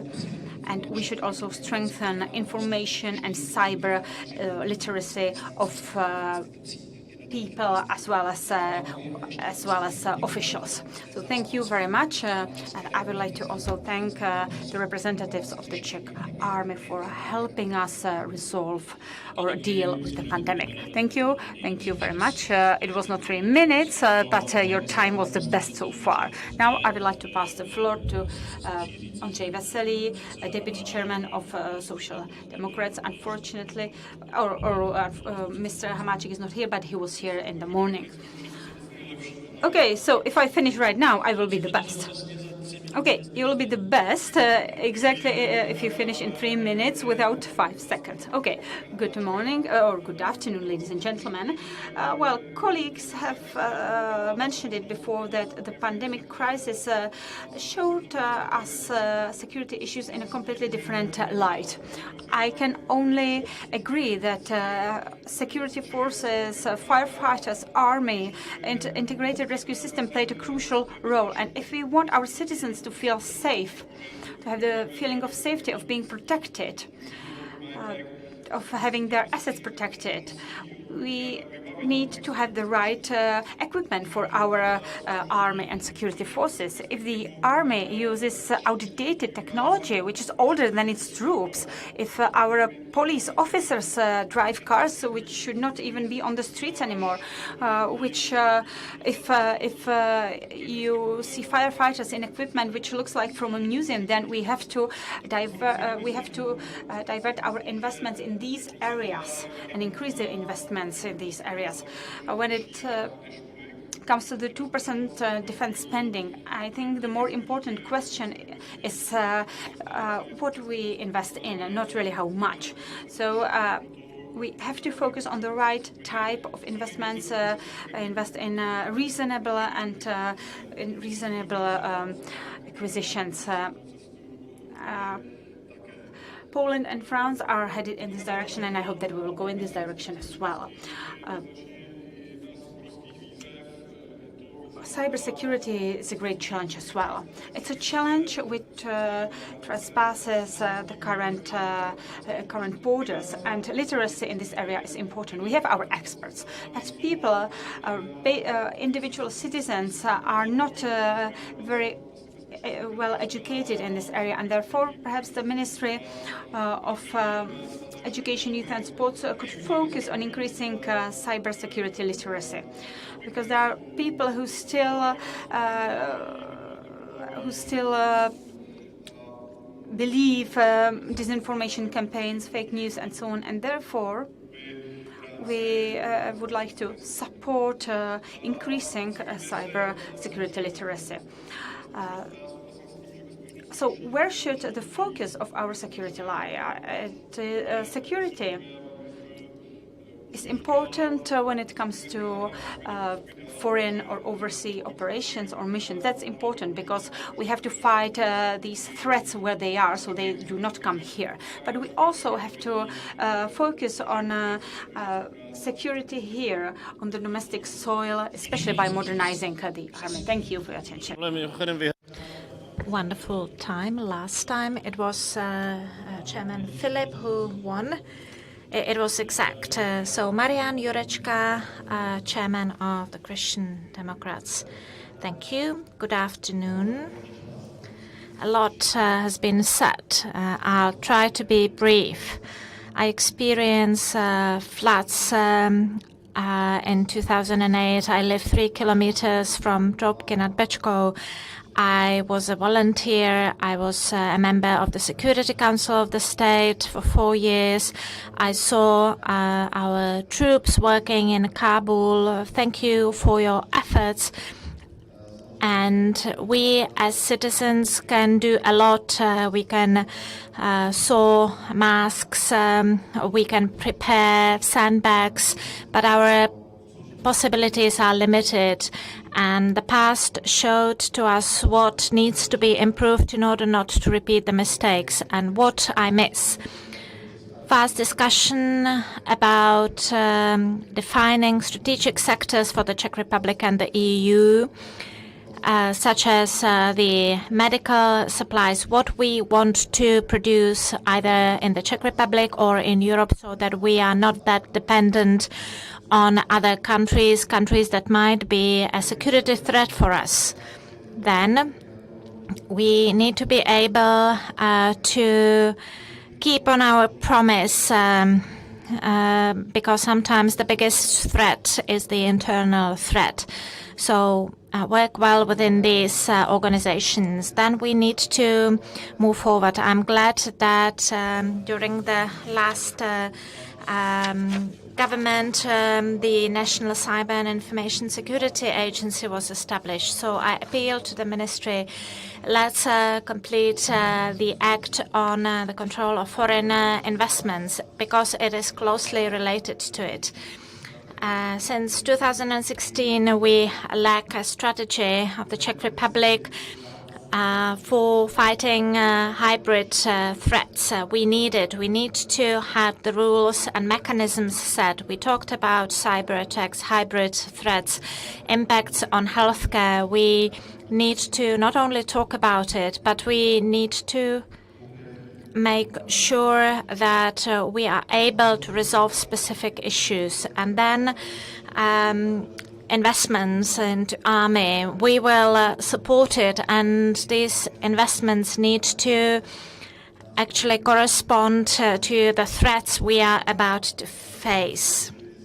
And the last thing, I started with civilians and with masks. An important role is to build on reputation and active support of the Army Active Reserves. So thank you very much. And now I pass the floor on to Wojciech Filip, who is the chairman of the Communist Party. And it might be a surprise for you that I will remind you of one diplomat, George Kennan from the US, who is the author of the deferment strategy. He was against NATO in 1949, and 50 years later he wrote that enlargement of NATO was a fatal mistake. And if I think about it, he was really right. An expansion of NATO was a great mistake, because the map of Europe was redrawn. Where used to be Russians, we have Americans, and the US as a hegemon of the NATO received 1 million square kilometers. And it changed the balance in Europe. But we are not talking only about these locations. We have 14 new member states. And there are many people who are strong advocates to NATO. They increase budgets to pay for US systems. They supply troops to Afghanistan. And citizens ask me a question whether our troops fight for the national interests of our country as they fight in wars that was initiated by George Bush Jr. administration. What about the Baltic Sea and the Black Sea? NATO actually covers a huge geographical territory running to the north, south, east, and west. And the current military doctrine of the US focuses on breakthrough operations, and many of them were actually written down and approved prior to the Crimea crisis. And this is important because new member states could be involved in operations that are against their interests. Also, on a daily basis, we see many incidents that could turn into actually direct conflicts. And fourth, there is almost no unity within the NATO. It's not only a problem and conflict between Greece and Turkey, but there are many other new conflicts. The war cannot be continuation of the conflict. Let's focus on political solutions. NATO should not expand. It should not include Ukraine or Georgia. Other post-Soviet countries should be neutral and thus reduce the tension. The first step that should be initiated is to reduce tension and to initiate a direct dialogue between Russia and the US. Thank you. Mr. Vondra, on behalf of the Civic Democratic Party. Hello. I will try to get out of this situation. We can look at it either from the negative point of view that we have to listen to what we've heard, or that there are not that many of us because of the virus, or that the crisis confirmed the old statement that the West has ability to kill others from the technology point of view, but low capabilities to make sacrifices. We thank our security forces, and I join in, but I would like to add that we shut down the economies too early before being able to test the system, and perhaps this is something that will come. Or we can look at it from the positive point of view. We meet each year here to try to find a common denominator in the area where, this is the most important topic, and that is national security. So I want to thank Jagelo for not resigning on that. The pandemic showed that it's of global nature. The West would become weaker. There will be more deaths and more conflicts, and we see it on a daily basis. So there are two conclusions that we can draw out of it. We need to take our security seriously, and we need to keep the West united. And in practice, it means 4 things that we need to do. First of all, we need to take seriously our international pledges. The 2%, if we do not resign on that, we can come closer to 2% quicker because of the fall of the economic growth. So we can reach this objective quicker. Secondly, under the condition, of course, that we will not stop modernization of the armed forces. I think that we has to maintain that. Thirdly, the crisis showed that the digital domain is so important. When the real economy was shut down, the only thing that worked was on the internet.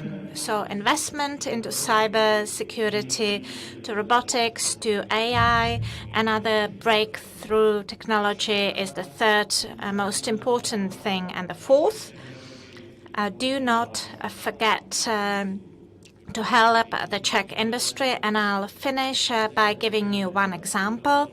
We talked a lot about dependency on China because of this stupid thing.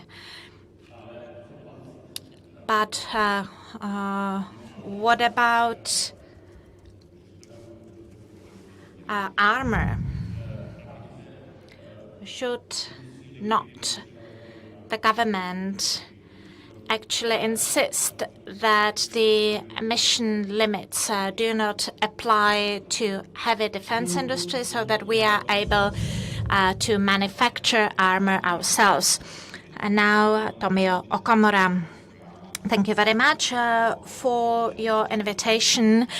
I do appreciate it because I guess no one expects that my opinion will be similar to others.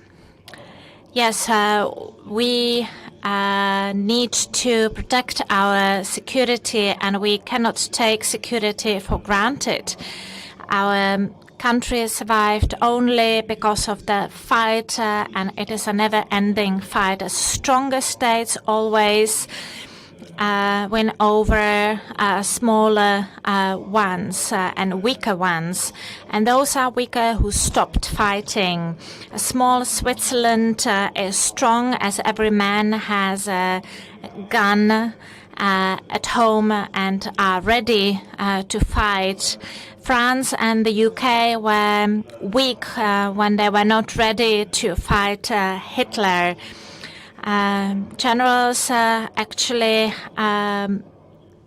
knew that no one is ready to die for other countries, but they are ready to trade advantages for our freedom.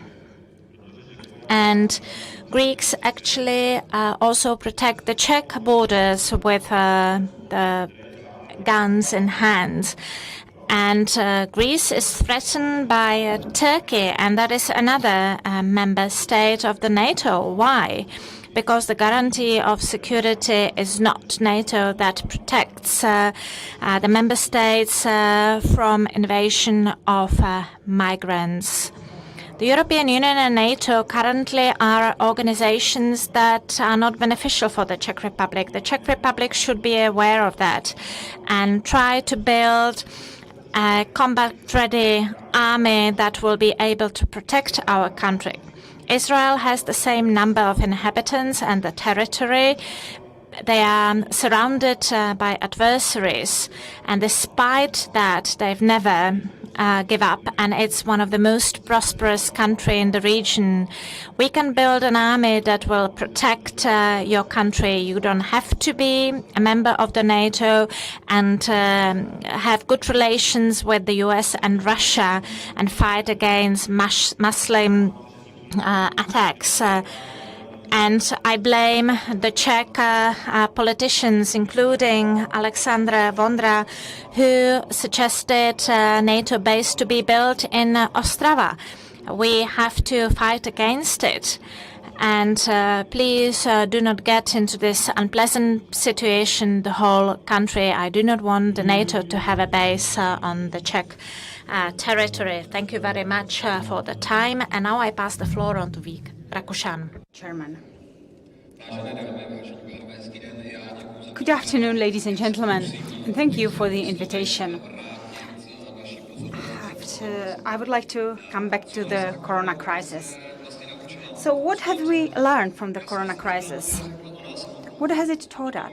I think it taught us something about ourselves, about how we can handle stressful situations, how we can handle fear, whether we can or cannot act in the times of crisis. It showed us that we have certain weaknesses, even in the way we run the state. And it showed us that we are not able to respond to crisis quickly enough. Those of us who, as mayors, encountered floods, we know that at first it was very difficult to handle the situation. But later, when the floods returned, we already had some flood plans or crisis plans. So we should do something similar at the national level as well. And it shouldn't be just crisis plans for contingencies at the national level, but it should be instructions for various crisis situations for ordinary citizens. And I think that our municipalities can play a role as well. But we have to realize that the crisis was a wake-up call. It showed us that we have a wide range of dangers here. It will not be just an enemy coming here in a tank. It could be cyber threats, cyber attacks on hospitals at the time of a pandemic when medical professionals were under great amount of stress, and we had to deal with cyber attacks on hospitals as well. And suddenly we see that our preparedness for crisis could be better. And we have to be aware of the new threats and define them. That's what we need right now. Before we start buying new army equipment, and of course I'm aware of the fact that we need new army equipment, but we have to ask ourselves first what the real threats are and where these investments should be directed. At the same time, I think that the corona crisis showed us that our security is dependent on the fact that we are anchored in the West, in NATO. And we are NATO, we are part of NATO. It's not NATO and us. We are part of NATO. We are the North Atlantic Alliance. We are not a bridge between the East and the West. We are part of a strong North Atlantic Alliance, which should provide for our security in the future as well. Thank you. for your attention. Thank you for your time. Ladies and gentlemen, you have the opportunity to ask your questions through Slido. If there are already some questions, oh, okay, they are right here. I can see them already. So, before I come to the slide of questions, I have 3 ordinary or simple questions. Perhaps not so simple, but I would like to ask you yes or no answer. And if there's a but, then please followed by 1 or 2 sentences. Your presence here, the whole political spectrum, symbolizes the fact that we try to look for what we have in common, some common interest, shared interest, to define something that we agree on. And therefore also find a long-term consensus regardless of who is at the helm, who the Minister of Defense is, who the Prime Minister is, and so on. Because if we find a long-term consensus or a wider consensus, then we are more coherent also for our foreign partners. So the questions are as follows. And they are also connected to the debate that we have had here throughout the day. We talked about investments, 1.4%, 2%, and so on. But recently, I think that the debate also shifted towards the interconnection between defense and also Czech economy. So defense spending being something which could be part of our economy and could translate into new jobs. So the question is, should we approach defense spending also from the point of view of economy, consider it an investment in our employment and new job opportunities? Yes or no? Yes, definitely yes. Definitely, resolutely, yes. The crisis also showed that in the area of protective materials or modern warfare, the Czech Republic is competitive, and the EU is now giving some 12 billion, if I'm not mistaken, for research and development. So yes, the involvement of research institutions and Czech companies is very logical, and I think it could work in the army sector as well.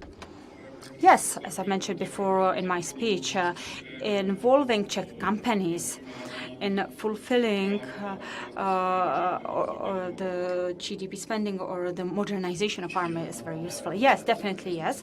And I hope that the Ministry of Defense will give us some numbers about how much of the investments ended up being in the hands of Czech companies. But I also have to say that we talk to other parties and we want to find a cross-partisan consensus.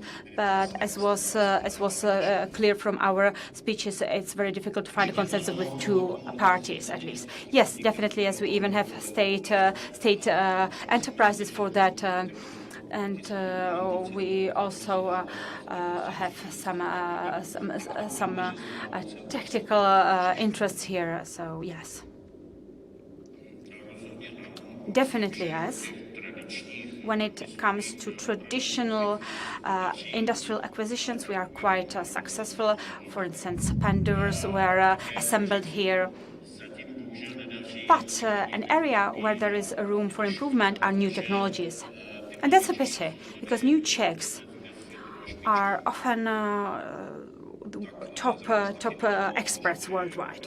Yes, but it's important to make sure these investments are investments in companies that pay taxes in the Czech Republic, employ Czech people, and not foreign companies.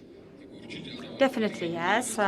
Intelligent investments in army are also investments in research and development, modern technologies. So this is something that our company, our society needs. Of course, yes, if it is possible. Do we have to, if we say yes, we have to say B as well. Not everywhere it is possible. Because we want to be self-sufficient in various areas, but sometimes it is a little populist and it is not plausible. So yes, if it is possible. Definitely yes, if it is possible, but there is a but. Yes, we will discuss the but in the second question. But now I would like to ask Minister or name the statistics that you mentioned before, because it is true that over the past years we are buying more domestically.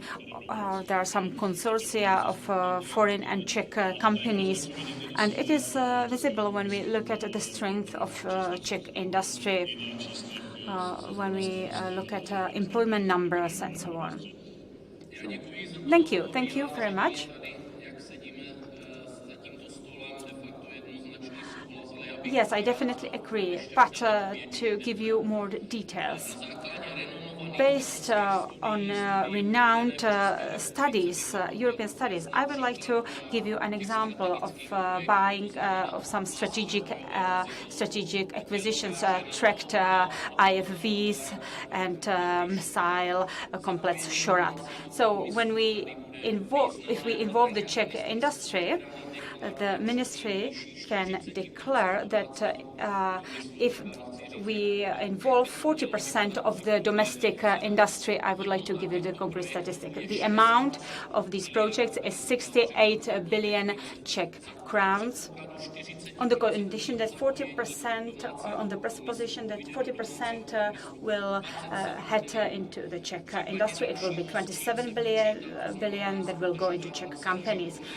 Then we also expect some maintenance activities throughout the life cycle, and in the next 20 to 30 years, in the investments will be 65 billion into GDP and 29 billion into tax revenues. And when it comes to the involvement of Czech science and research, it could bring extra 1.9 billion Czech crowns into research and development and create or maintain 24,000 new job opportunities.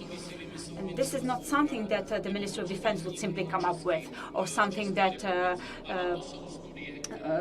this is something which is based on European studies, studies supported by Germany and other member states. But there are also studies saying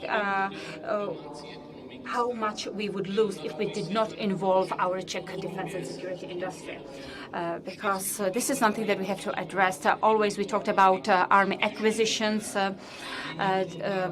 but army acquisitions are not just expenditures, they are investments. And there are some specific induced effects that could be an important economic stimulus for the Czech Republic. Okay, let's start from the other side. You said yes, but of course the country of our size, so when it comes to modern, sophisticated systems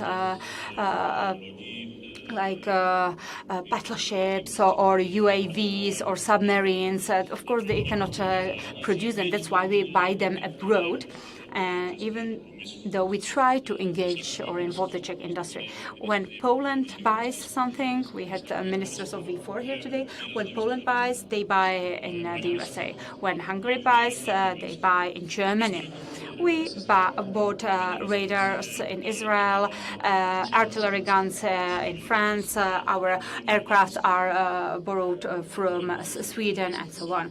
And there are ambassadors from various countries and also many liaison officers, so just be careful. But when we do buy abroad, should we also take into consideration the strategic importance of who we buy from? Yes, under certain conditions, under keeping and respecting all legal conditions and legal rules. This is, of course, of key strategic importance, who we buy from. And if I were to give you a brief answer, then yes, I think we should take these strategic considerations into account. Yes, it is very important who we buy from. Of course, we can support domestic economy through investments, but of course, we cannot buy everything or produce everything here in the Czech Republic. So it is very important who we buy from. It's also a security issue in the Czech Republic. This is of crucial importance. We should buy from our allies, and it's not just a question of of army or military equipment. It's also a question, let's say, of our nuclear power plants and so on. Yes, it's very important to have a strategic assessment of who we buy from. But at the same time, we should say that the strategy at the government level perhaps is not in line with views of political parties of all the parties in the Czech Republic. So we should always make sure that it's not just a one-sided strategy. Definitely, yes. It's one of the main reasons why defense acquisitions are always excluded from the standard public procurement process, because the government has the right to acquire such equipment from its allies, not its adversaries. So yes, we should buy from our allies, and we should also have, let's say, a geographic balanced approach. I think this could be a reasonable policy, and we shouldn't rely only on one country. As I mentioned before, when it comes to military acquisitions, I think that these technical matters should be in the hands of our state enterprises, and this would help us avoid giving the procurement documentation somewhere else in the wrong hands. As was the case with radars. For instance, France did not agree with us buying radars from Israel because the certification in NATO is a very complex process and so on. So it's up to us who we buy from, and we should be able to take into account all the matters related to procurement of military materials or equipment.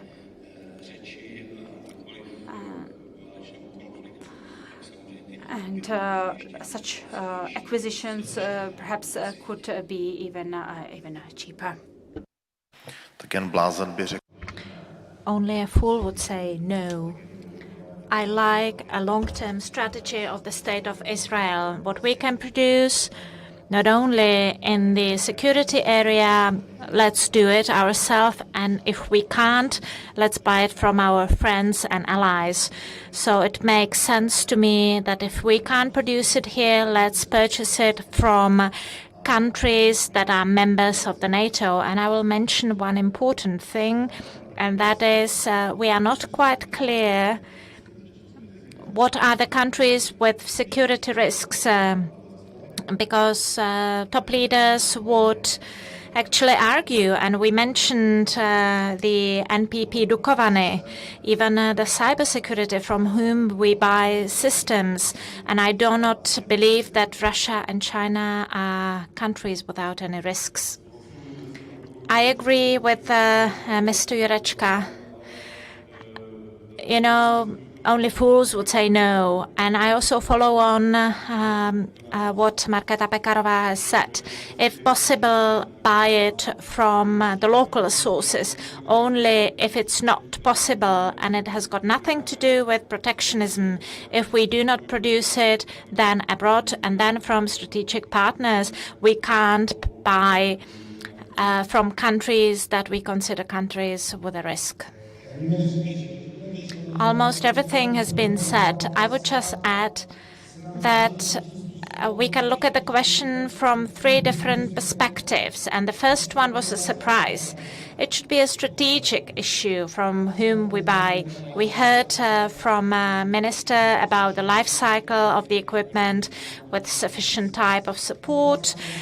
And then there is the issue of complementarity, to complement other types of equipment than operations, so that troops within the alliance are able to train. And then it is a political issue when the acquisition of helicopters was discussed. There were many people coming, lobbying for either US or Italian helicopters. And it is not a political issue to decide under such a pressure. It's actually a diplomatic issue, but I'm an active politician, not a diplomat. So it's difficult to guess what are the plans. It should be based on the strategy of the Czech Republic, and we should focus on, well, not vendor locked-in, but on the life cycle and sustainability of the equipment. Today we have 40-year-old equipment, so the material and equipment that we will purchase today, we will probably operate and use for the next couple of dozens of years, and we need to be able to maintain it and service it. And I believe that the guarantees are always much higher if offered by our allies. There is also agreement that the acquisitions, if the Czech Republic does not have the technology resources. Well, in 1937, Czechoslovakia was a leader in defense industry. But if we are not able to purchase it from Czech producers, then we will request at least 30% of the Czech content. And in certain projects that I have already mentioned, the share will be even higher, 40. In case of guns, it will be over 40%. But we have to realize that the criteria for acquisition abroad are multiple.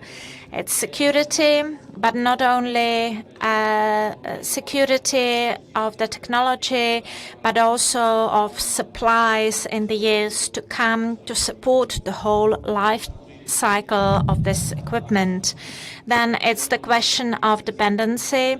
Just imagine where we were trying to deliver PPE, and we do not have to look outside of Europe, and then meeting the expert criteria or technical criteria as required by the army. And then, of course, it's the price, availability, accessibility for the Czech Republic from the budget point of view. Yes, we started today debating about common Visegrad projects, and there was the question why the army did not acquire the Zuzana gun howitzer.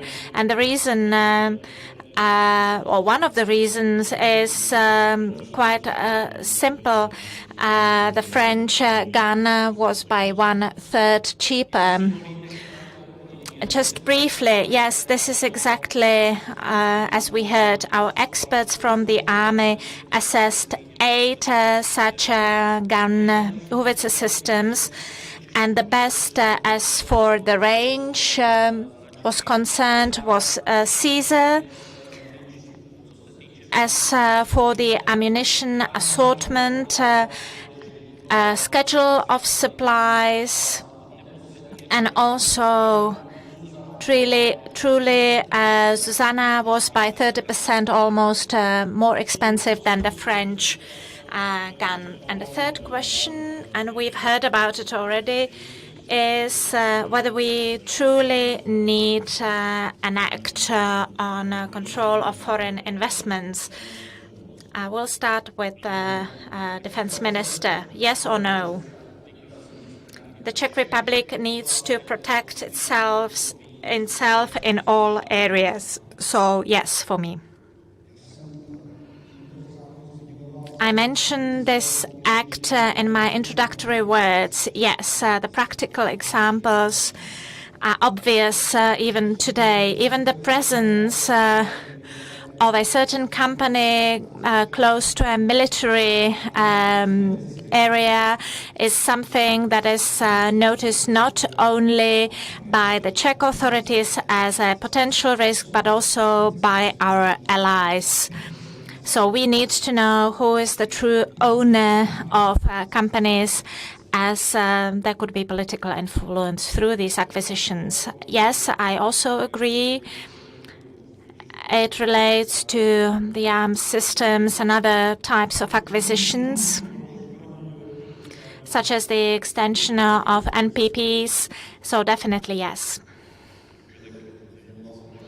I also mentioned that definitely yes, but I would also add a defined strategy of the state, which industries and which particular productions or products we want to have in the Czech Republic or within Europe. It's an issue not only related to the army, but also to healthcare sector and also agriculture. Nothing against this piece of legislation. It's part of the whole body of laws. As for the results, many people mention pandemic. The last plan is of 2011, and it didn't take into account strategic companies of the Czech Republic that are important. For example, from the chemical industry, there are some issues missing, and from that point of view, we have to look at it from the point of the needs of the Czech Republic, as many things need to be purchased so that we are efficiently involved in the international division of labor. Each country protects some strategic investments, either not to be taken over by the enemies or not to lose the ability to produce it locally. So if the establishment believes that they need to adopt a piece of legislation, why not? But let's focus on the fundamentals. You know, this can be produced at home easily, but armor, no.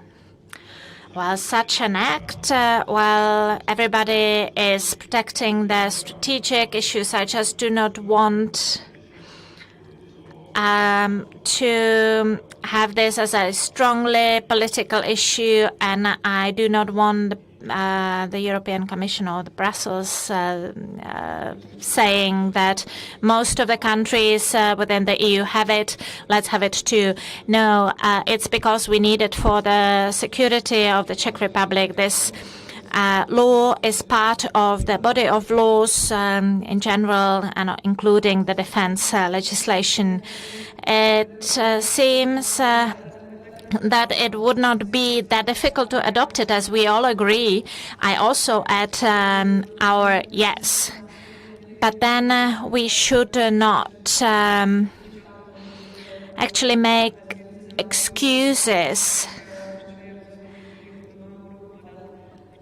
As many decisions perhaps could have been taken, for example, completion of the construction of the nuclear power plant in Dukovany, and we should be able to exclude risky suppliers from Russia and China, and we should not wait for the adoption of this piece of legislation. We can do it even without having this act. So thank you. It's wonderful that we could discuss on this platform, but the devil lies in detail. And we have a common interest, and common sense can always be filtered out, and we can actually talk, and perhaps we are able to move forward. We have 3 questions. 3 anonymous and 1 or 2 are signed. Radim Turek was not afraid to put his name. I will sum it up, and it will be up to you to respond to all of them or to some of them, but briefly, as we are under time pressure and we won't have 4 more rounds. The question of Radim Turek was whether you are planning any initiative on measures in cyber security, new legal regulations. The first question was whether at the partisan level enough is done in order for the defense to be a cross-partisan issue, as we need to have a source framework, how to make sure that we have the sources. and how to make sure that the defense spendings are stabilized. And the last issue is about the NATO base in the Czech Republic, or specifically in Ostrava. So I want to ask you for your final words, and you have 2 minutes, and you can choose what you want to respond to. And you have 2 minutes, and then I will ask Zbigněk to close the conference. So we'll start with Minister of Defense. I will focus on development of armed forces and the prediction on the medium-term or long-term horizon. As for the Ministry of Defense, its strategic documents that are adopted by the government for this period, of course, take strategic planning in a long run or mid-term taken into account, but they are not linked to the budget and the medium-term outlook, as we have a budget for a year and then a 2-year outlook. And I can see several ways how to deal with it. But before I start talking about the proposed solutions, of course, the preparation of acquisitions, large acquisition, lasts up to 2 years. Then 2 years might be needed for the acquisition process, as the national legislation and the EU legislation are involved, and it's not easy. And if you take what is the situation within state administration, there are only 2 ministers that deal with such huge acquisitions, and it is the Ministry of Defense and the Ministry of Transport. The Ministry of Transport has a special fund, the Transport Infrastructure Development Fund, and they do not have to stick to the rules of the Act on Budgetary Rules. So one way would be to agree on strategic documents on development of the army, to find a platform of funding, having a fund. There are countries that have a similar fund. We can do it based on legislation by adopting an act that would grant the Minister of Defense this exception, and the budget of the Ministry of Defense would be thus formed. 2-minute countdown, please. So now I would like to ask you for your 2-minute summary, also in reaction to the questions asked. So, Mr. Bartosz, I was quite optimistic, but now I will be somewhat critical. Would we adopted the Quacher? It was adopted at the same time as the mid-term forecast, and if it's all in charge, how can there be such differences in the Quacher 2030? So, what's going to be given precedence, and how will the structure change? Because I cannot understand that at the same government session there is a Quacher and a mid-term forecast or mid-term view at the same time with different statistics. I would like to emphasize that the defense area is underfunded. We have the infrastructure. We have the legislation, but when we have the National Cyber and Information Security Agency, but when it comes to security, sometimes we are lagging behind, and we forget to protect our Czech internet.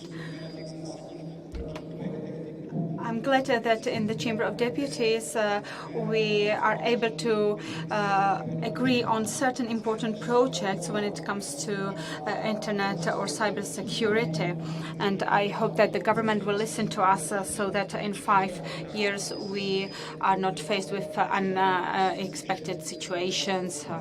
And I think that sometimes the opposition and coalition parties are able to cooperate in the Chamber of Deputies, so hopefully we will be able to strike an agreement in the area of cybersecurity as well. When it comes to military intelligence, we have similar views, although we do differ in the details, and there will be a great debate after the summer break in autumn. Thank you. First of all, I would like to talk about the partisanship. I think that most parties presented or represented in the Chamber of Deputies are able to see across the partisan lines, apart from two political parties, which, however, are not major parties. So unlike these two parties, or with the exception of these two parties, most political parties are able to cooperate when it comes to defense and security matters. I speak from my experience in the Defense Committee and Security Committee. Of course, we do differ in details. The devil is always in the detail, but apart from that, I think our goals are the same. When it comes to the American base in the territory of the Czech Republic, I thought that Mr. Vondra wanted to provoke us a little. We remember what happened regarding the planned military base in Brdy, and I think that, in my opinion, our country is not ready for it, including our citizens who are not ready for it. We are not ready for the stay of foreign troops because we had over 20 years the presence of foreign troops here, and we are quite allergic to that. So I think that it will take a while before our citizens will be able to accept the military presence of a foreign country, and that they will understand that the presence of military troops or foreign troops does not mean that these troops are adversaries. But we have to build this trust in our people. And we should be careful in this area, and also fight disinformation campaigns. Now, Marian Jurečka, thank you.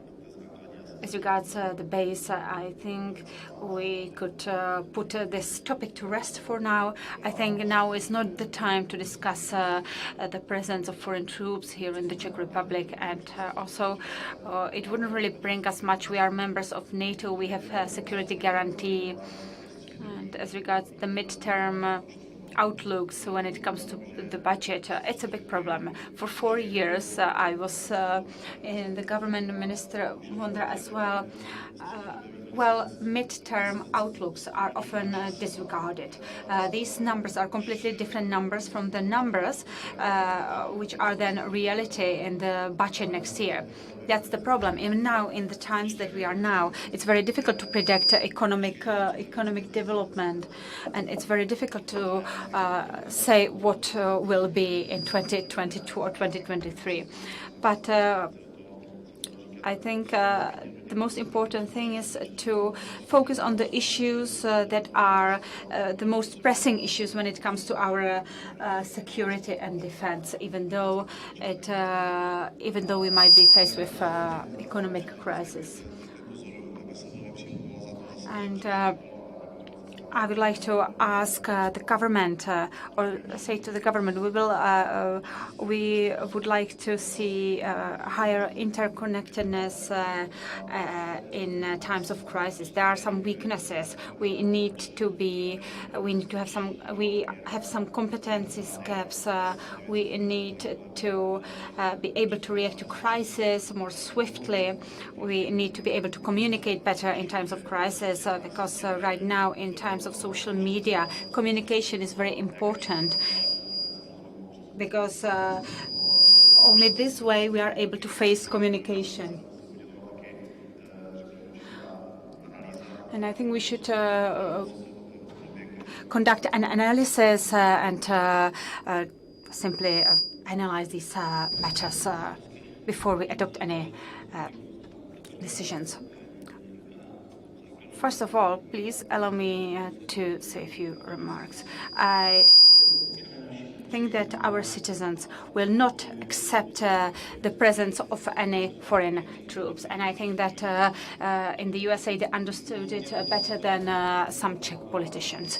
So That's the first thing regarding the military base. When it comes to midterm outlooks, I think that we should focus on the economic crisis that we are faced with right now. And at least we should have a 7-year plan to stabilize our finances, public finances, and the stabilization plan should also include the budget for the Czech defense or the Czech army.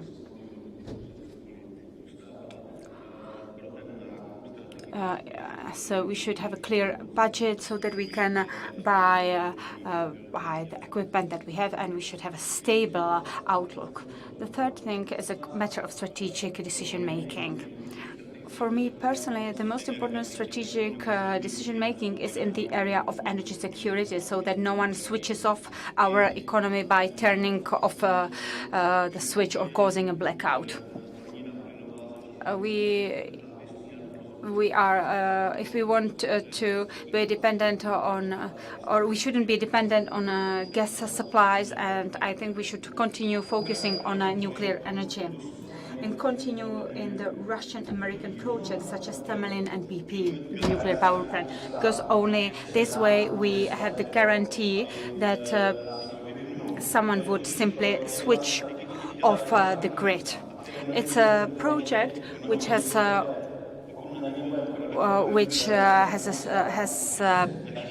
guarantee, which could guarantee our safety in the future. Pokud je o stabilizace výdajových rámců, tak nejlepší cesta je zákonem, ale to se tady Poláci to udělali. No one in Europe over the past 30 years made such progress in the area of defense like the Poland did.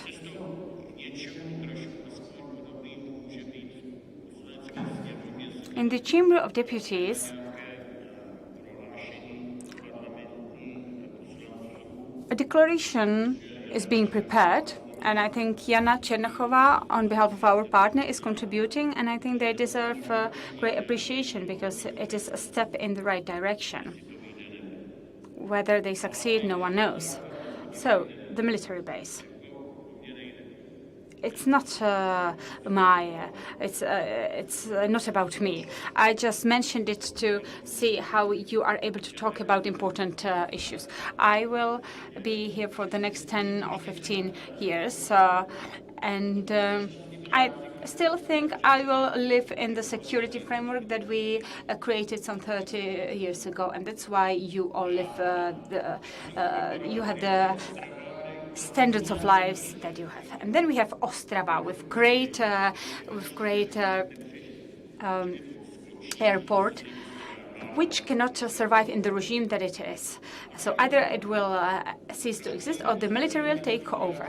And once the last military soldier, or once the last US soldier leaves Europe, NATO is done. And I'm glad that when soldiers are leaving Germany, they are at least coming, or at least some of them are coming to Poland, because the alternative, that they would leave completely, they would withdraw completely, would be the end of NATO. Of course, there are people who would welcome that, but not me. And I think that if Hungary, if Poland, if Romania, if Bulgaria, if all three Baltic states have certain experience with a military base or with foreign troops, then why aren't we able to handle it, gentlemen? And if we are not able to handle it, then, well, I must say I'm very disappointed with this country. One of the three questions was whether defense and security is a priority. And I think that SPD is the only is the only political party which nominated and had elected an army official, Mr. Radovan Vích, a former soldier who is in charge of military matters. He's a colonel, and he represents our party in the parliament. So Colonel Radovan Vích is in charge of defense matters, and we have a clear strategy on defense matters. But unfortunately, we only have 20 deputies in the Chamber of Deputies, so we don't have sufficient support. When it comes to the development of security forces, so I think we have the resources necessary, but we need to have a clear strategy as well.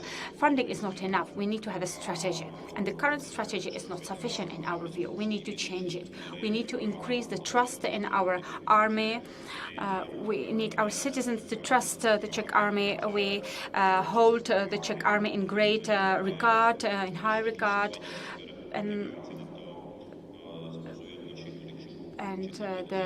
but the position of the Czech Republic within NATO is of concern for some citizens, even though it is not the fault of Czech army, but it is somewhat in the clinch of the current debate. When it comes to Ostrava or the military base, SPD is against the presence of foreign troops in the Czech territory. So for us, it is absolutely inadmissible to have a military base, a NATO military base in Ostrava, and I don't know why the Civic Democrats are even coming up with such nonsense or nonsensical proposals.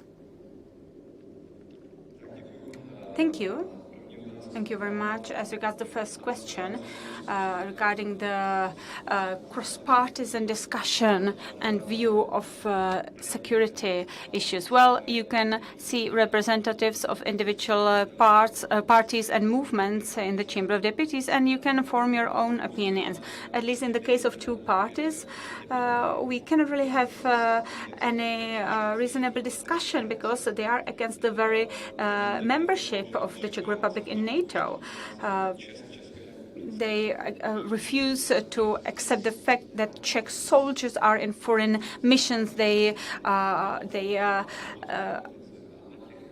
do very honorable work there, and they improve the prestige and the reputation of the Czech army. So, many times in the Chamber of Deputies, we are able to agree when it comes to larger projects. We are even able to discuss projects for modernizing the equipment of the army. But I think so far no one has tried to discuss strategic matters or the strategy, defense strategy of the Czech Republic, a modern strategy, defense strategy of the Czech Republic. And this is connected to defense spending as well, or defense expenditure. I agree with my colleague Vondra that the best way would be to have it anchored in legislation, because then we wouldn't have to have a painful discussion every year in the Chamber of Deputies and listen to misinformation, such as the GDP in the Czech Republic is growing so fast that the government is not able to add enough into this funding so that we can fulfill our commitments. So now I have a piece of good news for the Prime Minister. Now the GDP is going down. Dva konkrétní příklady. I will give you two examples. One will be positive and one will be negative, and I'll start with the negative ones to leave the positive for the conclusion. We are able to answer some of the questions, yes, but words during a conference and then actions when voting about a piece of legislation at the Chamber of Deputies, for example, about 2% of GDP going on defense spendings, then you will not find such an agreement. So this is the reality that does not correspond to words. But it's more important. So that's the negative example. But to conclude on a positive note, the second example relates to the ability of 9 political parties to agree on the fact that security and hybrid threats are so important that we are able to found a commission that will offer specific steps to the government what needs to be done. And I believe that although not all of us see the interests as the same, we've shown that the ability to find an agreement is present, although I wish that it would happen more frequently and also in more strategic areas. But I had a feeling that we at least arrive at certain, at least partial successes. So thank you very much. Thank you for joining us in this political debate on the defense and security.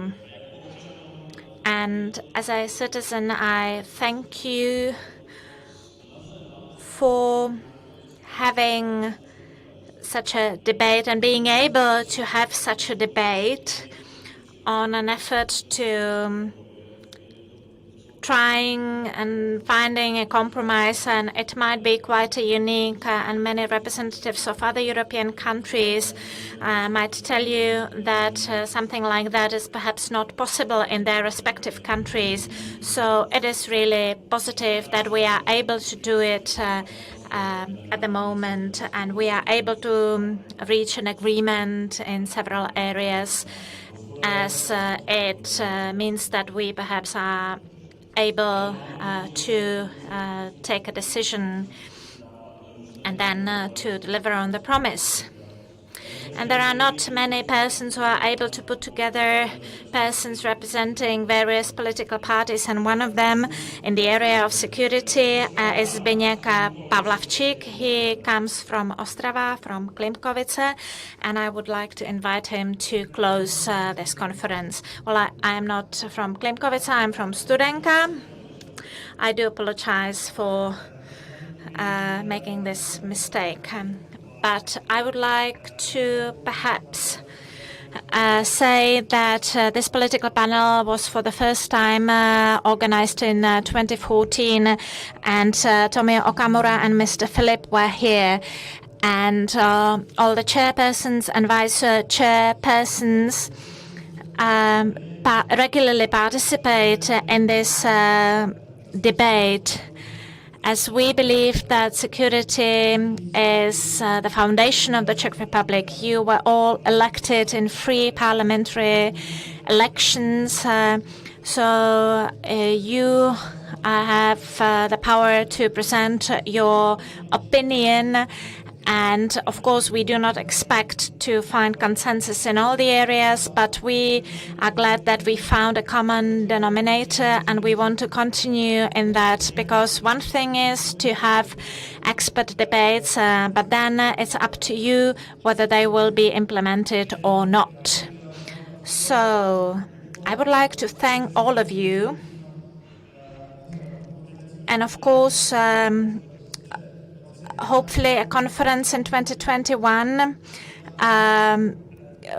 will be also attended. But now I would like to invite our partner from the Saturn conference to take the floor, as we could continue with informal networking with a glass of good wine. So before I pass the floor on to him, I would like to thank the Minister of Defense for accepting the under whose auspices this conference was organized, and hope that our security will be taken for granted. I will not speak for long. This was an interesting and inspirational conference, and it's worth discussing some of the opinions over a glass of good wine. I think it was inspiring, and hopefully we will see each other also next year, perhaps with even more participants. So thank you very much, and I would like to invite you to a glass of wine. That's all. Thank you.